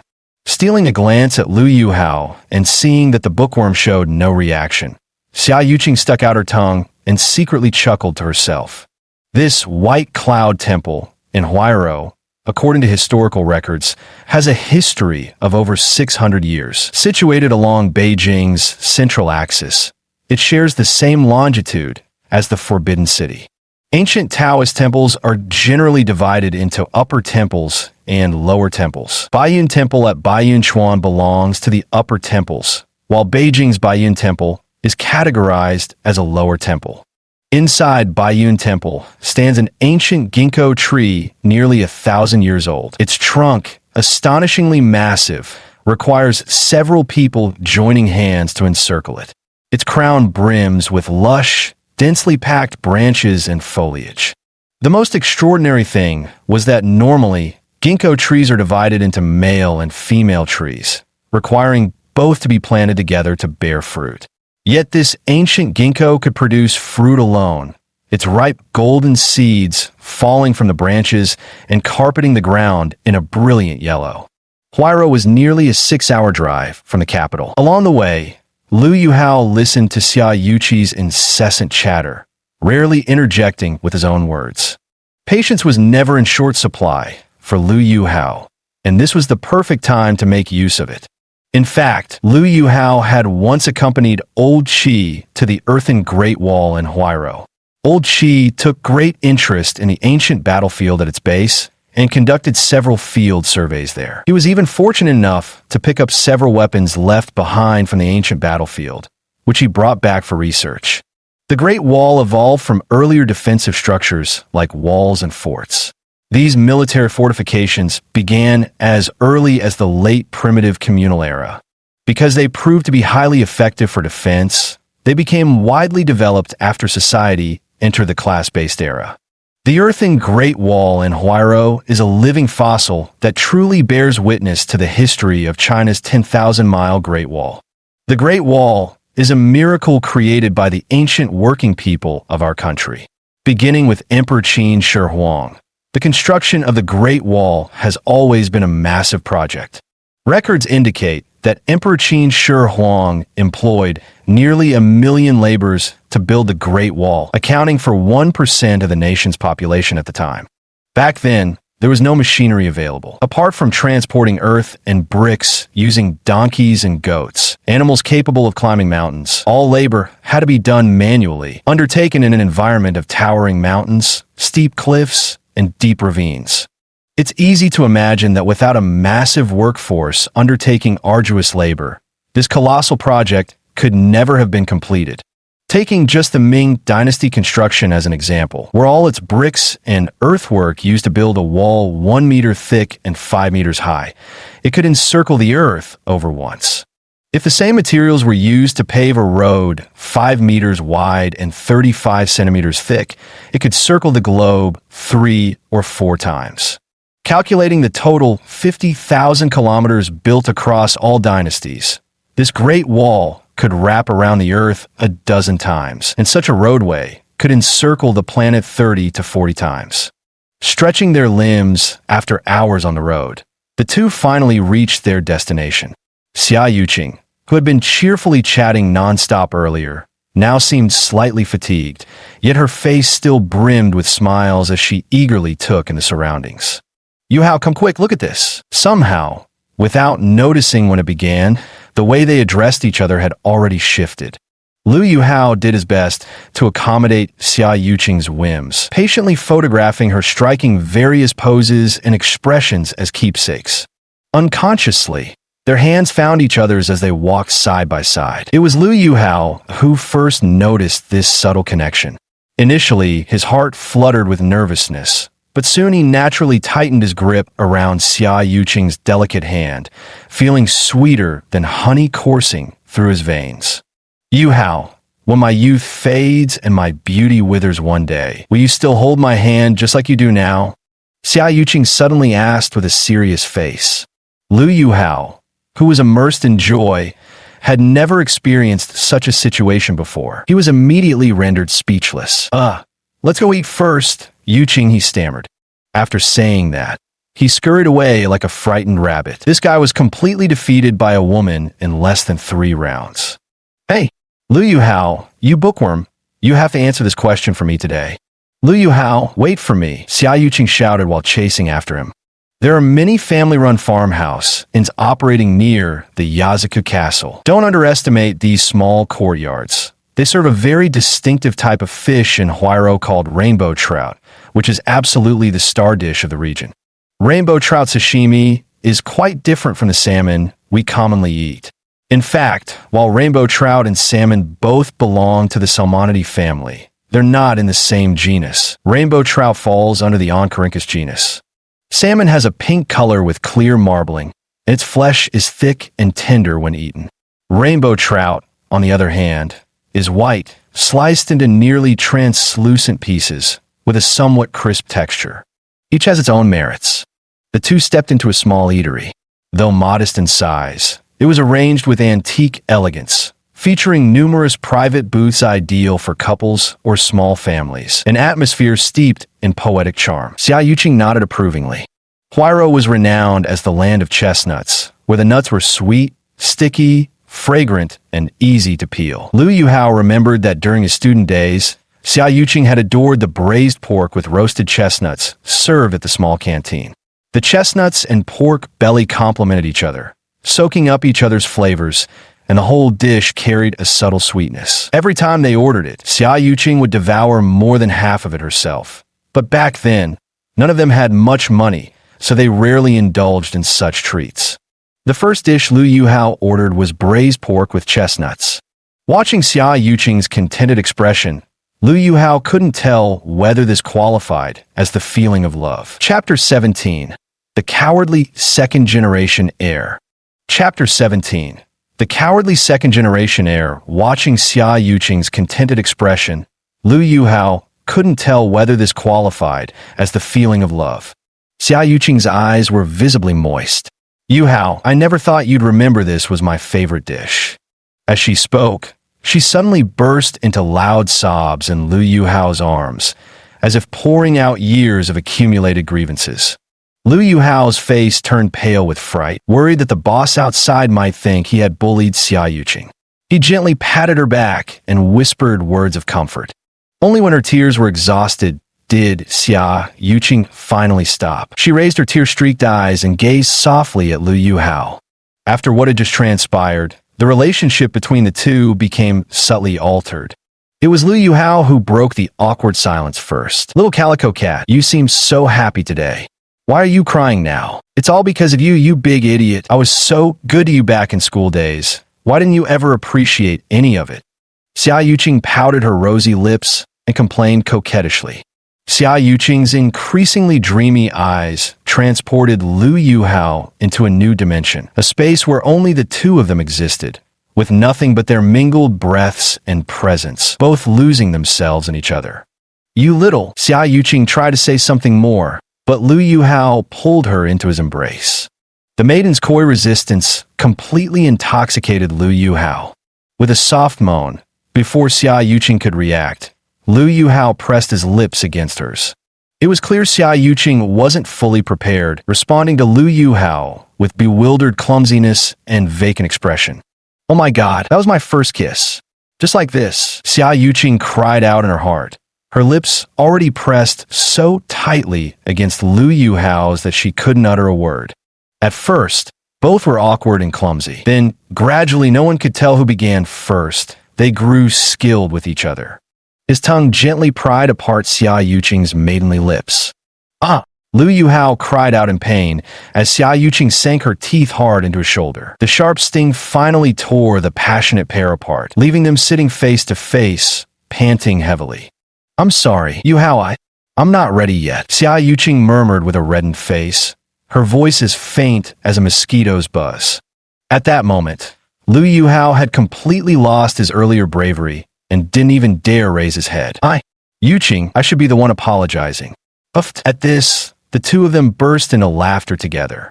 Soon after, their ordered dishes arrived: braised pork with chestnuts, hometown-style sausages, rainbow trout slices, and a fishbone broth.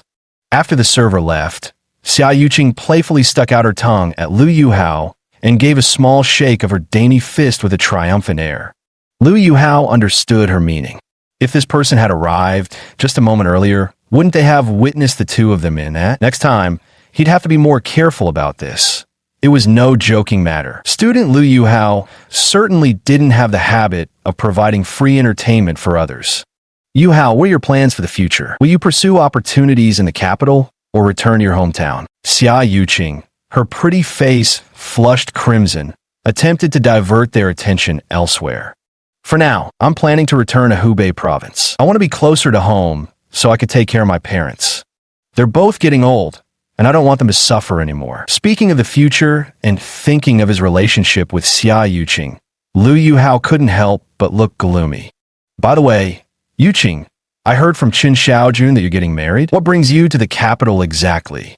Lu Yuhao changed the subject. He'd been wondering all along why Xia Yuqing had come to the capital and how she'd ended up living in such a high-end apartment, but he hadn't found the right opportunity to ask. Xia Yuqing lowered her head at Lu Yuhao's words.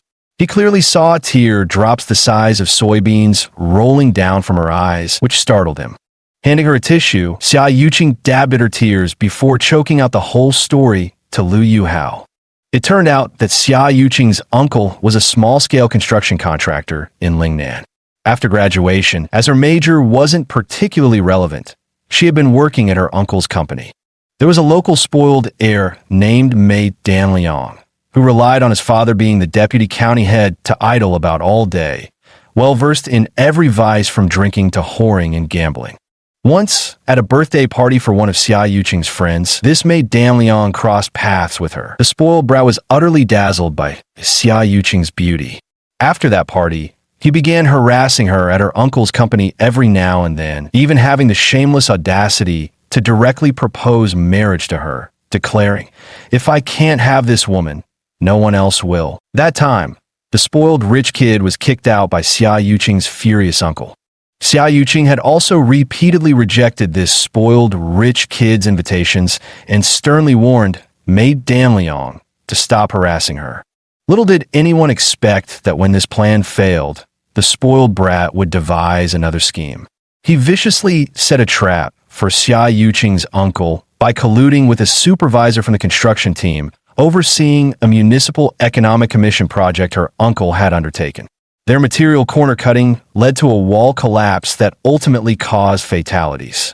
The spoiled heir then abused his county deputy magistrate father's power to have Xia Yuqing's uncle detained, threatening that unless Xia Yuqing yielded to his demands, he would bankrupt her uncle's company and pursue full legal prosecution. Everyone dared to feel anger, but not voice it under the oppressive rule of that second-generation rich kid's father. Watching helplessly as Uncle's company teetered on the brink of collapse, with Uncle himself locked up in detention. During those days, Aunt and Mother wept day and night, while the two younger cousins cried endlessly for their father. Xia Yuqing couldn't bear to see it any longer. After all, a woman's heart remains tender. She agreed to marry that spoiled heir, but on the condition that her uncle be released first. Indeed, as shrewd as she was, Xia Yuqing had quickly devised an escape plan for her family. On the very night her uncle was released, the shameless heir actually brought a gang of thugs to Xia Yuqing's home, demanding to consummate the marriage. Xia Yuqing had secretly laced the food served to them with croton seeds. After her uncle was released from detention and returned home to pack their belongings, the entire Xia family fled together. Her parents and uncle's family returned to their hometown in Sichuan, while Xia Yuqing headed north alone to the capital. After listening to Xia Yuqing's account, Lu Yuhao's fists clenched tightly. His face turned ashen, and fury twisted his features. His eyes burned with an uncontrollable rage, his teeth grinding audibly. Bah! Can this even be called human behavior? Everyone has their own unassailable pride. Even the gentle and refined Lu Yuhao was no exception, and now, Xia Yuqing had become precisely that for him. No man under heaven could stand idly by while the woman he loved was wronged. Lu Yuhao inwardly plotted how he would take revenge on that despicable second-generation rich kid should the opportunity arise, even if his father was a deputy county magistrate. As the old saying goes, failing to properly educate your child reflects the father's fault. That second-generation heir's arrogance has everything to do with his father, just as the crooked upper beam makes the lower one slant. This principle holds true. No guts, even the name sounds cheap. I'll remember this. One day, we'll get our payback. Lu Yuhao punched the table in fury as he spat out the words. Xia Yuqing nestled blissfully in Lu Yuhao's arms and whispered softly, "Yuhao, don't waste your anger on that scum. It's not worth making yourself sick over it. As long as I have you by my side, I'm satisfied." "Yuhao, do you remember that girl from Hong Kong who lived in my dorm room back in college?" A Hong Kong girl? Can't really recall. Hee. The ever-oblivious Lu Yuhao let out an awkward chuckle, though if one listened closely, it oddly resembled a wolf raising its head and howling. "Ha ha." Xia Yuqing shot Lu Yuhao a jealous glance and snorted. "Humph. You may not remember her, but she certainly remembers you. The apartment I'm living in now belongs to that girl, and the hotel where I work is also owned by her family. Her name is Tang Wu." "What? Don't you remember her at all? She's that always cold-faced girl you used to see every time you and Shinjun came to my dorm room back in school." The Tang Wu that Xia Yuqing mentioned had actually asked about Lu Yuhao several times in front of her, which explained why Xia Yuqing's expression looked so uncomfortable. "I think I have some vague impression of her, but I can't quite recall the details when I try to remember." Lu Yuhao fell into deep thought. In truth, Xia Yuqing's mention had already reminded him of that Hong Kong girl named Tang Wu, but he certainly didn't dare admit it in front of Xia Yuqing.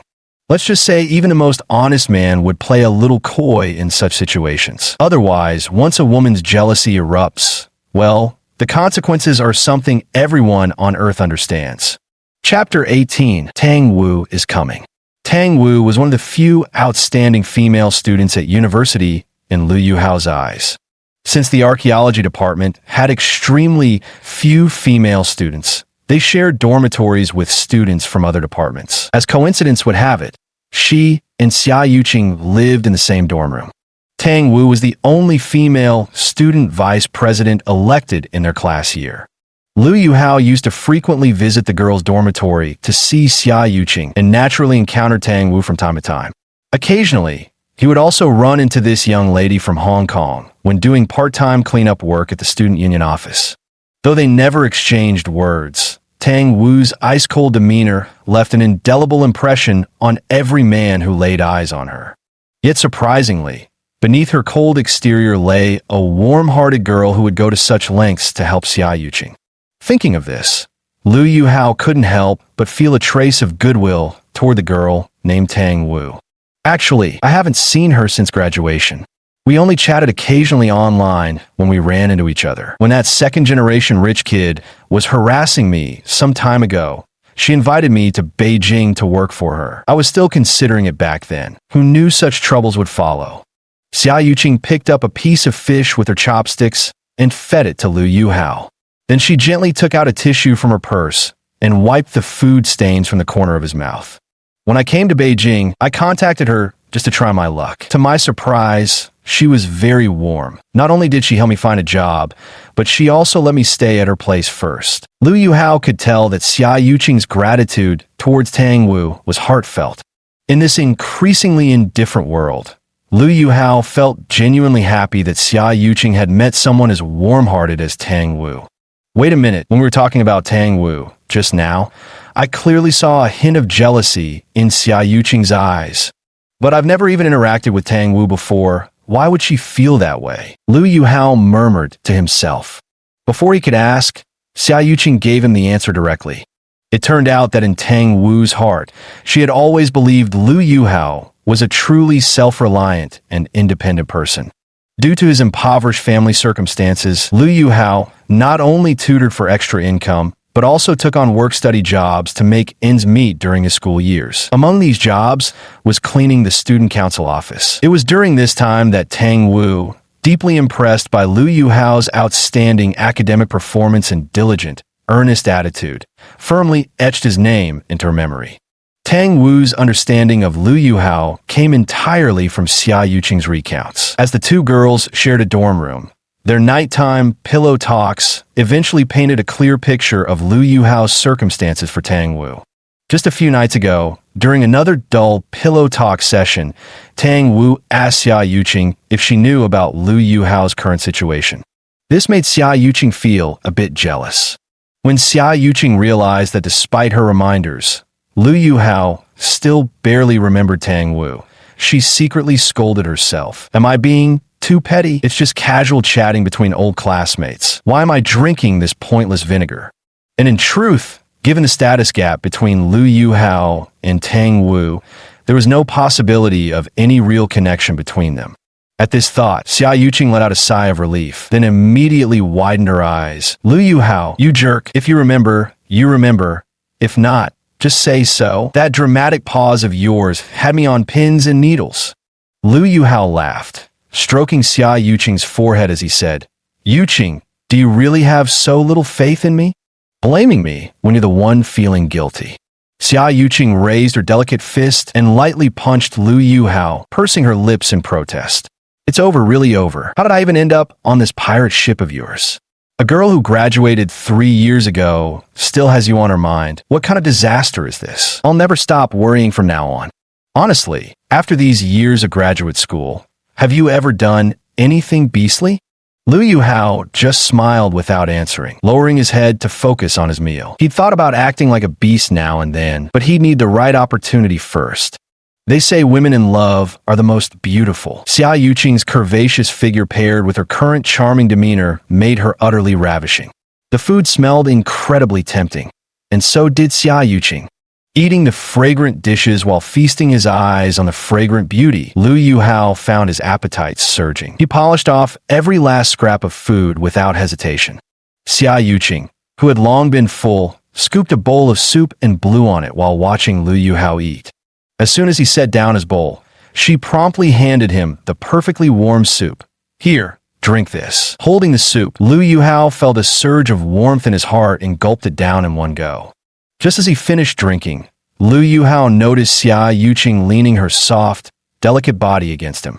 Lu Yuhao froze for a moment as a faint fragrance enveloped him.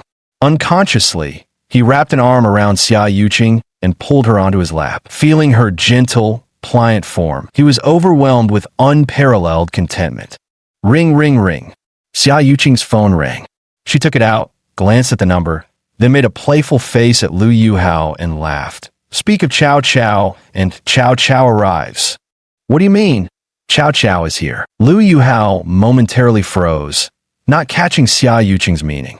Xia Yuqing held her phone in front of him. Here, look for yourself. We just mentioned Tang Wu, and now her call comes chasing after us. Isn't that exactly speak of Chow Chow, and he appears? Go answer your phone. Don't keep her waiting. Seeing Tang Wu's name displayed on the screen, Lu Yuhao stopped fooling around with Xia Yuqing so she could focus on the call. After all, work came first. What are we going to do, Yuhao? It seems we can't continue our fun this afternoon.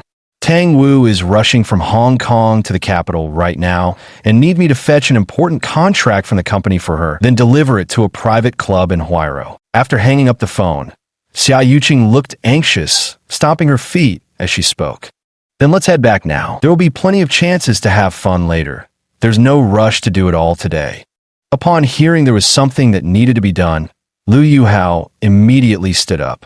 Xia Yuqing pouted on the verge of tears and said, But it takes at least 6 hours by car to get back to Beijing from here. How could I possibly make it in time if I go back to get the contract and then rush to the airport? Lu Yuhao chuckled as he looked at Xia Yuqing. Silly girl, why the rush? Look, the flight from Hong Kong to Beijing won't arrive for another 3 hours at least. We can rent a fax machine nearby and ask your colleagues to send over the contract. In 3 hours, you could print as many copies as you want.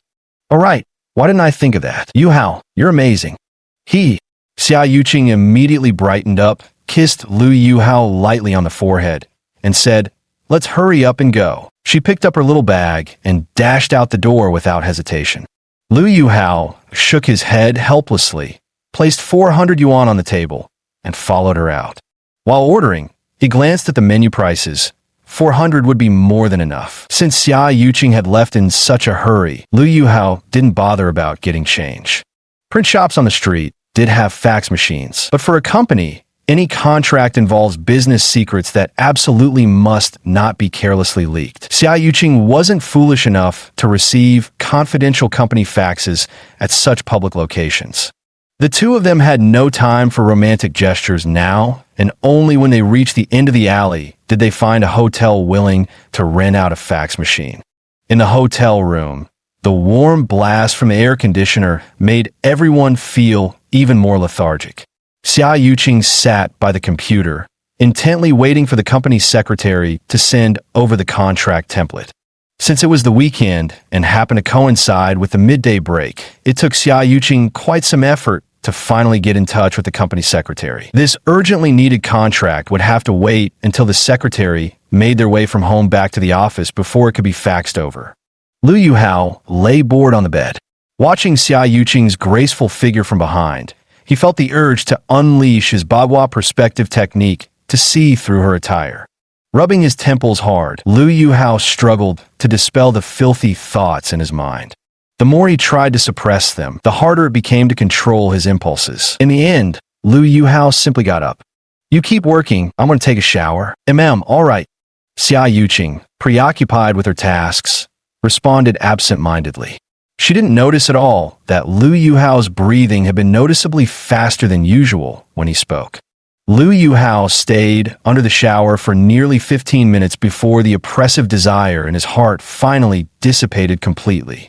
Wrapped in a bath towel, he stepped out to find Xia Yuqing still sitting motionless in the same position by the computer. Lu Yuhao's heart ached as he poured her a glass of water and handed it over. "What, still not done yet? Have some water first." Lu Yuhao rested his chin on Xia Yuqing's fragrant shoulder, his cheek lightly brushing against hers. "Almost done. Just a bit more to go." Xia Yuqing turned back with a smile at Lu Yuhao, revealing a row of pearly white teeth. Gazing at Xia Yuqing's flushed cheeks and her luscious cherry-like lips, Lu Yuhao couldn't resist giving her earlobe a gentle nibble. Stop it. Don't fool around. I'm trying to focus here." Xia Yuqing turned around and took the water glass from him. The roots of her ears had already turned crimson, her full chest heaving with rapid breaths. "Are you implying what I was doing earlier wasn't proper?" Lu Yuhao teased with a grin. "You're acting a bit like a..." "Like what?" "Like a total rogue." Xia Yuqing murmured these words, her heart already pounding like a startled deer. It took her forever to finally blurt that out. This sent Lu Yuhao into fits of laughter. Though Lu Yuhao felt slightly stirred, remembering that Xia Yuqing was actually doing serious work now, he resignedly threw himself onto the bed and turned to look at her. "Yuqing, tell me, is that Tangwu girl pretty? I can't seem to remember." Chapter 19. The Splendid Garden Houses a Guameli. Chapter 19. The Splendid Garden Houses a Guameli. "Yuqing, tell me, is that Tangwu girl pretty? I can't seem to remember." They say a woman's expression changes faster than pages turn a book. Hearing Lu Yuhao's question, Xia Yuqing's eyes flashed with anger as she exploded.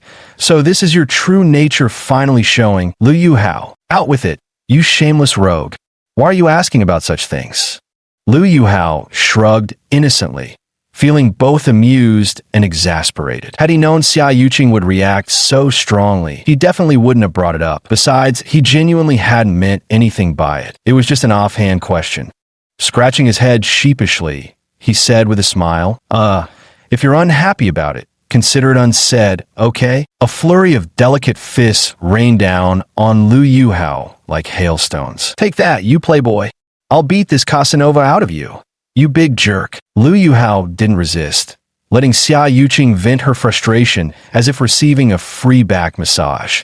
He thought to himself, women just need to vent their anger. Who told me to offend her carelessly? Isn't there a saying that spanking is affection and scolding is love? Beep, beep, beep. The sound of the fax machine rang out, and the two stopped their playful banter. Xia Yuqing smoothed her disheveled hair and returned to her seat by the computer. In no time, 3 copies of the contract were printed out. Lu Yuhao glanced at the transaction amount and was shocked. 32 million. Good heavens, the amount of money spent casually on a single business deal is probably beyond what ordinary people could imagine in a lifetime. How many sacks would it take to hold 32 million in $100 bills? Lu Yuhao was slightly stunned, calculating this in his mind. "All right, let's hurry up and go. We should head to the clubhouse Tang Wu mentioned on the phone first." Xia Yuqing happily brushed off the freshly ink-scented contract with her hand. Before the words even finished, she was already clacking away in her high heels, running far ahead.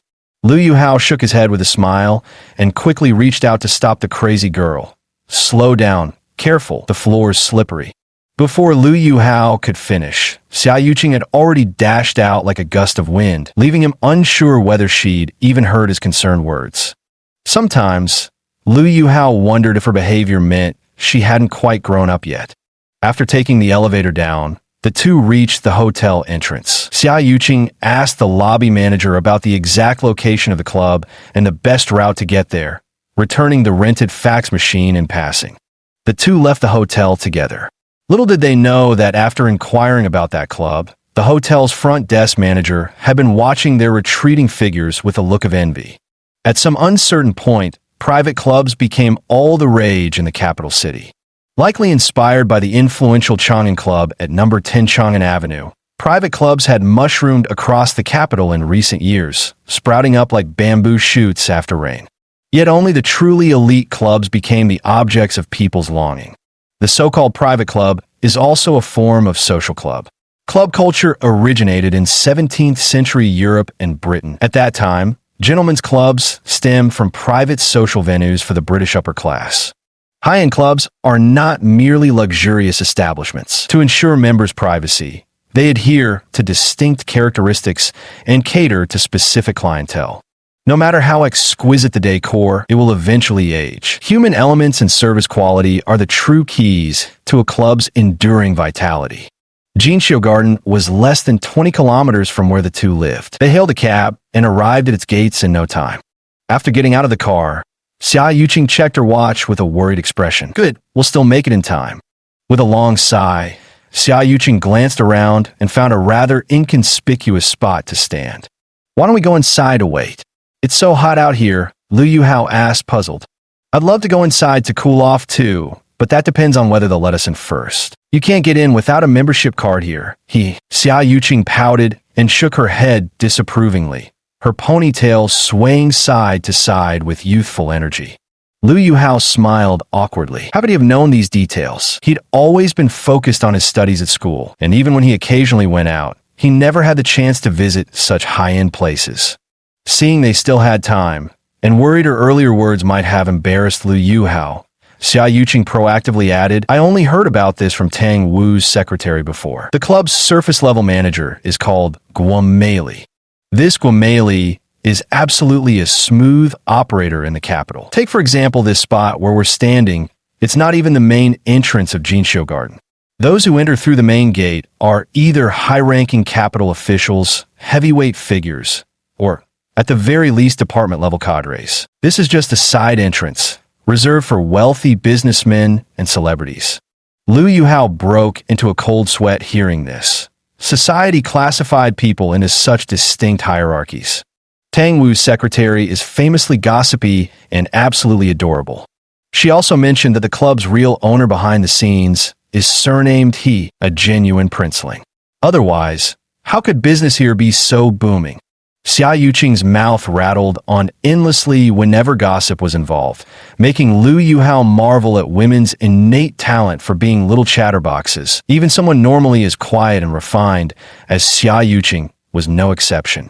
While they were talking, 3 enclosed box trucks approached from the distance and stopped at the entrance of Jinxiu Garden. A young man in his early 30s stepped out of the lead vehicle and quickly walked up to the imposing security guards at the gate, murmuring something to them in a low voice. One of the guards, likely the team leader, exchanged a few words with the man and glanced at the note in his hand before waving the 3 trucks through. The drivers, seeing this, slowly proceeded into the compound. Assistant Jiang. Xia Yuqing stood on tiptoe and waved vigorously at the man after recognizing his face. Oh, so it's Manager Xia. The man turned around and scanned his surroundings before finally recognizing Xia Yuqing as the one who had called out to him. He strode toward them. I'm really sorry, Manager Xia. I just got back to really the day before yesterday, and as soon as I landed, I received a call from the young mistress insisting that I must transport a batch of raw jadeite to the capital. Originally, we planned to arrive tomorrow, but the workers pushed hard and got here today instead. I didn't have time to retrieve the contract from the company, so I had to trouble you to bring it over. Hope I'm not disturbing Manager Xia's weekend. That assistant Jiang seemed quite talkative, explaining the whole story in one breath. Everyone is thinking for the company's sake. Assistant Jiang, you're too kind. Xia Yuqing smiled and briefly shook hands with the approaching assistant before withdrawing her hand. And this is... Assistant Jiang looked at Lu Yuhao with a puzzled expression. Hee Yuhao, let me introduce you. This is Mr. Jiang, assistant manager of the Tang family jewelry raw materials department. Assistant Jiang, this is my good friend Lu Yuhao. Lu Yuhao hadn't returned to his hometown to officially start work yet, so Xia Yuqing only introduced his name. Besides, Xia Yuqing and this so-called assistant Jiang were just newly acquainted colleagues who had met a few days earlier during a conference at the hotel. There was absolutely no need to introduce her boyfriend in such detail to others. Jiang Tian, pleased to meet you, Mr. Lu. Jiang Tian extended his hand. Lu Yuhao, Mr. Jiang, you're too kind. Lu Yuhao equally extended his hand in greeting. Regarding the earlier introduction, Lu Yuhao was rather confused. Didn't Tang Wu's family run a hotel business? How did a jewelry company suddenly enter the picture? He really couldn't make head or tail of it. Actually, Xia Yuqing hadn't explained the Tang family situation to Lu Yuhao in detail. The Tang group mainly operated in the jewelry business, with several subsidiary companies covering hotels, tourism, air transport, and more. Jewelry was the core business of the Tang group. In Hong Kong, mentioning Tang jewelry was practically synonymous with universal recognition. However, Xia Yuqing only came to know these matters about the Tang group after she started working at the Tang family's hotel. Tang Wu wasn't the type to flaunt her background. Throughout her school years, she never disclosed her family's circumstances to anyone, including even her dorm mate Xia Yuqing. Manager Xia, you've brought the contract the eldest miss asked you to prepare, haven't you? She should be arriving soon. Shall we go in and wait together? I still need to oversee those jadeite raw stones and cutting tools. Those treasures are worth tens of millions. If even one piece goes missing, I'll be, well, you know. After shaking hands with Lu Yuhao, Jiang Tian turned to Xia Yuqing with a smile. Assistant Jiang, Xia Yuqing's face flushed slightly with embarrassment as she addressed him. What's the matter, Manager Xia? Did you forget the contract or lose it on the way here? Noticing Xia Yuqing's expression, Jiang Tian froze, fearing she might have made some mistake. Xia Yuqing quickly waved her hand, then linked arms with Lu Yuhao as she explained, No, it's not like that. I just wanted to ask Assistant Jiang for a favor. Could we possibly have Lu Yuhao accompany us inside? If this request had involved anyone else, Xia Yuqing would never have opened her mouth about it. Work was work, and personal life was personal life. Xia Yuqing drew clear boundaries. But today was different. In the private room of that rural farmhouse, Xia Yuqing offered her first kiss to Lu Yuhao. From that moment on, Lu Yuhao had been firmly placed in Xia Yuqing's heart as her boyfriend. With emotions running so high between them, how could they bear to part now? That could work, but once we enter, we can only say that Mr. Lu is part of Tang's jewelry. Manager Xia, would that arrangement be acceptable? Mr. Lu, what do you think? Jiang Tian responded almost without hesitation, agreeing readily. After stating their condition, Jiang Tian glanced at the two with an inquiring look. If Jiang Tian knew that the Miss Tang who was about to arrive had already known Lu Yuhao years ago, even with 10 times the courage, he wouldn't have dared to agree to Xia Yuqing's request.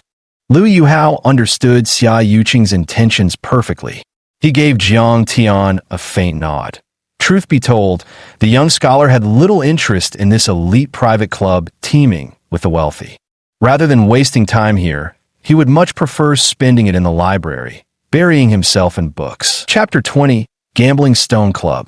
Chapter 20, Gambling Stone Club. The trio walked toward the entrance. The security guards had seen Jiang Tian earlier and were already informed about the visit from Tang's jewelry staff, so they didn't stop them. After just a brief inquiry and checking Jiang Tian's credentials, they let them pass. If it weren't for the boss's prior notice, there's absolutely no way the three of them would have been allowed in without showing membership cards. After all, that's what the security guards are paid to do, isn't it? Inside the gate of Jinxiu Garden stood a row of eco-friendly electric carts. Jiang Tian, appearing quite familiar with the place, picked one and invited Xia Yuqing and the other to hop on. At first, Liu Yuhao was brimming with curiosity about what this private club might be like, so he kept looking around in wide-eyed wonder. But before long, Jiang Tian's dizzying series of turns completely disoriented him. He only vaguely remembered passing a cigar lounge, a tennis court, a performance hall, a golf course, and what seemed like some sort of enclosed area where faint gunshot sounds could vaguely be heard. He was completely disoriented by all the twisting and turning. This place must cover dozens of acres. Yuqing. Liu Yuhao marveled at the club's opulence. Jiang Tian, who was driving, turned back with a smile. I've been here twice with my manager, but never got the chance to explore fully. Personally, I'd estimate it's at least 9 hectares. We're barely scratching the surface now. The last time I was here, they were still expanding in that direction. Jiang Tian pointed in the opposite direction for the two others to see. 9 hectares. This figure startled Xia Yuqing. Liu Yuhao had no idea how valuable the land was, but Xia Yuqing had worked at her uncle's construction company for 3 years. 1 hectare equals 15 mu, so 9 hectares would be, my God, 90,000 square meters of land. What kind of powerful boss would need this much space here and still want to expand? Xia Yuqing felt her mind couldn't comprehend this.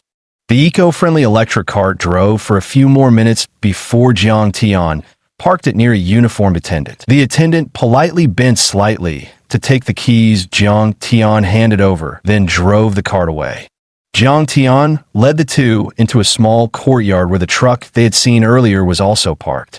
Workers in the yard were busily unloading raw jadeite stones from the truck. Be careful. Hey, I'm talking to you. Take it slow. These treasures are priceless. You couldn't repay even a single scratch if you sold yourself into slavery. A short, stout man stood there, directing the workers to place the newly delivered raw stones beneath the courtyard's large awning, carefully stacking them one by one on the prepared wooden racks. Manager Gua. Jiang Tian hurried over enthusiastically when he saw the short, stout man. Turning around, Manager Gua seemed to recognize Jiang Tian.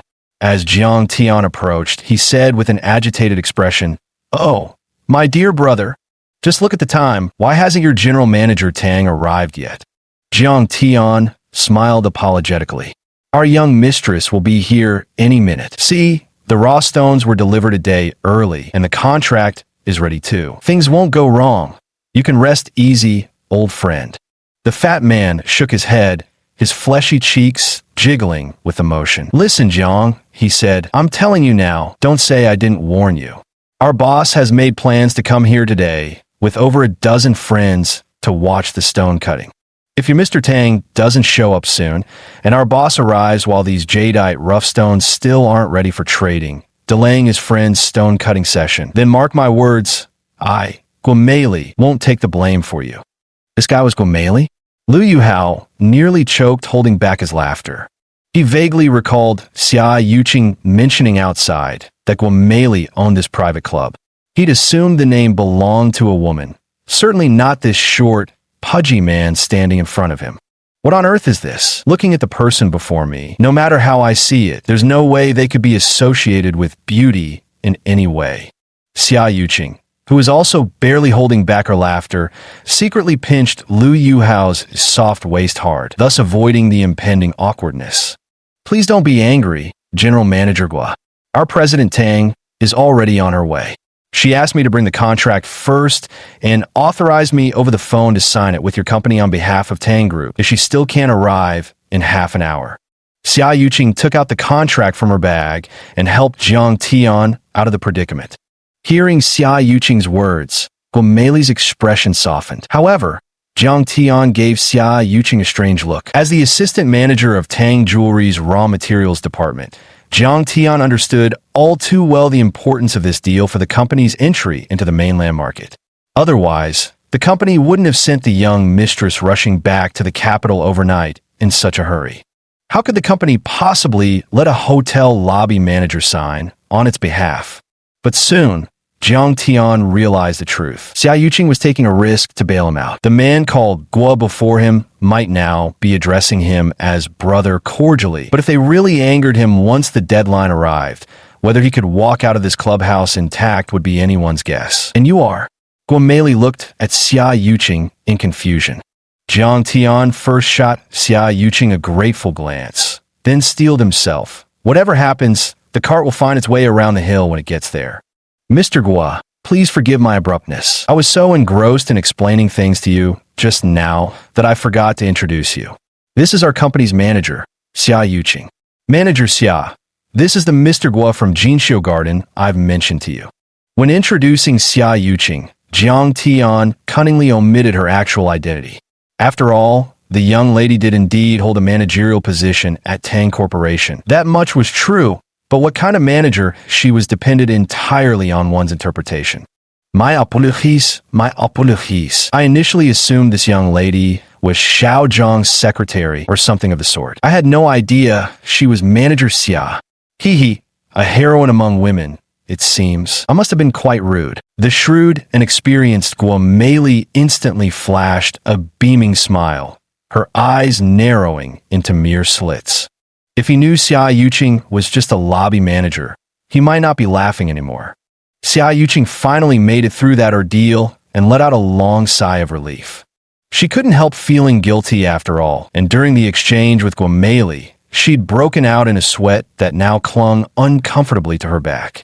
At this moment, all Xia Yuqing wished for was Tang Wu to arrive soon. Otherwise, if her lies were exposed, she had no idea how she'd handle the fallout. Guo glanced again at Lu Yuhao, standing to the side. Seeing that Jiang Tian showed no intention of introducing him, she guessed he might be a junior colleague brought along by either Jiang Tian or Xia Yuqing, so she didn't take the initiative to ask. Someone of his status wouldn't casually extend goodwill to strangers. Lu Yuhao had come along merely as an observer, so of course he wouldn't proactively step forward to greet anyone either. With complete composure, he stood there quietly watching the workers move the raw stones. In Lu Yuhao's heart, he was actually filled with curiosity about these raw gemstones. His mentor, Old Qi, was not only a towering figure in the archaeology world, but also a renowned master jade carver in China, jointly celebrated as Chun of the South and Qi of the North, alongside Yangzhou's Chen. Long before Lu Yuhao became his disciple, Old Qi had already retired from jade carving. Lu Yuhao could only appreciate the enchanting beauty of jade through the pieces Old Qi had collected in his own works. During leisurely tea sessions, Old Qi would also explain the various types of jade to Lu Yuhao. Through continuous study and accumulation, Lu Yuhao had gained a basic understanding of jade, but he had never encountered raw jadeite before. Could those dazzling emeralds truly be hidden within these unremarkable stones? Lu Yuhao whispered to Jiang Tian. Let's go together, and I'll introduce you to them, Mr. Lu, replied Guo before returning to her busy tasks. Jiang Tian then led Lu Yuhao toward the raw stones. Xia Yuqing was equally curious. It was her first time seeing stones like these too. From Jiang Tian's explanation, jade was supposed to grow inside these rough, broken-looking rocks, but looking at the raw stones, it was truly impossible to associate them with that dazzling jade. Out of curiosity, he decided to tag along and take a look. Our Tang clan is here specifically to deliver raw jadeite materials to the Gambling Stones Club at Jinxiu Garden. This courtyard is Jinxiu Garden's Gambling Stones Club. Let's first tour these raw materials together. Perhaps some might catch Mr. Lu's interest. Regardless of time or place, Jiang Tian spared no effort in promoting the Tang clan jewelry he faithfully served.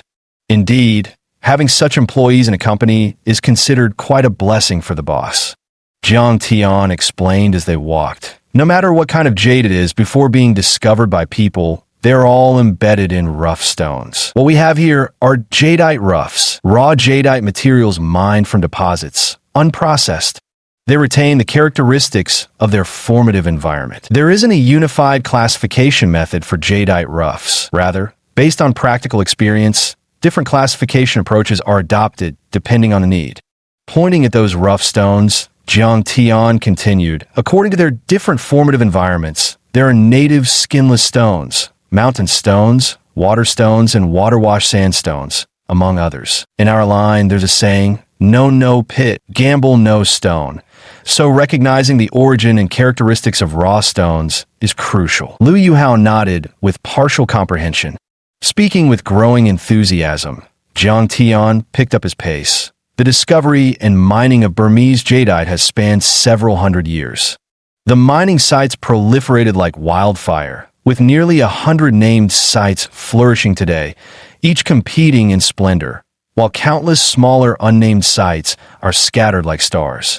Based on the types of jadeite rough and the sequence of their mining, the entire region is typically divided into 6 major mining areas: the Old Mine Area, the Damakan Area, the Small Mine Area, the Hujiang Area, the Leda Area, and the New Mine Area.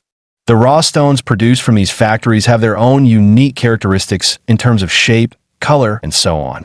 What exactly is a stone gambling club? Xia Yuqing blinked her large, curious eyes at Jiang Tian, illustrating the universally acknowledged fact that women's curiosity knows no bounds, a theory repeatedly proven over time. There are no fixed rules for stone gambling clubs. Essentially, these so-called clubs are venues where jade merchants gather raw jadeite stones purchased from Myanmar, classify them by grade, and then offer them to jade enthusiasts or thrill seekers who chase the highs and lows of one strike to wealth, one strike to ruin. Noticing Wameli hadn't followed them, Jiang Tian lowered his voice to explain to Xia Yuqing. Chapter 21. Beauty is pure as jade. Chapter 21. Beauty is pure as jade. Mr. Jiang, could you tell me about this uncut jade piece? Liu Yuhao felt like he was getting more and more confused by the explanation and realized it would be more practical to let Jiang Tian explain while pointing at an actual specimen. So he gestured toward a piece of raw jade and said. Jiang Tian stepped forward to examine the woolen stone carefully. Mr. Liu, your discerning eye is truly impressive. This is precisely the type of yellow salt skin rough stone from Ma Gong that I mentioned earlier. Mr. Liu, please come take a look here. The skin coating of this material is somewhat coarse, with a grayish-yellow hue. The jadeite is well-aged, displaying excellent water transparency and base quality, without a single crack. Jiang Tian picked up the water bottle beside the raw stone and sprayed some water on its surface. Mr. Liu, I've moistened this raw material. Touch it and feel the texture. It feels very smooth. Wait, is that yellow sand on my hand? Liu Yuhao remarked after touching it. I didn't expect Mr. Liu to be so observant. If you hadn't personally admitted you've never seen raw jade before, I truly think I'd misjudged you. Jiang Tian chuckled and continued. Personally, I believe this raw stone has great potential. It's highly likely to yield green jade or even high-grade emerald after cutting. Standing up and dusting off his hands, Jiang Tian smiled as he took out a high-powered flashlight. There's a lot to observe in a rough piece of jade, whether it has meng or cracks. The presence and characteristics of songhua, pine-like patterns, including their color, quantity, and density. It's a vast field of knowledge that someone at my level can't explain thoroughly in a short time. The only way to truly hone your experience is by cutting and analyzing more stones. Of course, raw jade material can be categorized as either fully speculative or partially speculative, and the price difference between these two is anything but trivial. Jiang Tian added, Oh, has Mr. Jiang ever uncovered any good jadeite? Liu Yuhao asked curiously. Jiang Tian forced a bitter chuckle and shook his head. What luck would I have? If I really cut open a high-quality emerald green jadeite, I wouldn't need to toil like this working for others, haha. Liu Yuhao sighed faintly and said, Old Chi once told me about stone gambling too. The teacher said, gambling is gambling. The more you gamble, the thinner you become. Stone gambling truly is a high-risk, high-reward industry that has captivated countless people. The old man also mentioned an unwritten rule in this field. People only boast about successes, never failures. Everyone hears stories of someone striking rich overnight by cutting open jadeite, but who knows how many families have been ruined behind that brilliance, with homes lost and families torn apart? As the saying goes, 9 out of 10 gamblers lose. There are just too many uncertainties in stone gambling. Xia Yuqing listened intently without uttering a word, her bright eyes blinking as if pondering something deeply. Suddenly, she stood up with a fierce glare and declared, Liu Yuhao, you must never gamble on those wretched stones again. Caught completely off guard by Xia Yuqing's furious outburst, Lu Yuhao jolted in surprise, then spread his hands with a wry smile. Yuqing, let's not have such frightening outbursts, all right? I never said I wanted to play this game. I was just curiously asking, Mr. Jiang. Besides, even if I wanted to gamble, I'd need the financial means to do so. Lu Yuhao felt like a wronged little wife, nursing grievances he couldn't voice. Oh, so you're saying if you had money in the future, you'd gamble? Xia Yuqing pouted angrily with her rosy lips, grumbling under her breath. The two's bickering made Jiang Tian beside them burst into laughter uncontrollably. Seeing Jiang Tian's barely suppressed mirth, Xia Yuqing felt too embarrassed to say anything more and merely blushed crimson, lowering her head while idly tracing circles on the ground with the tip of her shoe. Manager Xia, Xiao Jiang, let me introduce you. These are the Master Jade Appraisers, Master Zhua and Master Ren, specially invited by our club. Both are experts in jade appraisal and were formerly consultants for Zhoufu Jewelry. We went to great lengths to recruit them with high salaries. Guomeli came over with 2 people and introduced them to the trio. Hello, Master Zhua. Hello, Master Ren. My name is Jiang Tian. This is Manager Xia from our Tang Group. Here's my business card. I hope we can cooperate more in the future, and I'd appreciate your guidance. The sharp-witted Jiang Tian promptly handed over his business card and introduced himself. Before this trip to the capital, Chu Guohong, head of the raw materials department, had repeatedly reminded Jiang Tian that Tang Jewelry would need the backing of the mastermind behind Jinxiu Garden to expand into the mainland jewelry market. As long as the other parties' requests weren't excessive, they should do their best to accommodate them. Therefore, Jiang Tian treated every person in Jinxiu Garden with the utmost respect, fearing that a single careless move might offend someone and jeopardize the company's plans, something that would spell serious trouble. With the Tang family's influence, Jiang Tian would never be able to work in the industry again. Guomeli abruptly switched the topic and immediately asked Jiang Tian with a concerned expression, "Has your CO, Mr. Tang, arrived yet?" Just as he was pondering how to answer Guomeli, Jiang Tian's phone rang. Jiang Tian picked up the phone, glanced at the number, and happiness instantly shone in his eyes. President Tang is here. I'll go out to greet her right now. He answered the call while dashing outside. That little rascal. Guomeli shook her head with a smile before turning to Xia Yuqing. Manager Xia, can my 2 masters take a look at the raw stones first? It'll save time later when President Tang arrives to appraise them. Although Xia Yuqing didn't understand stone gambling, she knew inspecting the goods was an essential part of the transaction. General Manager Gua, feel free to take your time. Xia Yuqing cheerfully gestured for Guomeli and the 2 jade appraisal experts to approach the raw stones. With everyone occupied, Lu Yuhao stood alone, feeling somewhat idle, before crouching down to examine one of the raw stones. This particular stone appeared to be the semi-gambling type Jiang Tian had mentioned earlier. Applying the knowledge he'd just acquired, Lu Yuhao began studying the stone's outer crust.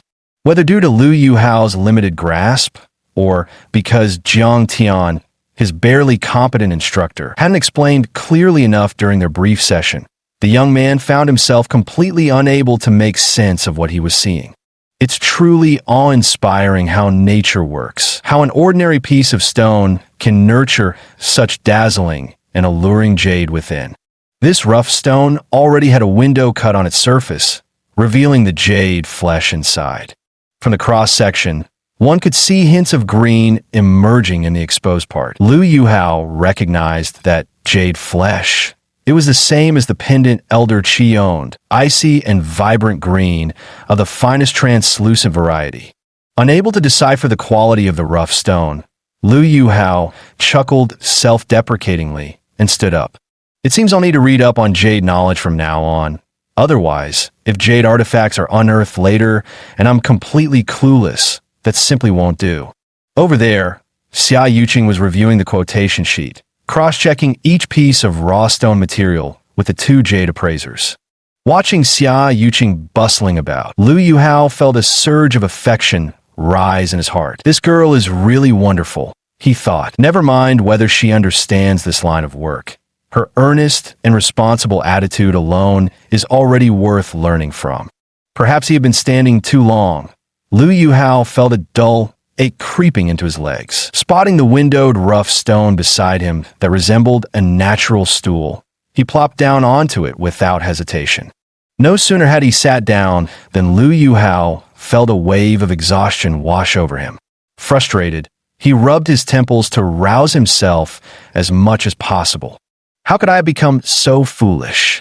Doesn't my 8 brocades technique allow me to restore my physical strength? This would be the perfect time to use it, Lu Yuhao thought, recalling the advantage of his supernatural ability.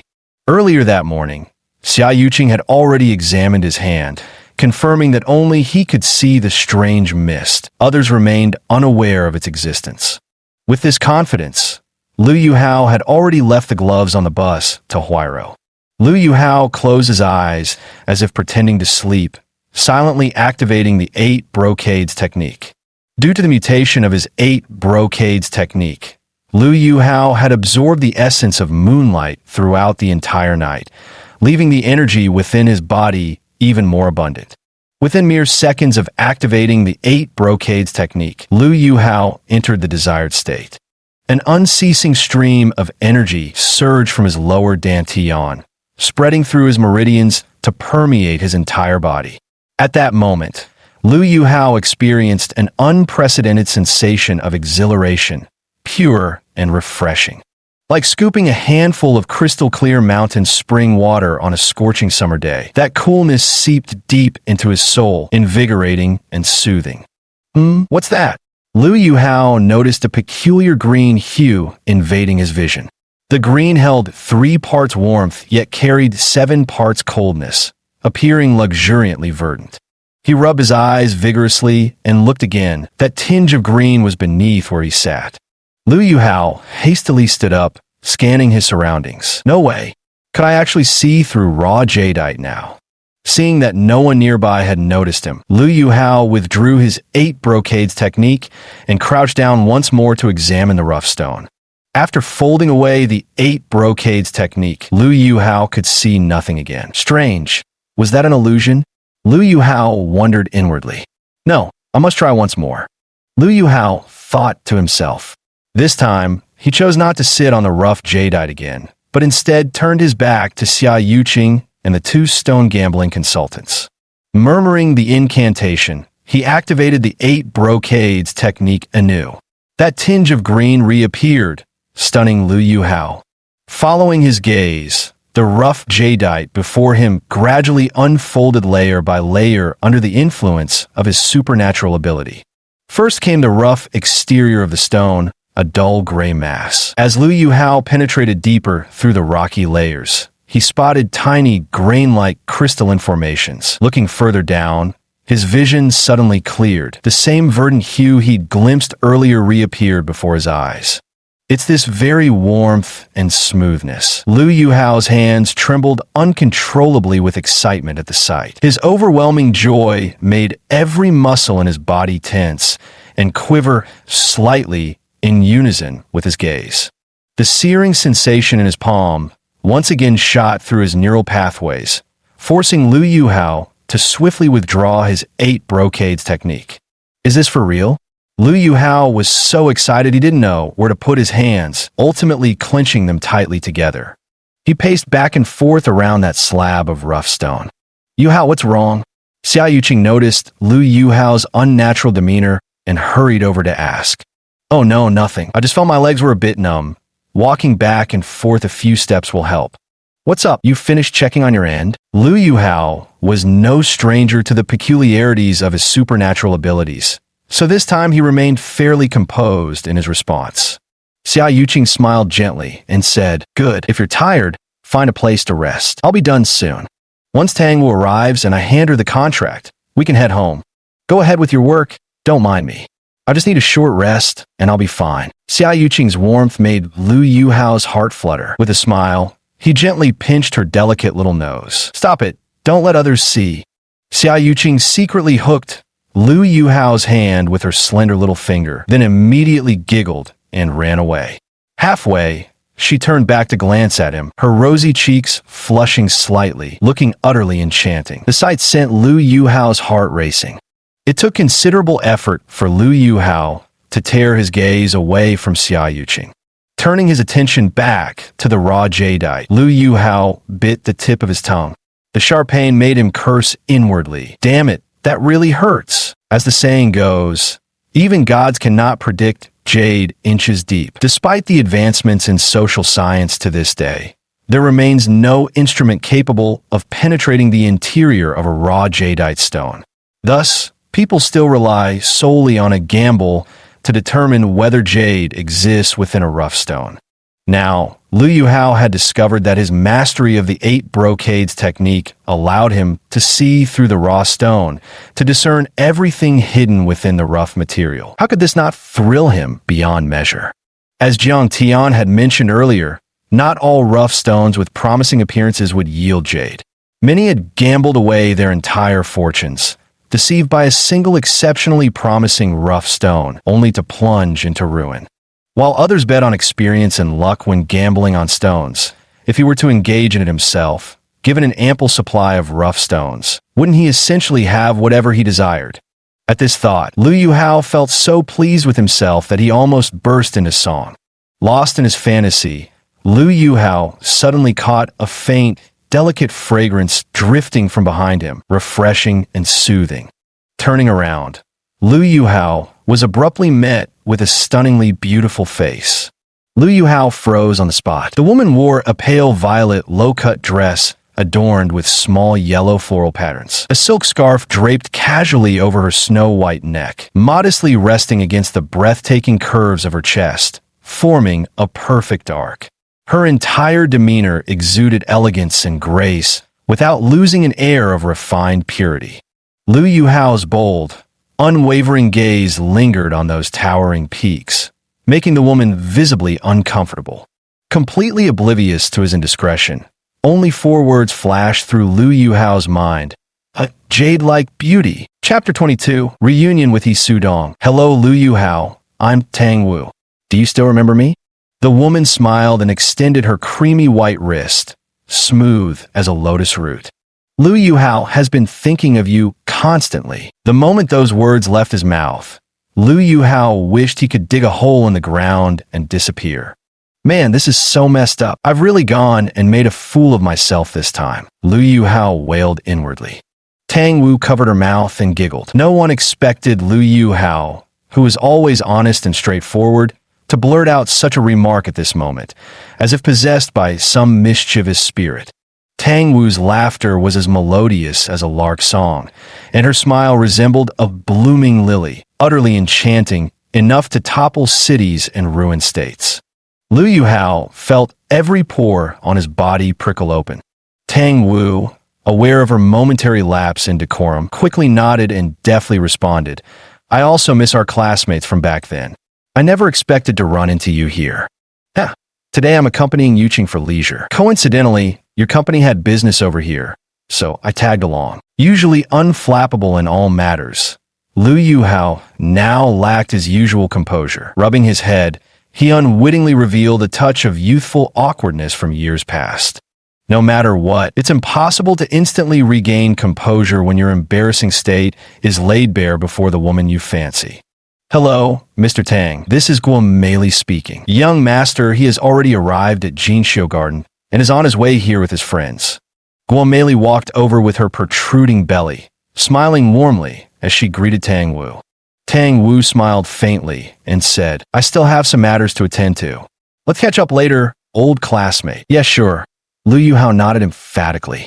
Tang Wu, guided by Guomeli, headed toward the courtyard gate. In less than a minute, Lu Yuhao heard a burst of hearty laughter from afar. This voice sounds somewhat familiar. Where have I heard it before? Lu Yuhao wondered to himself. A crowd of over 20 people suddenly approached the small courtyard gate, instantly enlivening the quiet yard with cheerful greetings among acquaintances. Xia Yuqing tiptoed quietly behind Lu Yuhao and whispered, What did she just say to you? Who? Oh, you mean Tang Wu. It was just a casual greeting between classmates, Lu Yuhao said. Xia Yuqing wrinkled her nose, tilted her chin up, and stared at Lu Yuhao for a few seconds. Don't think I don't know. I saw it with my own eyes. She rarely smiles like that in front of me. Acting, you're really putting on an act. Lu Yuhao remained silent, merely staring at Xia Yuqing with a bewildered expression. At such moments, my friend, silence is golden. It's sunny. Isn't this a private club? Even if it's a gemstone gambling club, there's no need for such grandeur. Lu Yuhao could tell Guameli was very nervous about these raw stones. Given his wealth, he shouldn't be looking to strike it rich through gemstone gambling. Xia Yuqing smiled and said, "At first I was curious too, but then I understood a bit more after hearing the conversation between General Manager Gua and Assistant Jiang. They commissioned our Tang group to purchase these old pit rough stones from Myanmar specifically to establish this dedicated gemstone gambling club. As for how exactly it operates, I don't know yet. Actually, so-called gambling on stones refers to the trading method where uncut jadeite rough, still wrapped in its weathered outer layer with unknown internal quality, is priced and bought or sold. The trade of jadeite rough stones is a game for madmen. In recent years, with increased public knowledge and understanding of jadeite, vast amounts of speculative capital have flooded into the jadeite rough stone market, making stone gambling an industry no longer exclusive to professionals. Stone gambling isn't truly gambling. It's spending money to buy stones, since cutting the stone may yield returns multiplied 10,000-fold or result in total loss. That thrilling sensation resembles gambling, hence the name stone gambling. Why don't they just buy the raw jadeite themselves? Why come all the way here? Lu Yuhao still didn't understand. What Lu Yuhao didn't know was that most raw jadeite was only available in Yunnan, Guangzhou, or Myanmar. For these well-connected officials and celebrities in the capital who had money to burn, they had grown tired of their usual lifestyles and sought some excitement. But these people couldn't possibly travel to those places frequently, which led to the proliferation of jadeite gambling clubs and cultural festivals like we see today. Running a gemstone gambling club to promote jade culture not only allows one to flip rough stones for hefty profits, but also boosts the club's popularity, killing multiple birds with one stone. Why wouldn't anyone jump at the opportunity? Jiang Tan, who had been listening nearby, approached with a smile and remarked, "Mr. Lu, having spent years in Yunnan, I've picked up a thing or two about stone gambling. Even the most authoritative experts can't definitively predict whether a rough stone contains jade. Many raw materials dismissed by our Tang family's stone gambling consultants occasionally yield delightful surprises after cutting. Not sure if you've heard this Burmese doggerel." Jiang Tian chuckled before reciting, "Madmen buy, madmen sell, while another madman waits his turn well. One slice shows gray and white. 3 lunatics cry in sight. One slice shows greenish white. 3 crazies laugh with delight. One slice shows pure verdant hue. 3 madmen brawl in furious fight." This is the first time I've heard Mr. Jiang recite this doggerel. Very vivid and imaginative. Though Lu Yuhao said this aloud, his mind was preoccupied with the jadeite he just glimpsed inside the rough stone.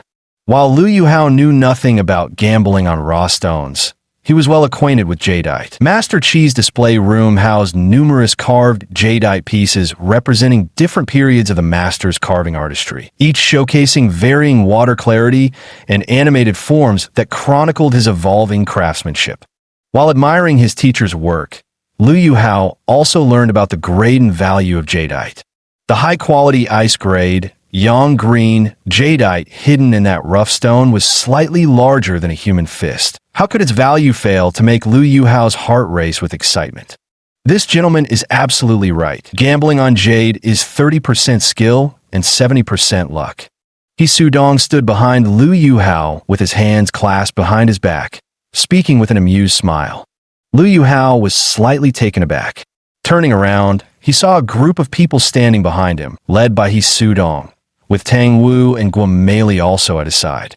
Just as Lu Yuhao found it strange why He Sudong would appear behind him, He Sudong was equally curious about why Lu Yuhao was in his private club.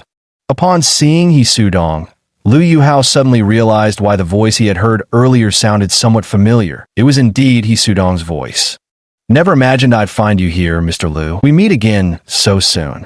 He Sudong let out a hearty laugh and extended a large, fan-like hand toward Lu Yuhao. Guameli, standing respectfully to the side, felt a sudden pang of alarm. She cast a doubtful glance at Liu Yuhao, desperately trying to recall whether she had committed any breach of etiquette when he first entered. If he Xiao were to find out later that she had slighted his friend, this job of hers would be finished for good. Tang Wu was bewildered. How had Liu Yuhao, in just a few years of separation, come to know this high and mighty princeling? That was truly beyond comprehension. When Tang Wu looked at Liu Yuhao again, her eyes held a myriad of complex emotions.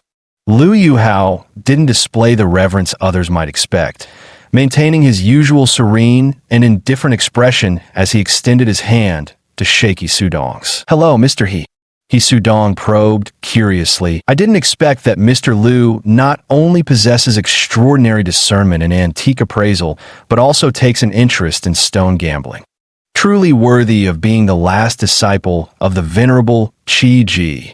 As Qi Lao was the foremost authority in jade carving, Sudong might have mistakenly assumed that someone skilled in jade carving would also be proficient in stone gambling. Many of the people present were CEOs of jewelry companies. Though they didn't know Liu Yuhao, old Qi's reputation was something they had long admired. As soon as Sudong finished speaking, they all cast envious glances at Liu Yuhao.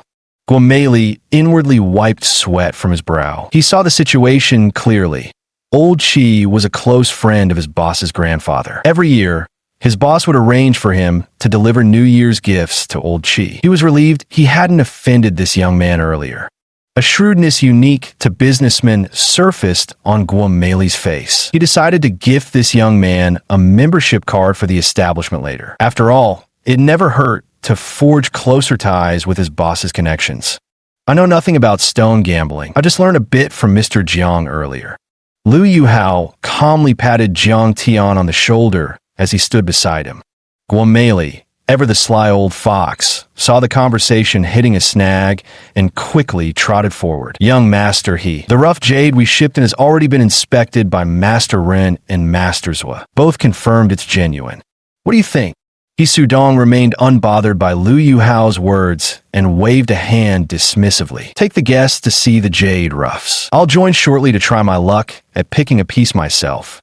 Guomei, upon hearing the order, led the group toward the rough stone storage area. Sudong handed the pre-prepared check to Tang Wu, saying, "Thank you for your support, Miss Tang. I've already made arrangements regarding that piece of land for Tang's jewelry. You can just send someone to contact Director Lei. That gentleman over there is Director Lei." He pointed to a man in his 40s standing not far away. Director Lei truly had sharp ears. The moment he heard someone mention him, he immediately turned his head to look. Seeing it was Sudong joking about him, his face instantly lit up with a bloom of smiles as he hurried over with eager steps. "Young Master He, what are your instructions?" Seeing his demeanor, Sudong couldn't help but laugh. "Nonsense. When would I ever need to bother you with anything? This is Miss Tang from Tang's Jewelry. About that matter I mentioned earlier, anyone who can survive in official circles is sharp as a tack." Director Lei's smile broadened even more as he eagerly took up the thread. "Young Master He, have I ever not given my utmost effort to anything you've asked of me? All right then, just wait and see the results." He nodded at Tang Wu in passing, acknowledging Sudong's words. "If Director Lei takes a liking to any rough stone later, consider it on the Tang family's tab. Treat it as a small token of our gratitude for Director Lei's care." After graduating, Tang Wu joined her family's conglomerate and had long honed her social savvy. From the tone, she immediately recognized that Director Lei had agreed to assist Tang family jewelry, so she promptly responded with a smile.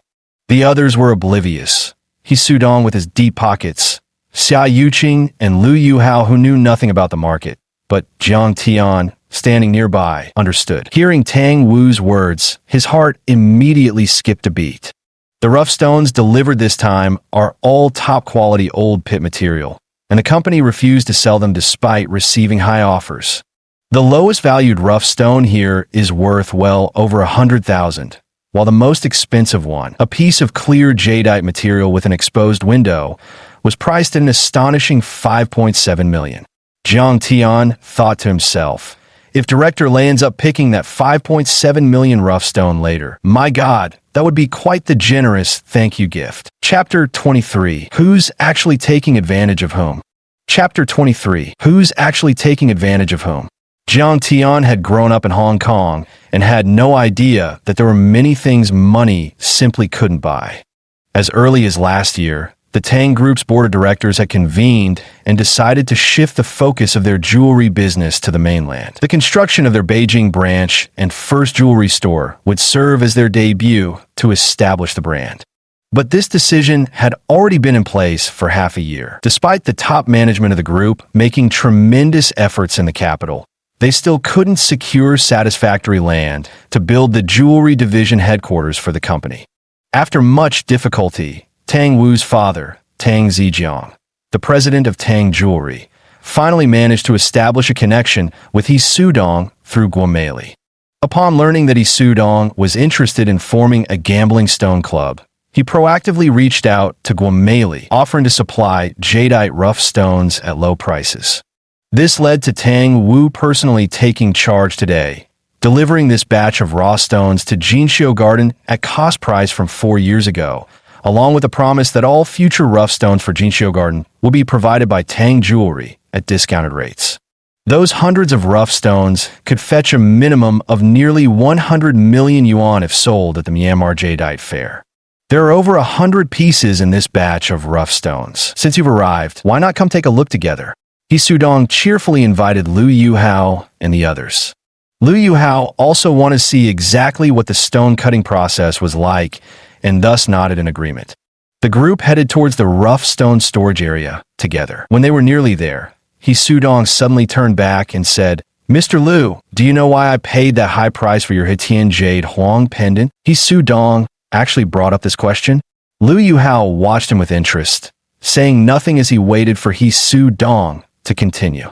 Taking off a jade pendant from his person, He Sudong smiled and handed it to Liu Yuhao. "Take a look first, Mr. Liu, and see what the difference is between this one and that one." Liu Yuhao didn't reach out to take the pendant.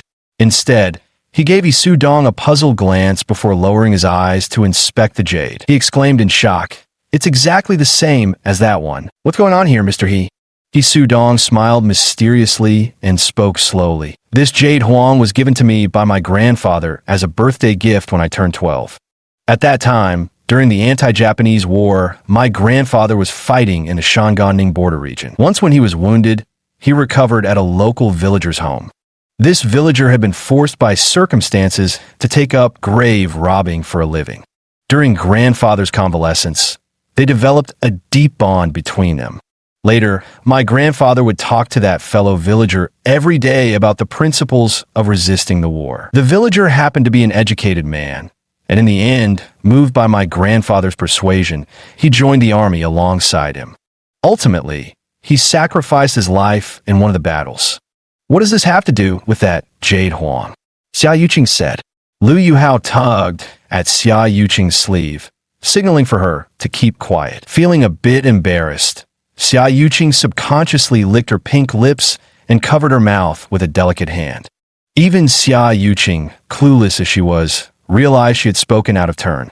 He Sudong waved his hand to indicate it was nothing, his eyes gazing into the distance as if recalling something.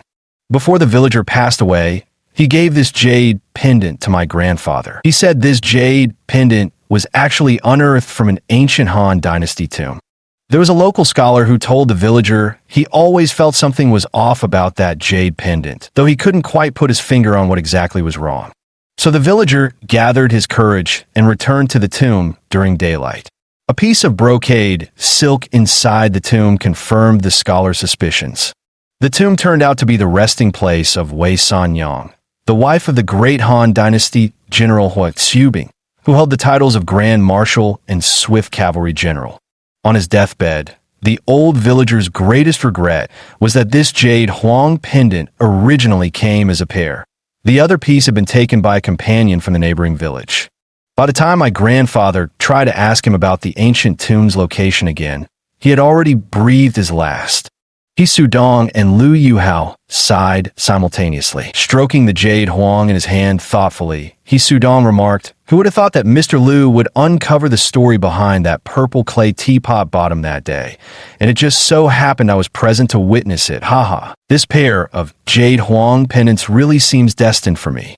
Collectors of ancient jade all know that when evaluating antique jade as cultural relics, the most valued aspect is its well-documented provenance. Chinese jade culture represents a precious resource within our traditional heritage, deeply integrated into moral concepts and rituals, embodying the ethical spirit of the Chinese nation.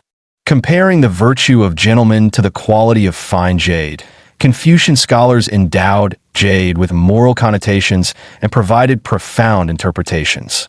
An antique jade with a documented provenance holds economic and collectible value far beyond what even the finest new jade could ever attain. Lu Yuhao gave a slight, bitter chuckle as he shook his head, musing to himself, "I really can't tell who got the better deal between me and He Sudong in the end." With matters already settled, Lu Yuhao chose not to dwell on it further. Forcing a smile, he folded his hands in salute and said to He Sudong, "As the saying goes, rouge is meant for beauties while swords are reserved for heroes. Since Mr. He has managed to reunite this pair of jade huang pendants, it's clear testament to the profound fortune binding you to them. My sincere congratulations to you, Mr. He." He Sudong looked at Lu Yuhao with a smile, as if searching for something on his face. After a while, He Sudong sighed inwardly. I truly underestimated this young man. I thought he might regret selling the jade pendant to me for 1,000,000 yuan once I revealed its origin. Yet, despite his youth, he remains so indifferent to wealth. This further increased He Sudong's admiration and curiosity toward Lu Yuhao. Little did He Sudong know how amused Lu Yuhao would be if he discovered such thoughts were running through his mind. In reality, Lu Yuhao had absolutely no idea about the true market value of that jade huang artifact.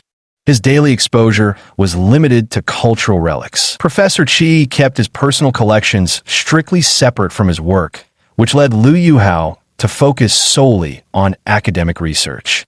Besides, only He Sudong knew the artifact's true worth, which was why he could offer that staggering 1,000,000 yuan price. Had it been anyone else at that time, such an offer would have been impossible. Didn't Qin Weixian appraise that same jade huang at merely 100,000? After buying that purple clay teapot at the time, Lu Yuhao was already penniless.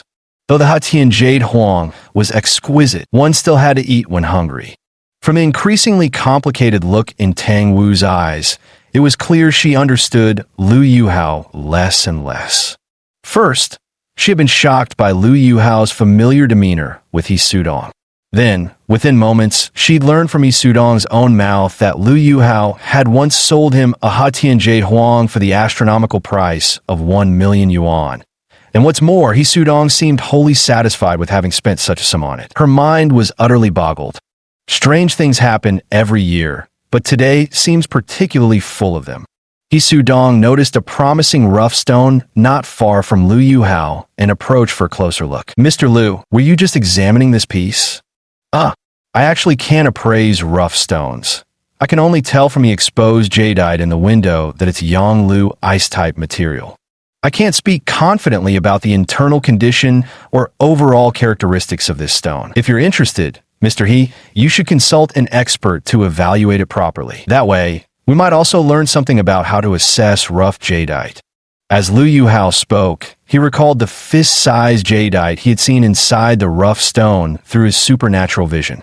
He wondered, I'm not sure if what I saw matches the actual jadeite inside. If He Sudong cuts open this rough, and the jadeite turns out exactly as I envisioned, wouldn't I be about to strike it rich? He Sudong glanced once more at the small jadeite exposure in the rough stone's window, then stood up, dusting off his hands. With a gesture to his bodyguard, the man immediately sprinted away. Within moments, Guomeli arrived with the two gambling consultants, Mr. Zhua and Mr. Ren. Guomeli stepped forward obsequiously. "Boss, what are your instructions?"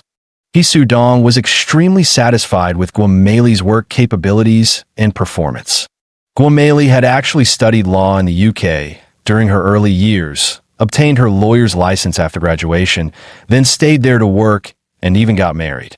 Due to his ugly appearance and short stature, he never gained the favor of the law firm's boss and could only do odd jobs in the office.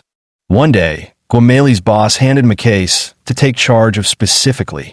Guameli saw this as her opportunity and threw herself into her work with even greater determination. One of the key pieces of evidence for this case required collecting samples from a remote farm. Guameli and her assistant made the trip, which lasted 4 or 5 days. After successfully gathering the crucial evidence, an excited Guameli drove home overnight, hoping to surprise her husband. But when she opened their bedroom door, she found her boss and her husband sleeping together in their marital bed. That scene would haunt her forever. After completing the divorce proceedings, Guameli, mentally and physically exhausted, dragged a single suitcase as she returned to China alone. 6 months later, this unremarkable and unimposing man was introduced to He Sudong by a friend at a gathering. After 3 encounters, He Sudong recognized Guameli's exceptional talents and brought him under his wing to work for him. The bun's filling isn't revealed by its folds. Guameli proved with her own capabilities that she wasn't just talented, but an exceptional businesswoman too, leaving an extremely favorable impression in He Sudong's heart. At the initial planning stage of Jinxiu Garden's opening, Guameli, who had received refined aristocratic upbringing, proposed 4 excellent suggestions for the company. Combined with He Sudong's influence in the capital, Jinxiu Garden quickly became a successful high-end club in Beijing. High-ranking officials and celebrities flocked to Jinxiu Garden, taking pride in obtaining a membership card. This time, establishing a jade gambling club was yet another brilliant suggestion from Guameli. He Sudong patted Guameli on the shoulder and said, "Old Gua, I've only heard about jade gambling from that Zhou," she kidded a few times. "Tell me, can jade really be cut out of those stones?" As soon as He Sudong spoke, Liu Yuhao immediately understood. This He Sudong was probably as much a novice at stone gambling as himself. The difference was that Liu Yuhao could use the 8 Brocade's special ability to see through jadeite rough stones and discern the interior of the raw materials, whereas He Sudong was genuinely clueless. Chapter 24, Stone Cutting, Part 1.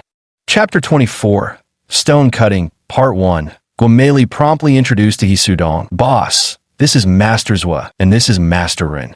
These 2 are stone gambling consultants we poach from Zhou Fu Jewelry at high salaries. I don't understand this stone appraisal business either.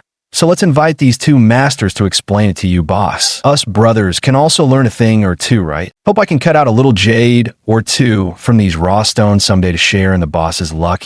There's a saying, nothing escapes flattery. And here it proves true." Guameli's few words managed to amuse He Sudong.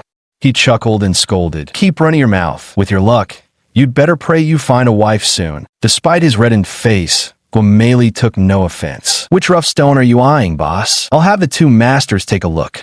Mr. Zhua and Mr. Run, the 2 jade appraisal consultants, initially thought Guameli was the owner of Jinxiu Garden and had treated her with utmost respect. It was only now that they realized this 30-something man was the true mastermind behind it all, which filled them with even greater admiration. Just look at how young he is. How could he have amassed such vast wealth already? Meanwhile, here they were, nearly 50 years old, and still toiling away as employees for others.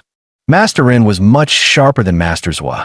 Noticing He Sudong standing in front of a rough jade stone, he swiftly pulled out a high-powered flashlight and began examining the stone. Master Zhua also crouched down, first inspecting the stone with his naked eye for a while before retrieving a magnifying glass from his pocket to scrutinize a particular fissure in the rough jade. It was Master Rin who stood up first. "Boss, this is a rough stone with yellow salt skin from an old pit. Overall, it shows excellent promise. Look at this small window. The exposed material is ice jadeite, and moreover, it's top-grade yang green. On the surface of the rough stone, you can faintly see some color patches resembling dried moss. Professionals call these pine flowers. The presence of such markings indicates an old seed." Master Zhua, eager not to fall behind, quickly interjected, "Boss, look here. There's a barely visible crack." "Here, right here." Master Zhua pointed at a spot as he spoke. He Sudong and the others bent down to examine the place Masters were indicated. Sure enough, there was a fine crack. He Sudong looked up and gave Master Zhua an appreciative glance. While betting on jade stones was a gamble based on luck, eyesight was paramount. The fact that Master Zhua had spotted such a tiny flaw was proof enough of his veteran experience and keen attention to detail. Master Zhua continued, "A lu is a fissure found in jadeite or other jade stones. There are many causes of fissures, including impacts during natural transportation, the effects of alternating cold and heat, changes in pressure, rough and loose structures during formation, as well as various human factors. Will these flaws affect this rough stone?" He Sudong asked with a smile. "Generally, larger ones are called cracks, while smaller ones are called fissures, though some broadly refer to them as major or minor flaws. Fissures pose significant harm to jade, directly affecting material extraction and aesthetics, jeopardizing its value, making them flaws that cannot be overlooked. Experienced merchants often say, 'Fear not the large fissures, but the tiny cracks. Better to gamble on color than on flaws.' Generally speaking, cracks aren't hard to identify," Masters was said, pursing his lips. "This crack won't affect the entire rough stone. It's far from the window opening, and isn't substantial enough to compromise the internal structure." Master Rin countered. "Let's all take a look here." Master Rin pointed to a spot on the raw stone, explaining, "This is a python mark. So-called pythons refer to fine strips, patches, or even sections that wrap around the entire stone, formed by sand particles on the surface that differ from other areas of the stone. In other words, it's when a line or patch suddenly appears on a stone, or even wraps around most of it, a surface layer of differently arranged sand particles. Growing animated, Master Run waved his hand and declared with certainty, "The python on this raw stone is a flower python. Its color is very faint, like a dusting of flour, and both its top and sides show pine flowers. With such promising indicators plus this python, I personally think it's a relatively safe bet." The two jade appraisal consultants nearly came to blows over this raw stone, each vehemently voicing their opinions. Only Lu Yuhao, standing off to the side, smiled faintly without speaking. Lu Yuhao knew there was indeed a complete piece of jade within this raw stone. Watching their debate, Lu Yuhao was further convinced of the saying, "Even immortals cannot judge an inch of jade." No matter how experienced an expert might be, their assessment of a raw stone remains merely an opinion. Everyone speaks cautiously, for no one can guarantee the true condition hidden within the stone. With this understanding, Lu Yuhao's heart skipped a beat. He couldn't help but hope He Sudong would make up his mind to cut open the stone, eager to prove the accuracy of his own vision in piercing through the raw jade. "Yuhao, do you really think there's jade inside those rough stones?" Xia Yuqing asked while holding Lu Yuhao's arm, clearly curious about the uncut jadeite herself. This rough stone used to be a fully speculative lot. Even the jade experts at our Tang family jewelry debated over that crack. In the end, 5 out of 6 agreed there was a high likelihood of premium jade inside, which is why they cut a small window to confirm. Tang Wu remarked with a smile nearby. If jade was already revealed through the window, why wasn't it fully cut open? Xia Yuqing inquired. Because at that time, our Tang's jewelry had successively unveiled 6 pieces of premium jadeite, which greatly alleviated the pressure on the group's high-end supply. My grandfather couldn't bring himself to cut open this rough stone from the old pit, so it was kept in storage. If not for Mr. He's rare request this time, we wouldn't have been willing to bring it out either. Tang Wu waved her hand, leaving half her words unsaid as well. Who is he, Sudong? A man as sharp as a fox. The implication in his words was too obvious. Everyone could guess what was coming next, so there was no need for Tang Wu to continue. Let's go. Grab this piece of rough stone. We're heading to cut it open. The more fiercely the two experts debated, the more He Sudong's interest in the raw stone grew. Tang Wu's added remarks only fueled his curiosity further. With a casual wave of his hand, He Sudong decided to have the rough jade cut open. He was determined to see for himself whether the stone truly lived up to Tang Wu's high praise. How much did you say this piece of raw material costs, Meili? He Sudong remembered to ask. Guomei was momentarily stunned but quickly composed herself. She knew that although Jinxiu Garden was He Sudong's private property, he was a man of principle who kept business strictly professional. Since Guomei had been appointed as the general manager here, He Sudong never interfered in the operations of Jinxiu Garden. Every time he visited, he paid for his own expenses. With this in mind, Guomei also kept the account books neat and transparent, submitting them monthly for He Sudong to review. This also shows how shrewd He Sudong is. Guomei was also new to the rough stone business and hadn't gotten the hang of it yet. He hurriedly pulled out a list and checked it. This piece of raw material was bought for 1.8 million, boss. He Sudong nodded, took out his checkbook, wrote a check for 1.8 million, and handed it to Guomei. Guomei joked, "All right, it's all yours now, boss." Guomei's remarks drew a burst of laughter from the crowd beside them. He Sudong also chuckled and scolded. "Get lost. You're the craftiest one here. Cut the nonsense and hurry up to find the masters to cut the stone." Jokes aside, Guomei was meticulous when it came to getting things done. He called over Masters Run and Zhua, who conferred for a while and then examined the raw stone together. In the end, Masters picked up a stone marking pen and began drawing cutting lines on the raw jade. News of He Sudong's stone cutting attracted the attention of the people who had been scattered around examining other stones. Soon, they all gathered around, chattering excitedly as they discussed the raw jade piece. Fine-grained yellow salt skin from an old pit, truly excellent. Look at that band of green there. See how pure the pine flower pattern is. Marvelous. Look at you acting all smart. If you're so good at judging stones, why didn't you buy this rough slab yourself? Cut the chatter. Let's watch where the master makes the first cut. Lu Yuhao stood nearby, observing Master drawing guiding lines on the stone. After completing the markings, Masters gave a satisfied nod. Together with Master Run, they lifted the raw material and secured it onto the cutting machine. Examining the lines Masters had drawn, Lu Yuhao couldn't help but nod in agreement. An expert was indeed an expert. Masters' markings followed conventional wisdom perfectly. Although cutting along these lines would require one extra slice to extract the jadeite, this was the safest approach that absolutely wouldn't damage the precious interior. That's where true mastery lay. Marking the cutting lines before stone splitting is a crucial task. The accuracy of these lines directly determines the integrity of the extracted jadeite. Damage to even a small portion of high-grade jadeite during the splitting process can result in losses ranging from tens of thousands to millions. For a gambling stone consultant, such mistakes are fatal and unacceptable.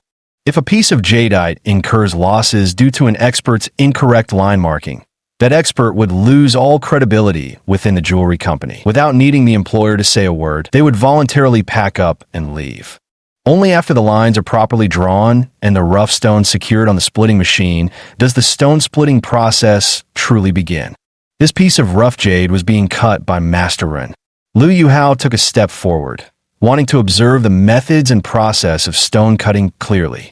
Lu Yuhao had never been certain whether the jadeite he saw inside raw stones using his 8 brocades technique would match the actual results after cutting. If this particular stone, once opened, revealed jade identical to what he had visualized, he resolved to personally undertake future stone cutting. Now presented the perfect learning opportunity. At the very least, he could grasp the essentials rather than remain completely clueless. After switching on the stone cutting machine, Master Rin carefully examined the rough jade once more, took a deep breath, and began the cutting process. The contact between the cutting blade and the raw stone produced a series of sharp, grating screeches. Lu Yuhao was utterly captivated, completely oblivious to the grating noise. Tang Wu, who seemed long accustomed to the sound, also stood there absorbed. Unconsciously, the two ended up side by side, yet neither noticed the other's presence. Xia Yuqing, however, found it unbearable. The girl covered her ears, wanting to walk away, yet equally curious about the stone-cutting process. Reluctant to leave, she hesitated until the piercing noise proved too much for her ears. Xia Yuqing retreated several steps, stretching her neck and standing on tiptoe to watch from distance. Chapter 25. Stone cutting. Part 2. The crowd watching the stone cutting bustled chaotically, pressing shoulder to shoulder. Lu Yuhao suddenly caught another whiff of the refreshing fragrance that had earlier lingered around Tang Wu. Turning his head slightly, he realized the jostling crowd had pushed them together again. They exchanged a brief, silent smile. Truth be told, Lu Yuhao had no idea what to say. The awkwardness from moments ago still burned in his memory. When it came to wooing women, Comrade Lu was decidedly inexperienced. Lu Yuhao withdrew his gaze and focused attentively on Master cutting the stone. Amid the jostling crowd, their bodies inadvertently pressed closer together, as if their proximity could offer each other a sense of security. Where there was pushing, accidental contact was inevitable. Lu Yuhao's arm brushed intermittently against Tang Wu's, and the lingering sensation of her snow-smooth skin felt incredibly pleasing, sending tingles down his spine. The faint, intoxicating fragrance unique to a mating drifted into his nostrils, making him unwilling to move his legs even a step further. Tang Wu seemed to realize how tightly she and Lu Yuhao were pressed together, her cheeks flushing crimson.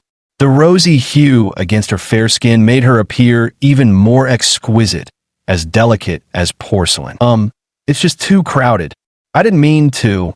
Perhaps this was the most flimsy, unconvincing excuse in the world. Gazing at Tang Wu's enchanting, bashful face, Lu Yuhao felt a surge of emotion and nearly lost control, overwhelmed by an impulse to pull the beautiful woman into his arms.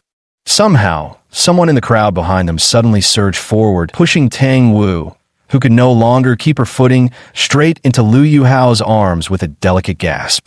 Could this be the legendary, the delicate embraces the brave? Without a second thought, Lu Yuhao stretched out his arms and caught Tang Wu, who had already lost her balance and was panic-stricken.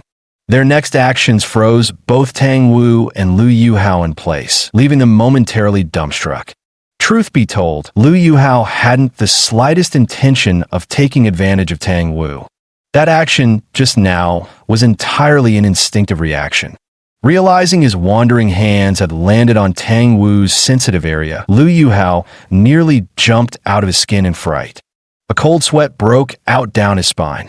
Game over. His carefully maintained 25-year reputation as a gentleman was destroyed in an instant. Tears welled up, but refused to fall. Lu Yuhao bit his lip in dismay, unable to utter a word. What's the point of explaining now? The deed was already done. No use crying over spilled milk. Tang Wu's eyes flickered toward Lu Yuhao, and in an instant, a crimson flush spread from her cheeks all the way to the tips of her ears. Shyly lowering her head, she nibbled lightly on her sweet, rosy lips, too embarrassed to meet his gaze again. What's wrong with me? For over 20 years, no one has ever touched my body, not even come close. Yet when this man treated me like that, why didn't I get angry? Why, really, wasn't I angry at all? The sight of Lu Yuhao and Xia Yuqing being so intimate just now made Tang Wu feel like crying.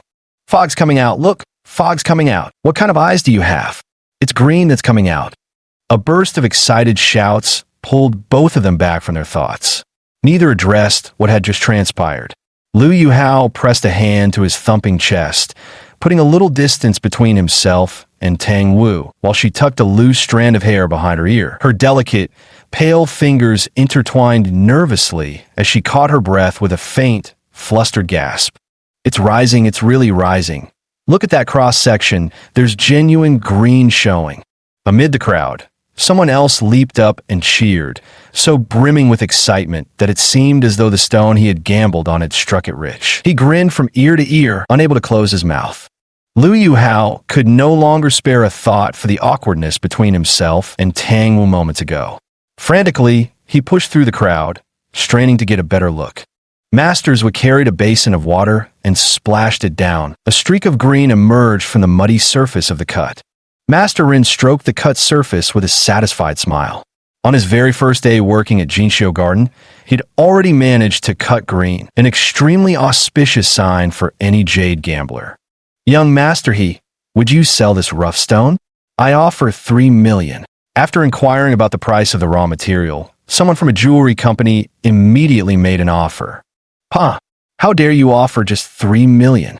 Haven't you seen the emerald green it yields? It's genuine ice grade with bright green hues. Young Master He, if you're selling, our company offers 4 million. Strike while the iron is hot. Merchants aim to maximize profits. Snatching this rough piece at a low price now guarantees profit upon resale. So why fall behind when such a golden opportunity arises? Immediately, someone raised the bid by another million. 4,300,000. I bid 4,300,000. Young Master He. We offer 6 million. Our Jin Jewelry bids 6 million. The clamorous bidding scene made Xia Yuqing stick out her tongue in shock. A raw stone bought for 1.8 million yuan had barely been cut once before someone immediately offered 6 million for it. Truly, these were all a bunch of madmen. Masters would glance back at Yi Sudong. After all, this rough stone belonged to he, and whether to sell or not was entirely his decision. Though Yi Sudong's face showed delight, he wasn't the least bit excited. After all, 6 million meant absolutely nothing to Yi Sudong, far too insignificant to pique his interest. What truly intrigued him now was whether this rough stone would yield a whole piece of jadeite, as its appearance suggested. Ignoring the merchants, Yi Sudong said calmly to Master Run, "Please continue, Master Run." Master Ren responded, flipping the rough stone over with Master Zhua. To be honest, Master Ren truly didn't want Yi Sudong to sell the rough stone right now. For a gambling stone expert, besides being interested in a rough stone that shows promising qualities, they yearn even more to personally cut open a high-grade jadeite with skyrocketing value. This longing holds greater allure than money for any gambling stone expert. Master Ren spat into his palm and resumed cutting the stone with redoubled vigor.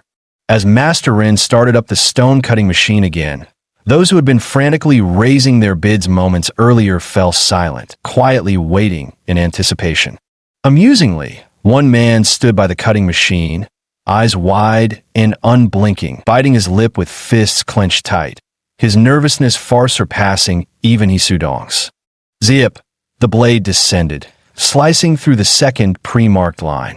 After shutting off the machine, Master Zhua hurried forward to wipe away the stone dust from the cut surface, while Master Ren brought over a basin of water to wash away the residue with a splash. The corners of Old Zhua's mouth twitched as excitement lit up his face. "It's rising, boss. It's rising again."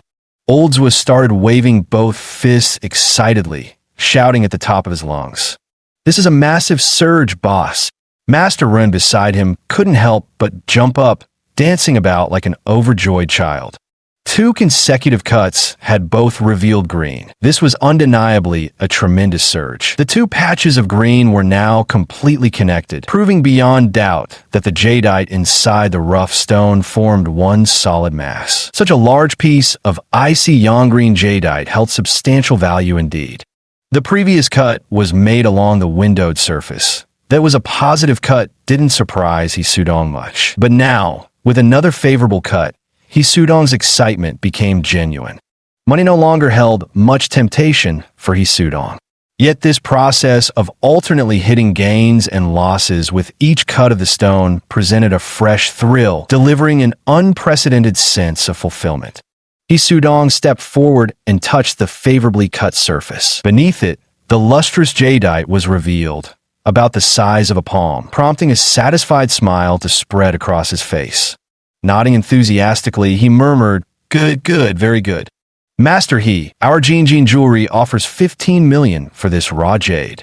The man who just bid 6 million spotted the opportunity and couldn't help shouting from a distance. Lao Fengwang Jewelry from Shanghai offers 18 million, a man in his 40s said through clenched teeth. Someone snapped out of their daze, desperately pushing forward while shouting, young Master He, our company offers 20 million. Mining jadeite rough stones not only involves extremely high gambling costs for deposits, but also terrifyingly high extraction expenses. It's reported that one gemstone mining company operates approximately 80 excavators.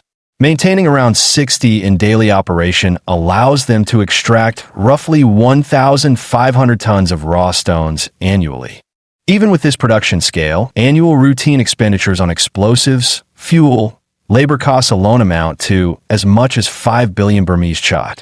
Additionally, The treacherous mountain roads connecting mining areas to urban centers become completely impassable during rainy seasons, further inflating jade mining costs invisibly.